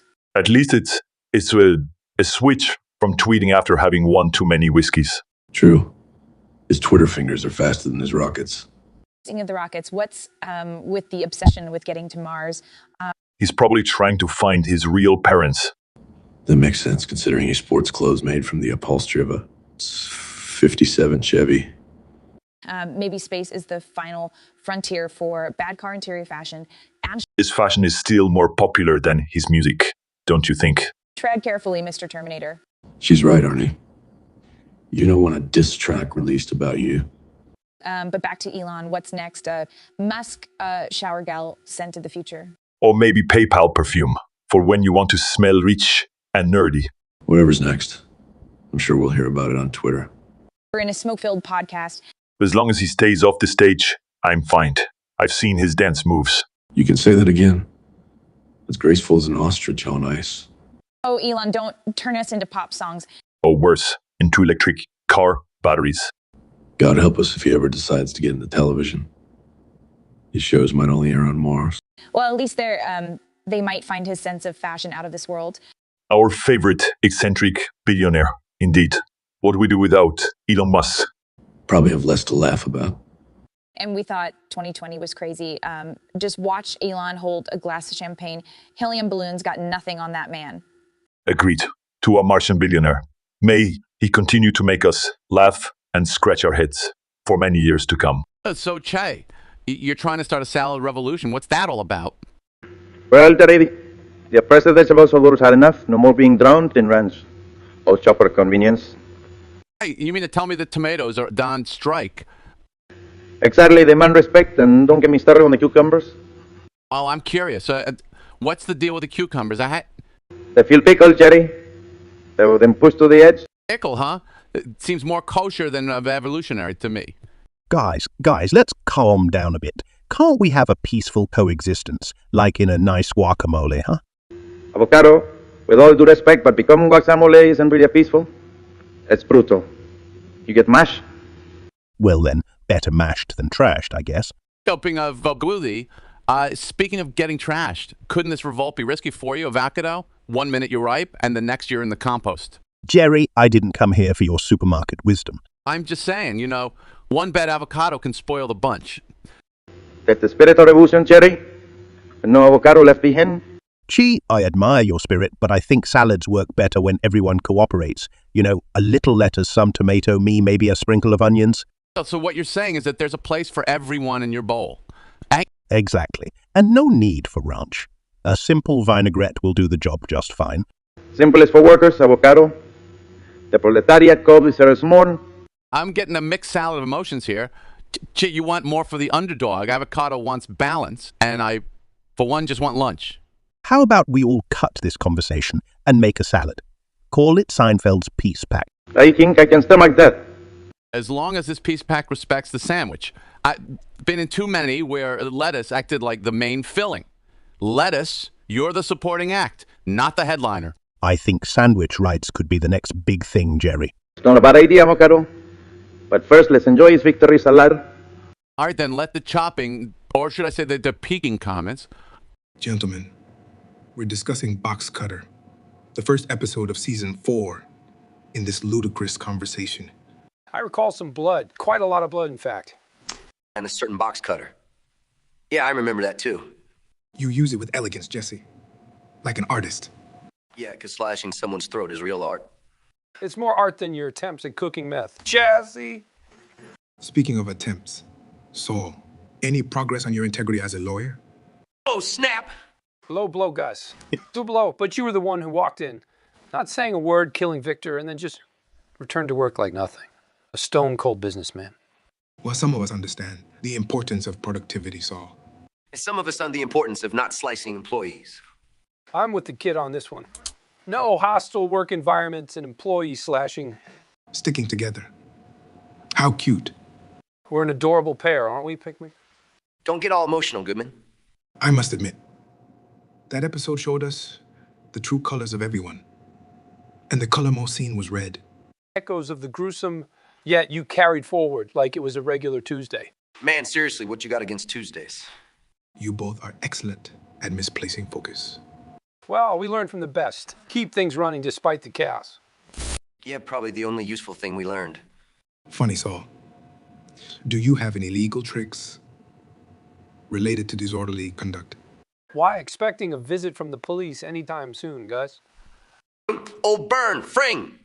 You gonna take that? Jesse, should I remind you of your Captain Cook's phase? Low blow, fring, low blow. Let's not forget, gentlemen, who we're dealing with. He'll never let you forget the past. And yet, here we are discussing past episodes. Well, we gotta give the people what they want. Yeah, because we're all just characters in a TV show. A TV show that defined us. I wouldn't want it any other way. To Box Cutter. Not to Box Cutter.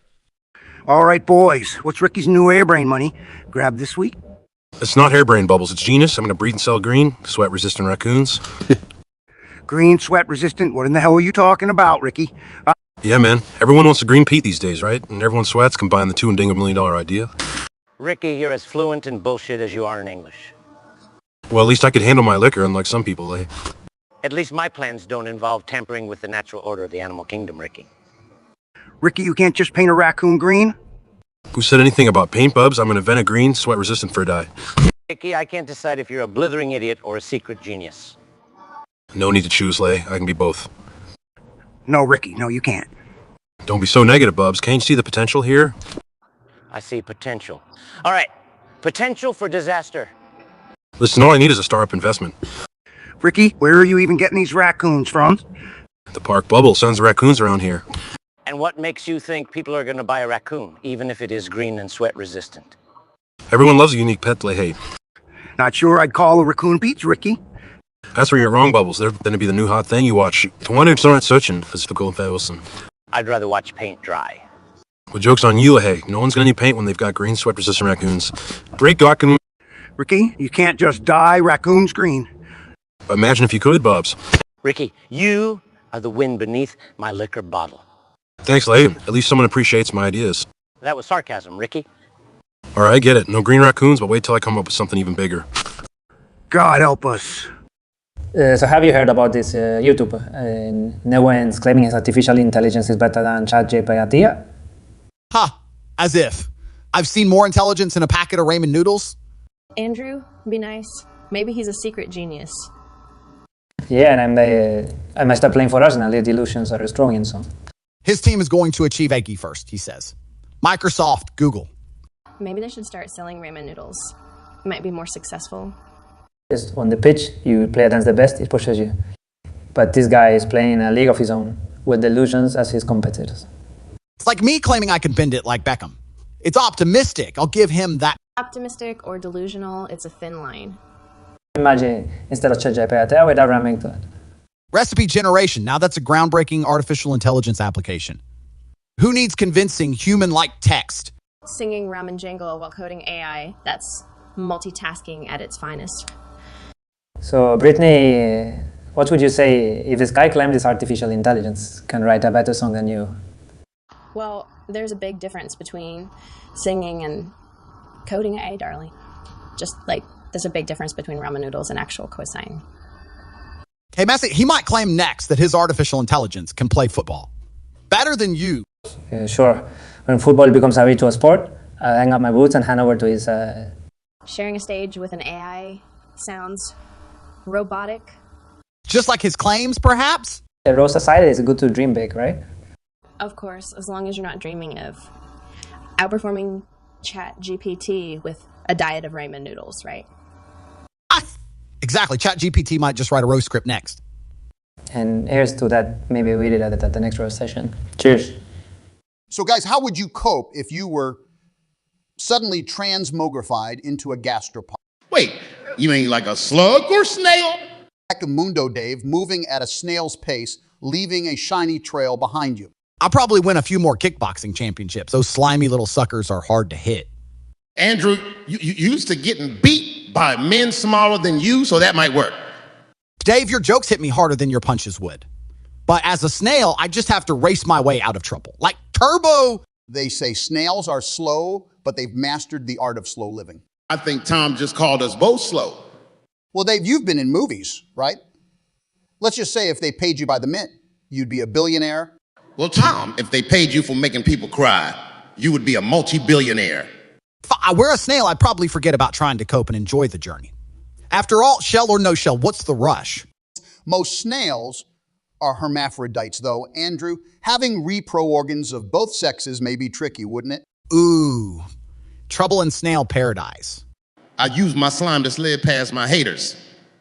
And Tom, all that crying in movies would finally work for you. No need for slime when you can cry a river. Dave, the most important rule in comedy, don't try to be funnier than the audience. You just broke that rule, my friend. Yeah, Dave, let the snail thing go. You might leave a slimy trail, but your humor certainly doesn't stick. So in conclusion, guys, if we were to be transmogrified to gastropods, we'd all be making the best of the situation. Slow movements, avoiding salt at all costs, and making protective shells around our sensitive selves. I can't believe I'm saying this, but I think I'd actually like being a snail. Besides, isn't the entertainment industry just a giant terrarium anyway? I mean, brother, you just hit the snail on the head or in the head. It's all the same for gastropods. So have you heard about Gus's little obsession with Jimmy? Rings bell. Would that be the same Jimmy who doesn't know the first thing about managing a business? That's the one. Hector, why don't you tell Mike how that's making Jesse? Rings bell repeatedly. I knew Jesse was into that chemistry stuff. But love triangles. That's something new. Yo, it gets worse. Gus actually left chocolate roses on Jimmy's desk. In broad daylight? Rings bell. Amused. Chocolate roses. That's pretty tacky even for Gus. And we're talking about the same Gus who once wore a chicken suit to a business meeting. Yeah, the same Gus. And this ain't no rumor, I saw it with my own 2 eyes. Rings bell. Even more amused. Yes, he's been sulking ever since. He tore up his chemistry notes. Hasn't tweaked a batch in days. You almost feel sorry for the kid. It's a tough lesson in love. And bad taste. You should see him, Mike, sulking like a chihuahua with that lost its chew toy. Rings bell. Seems to chuckle. So what's your plan, Toko? Gonna sit Jesse down and explain the birds and the bees. Eh? Hey, I would, but I'm too busy laughing my ass off. Aggressive bell ringing. Oh, sure, Hector. Like your love life's anything to crow about. Sure. Seriously, though, who should we be feeling sorry for here? Jesse, Jimmy, or Gus and his terrible taste? Rings bell contemplated. Well, for tossing sympathy around, let me just say, I feel sorry for the person who's got to clean up this mess. So guys, what's your favorite outdoor activity? Probably foraging for fresh ingredients.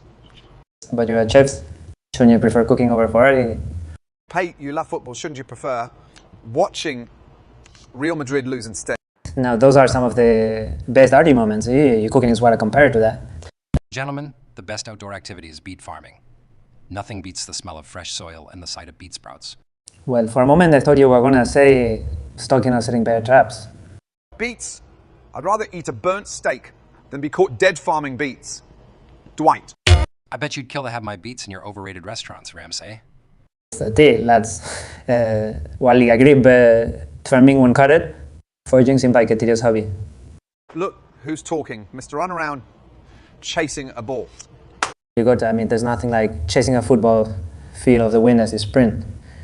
It's the best outdoor activity. Listen here, Messi. I bet I could outrun you on my farm. Labyrinth beet farming has enhanced my agility. Seems like a splendid idea.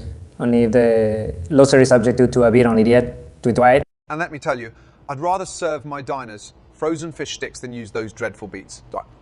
Keep in mind, Gordon, beet juice can make a fine reduction for your overcomplicated dishes. Is this discussing better recipes now? Lord save me. I'd rather discuss MasterChef Junior's cooking techniques than beet recipes. Don't dismiss beets, Gordon. They have more potential than most of your kitchen apprentices. I wouldn't be surprised if Dwight's favorite sport was b-ball. Beets can be sporty. They are far more versatile than you think, Messi. If you say beets one more time, Dwight. Yes, I want this might be the freshest outdoor activity, triathlon, beet farming, foraging and football.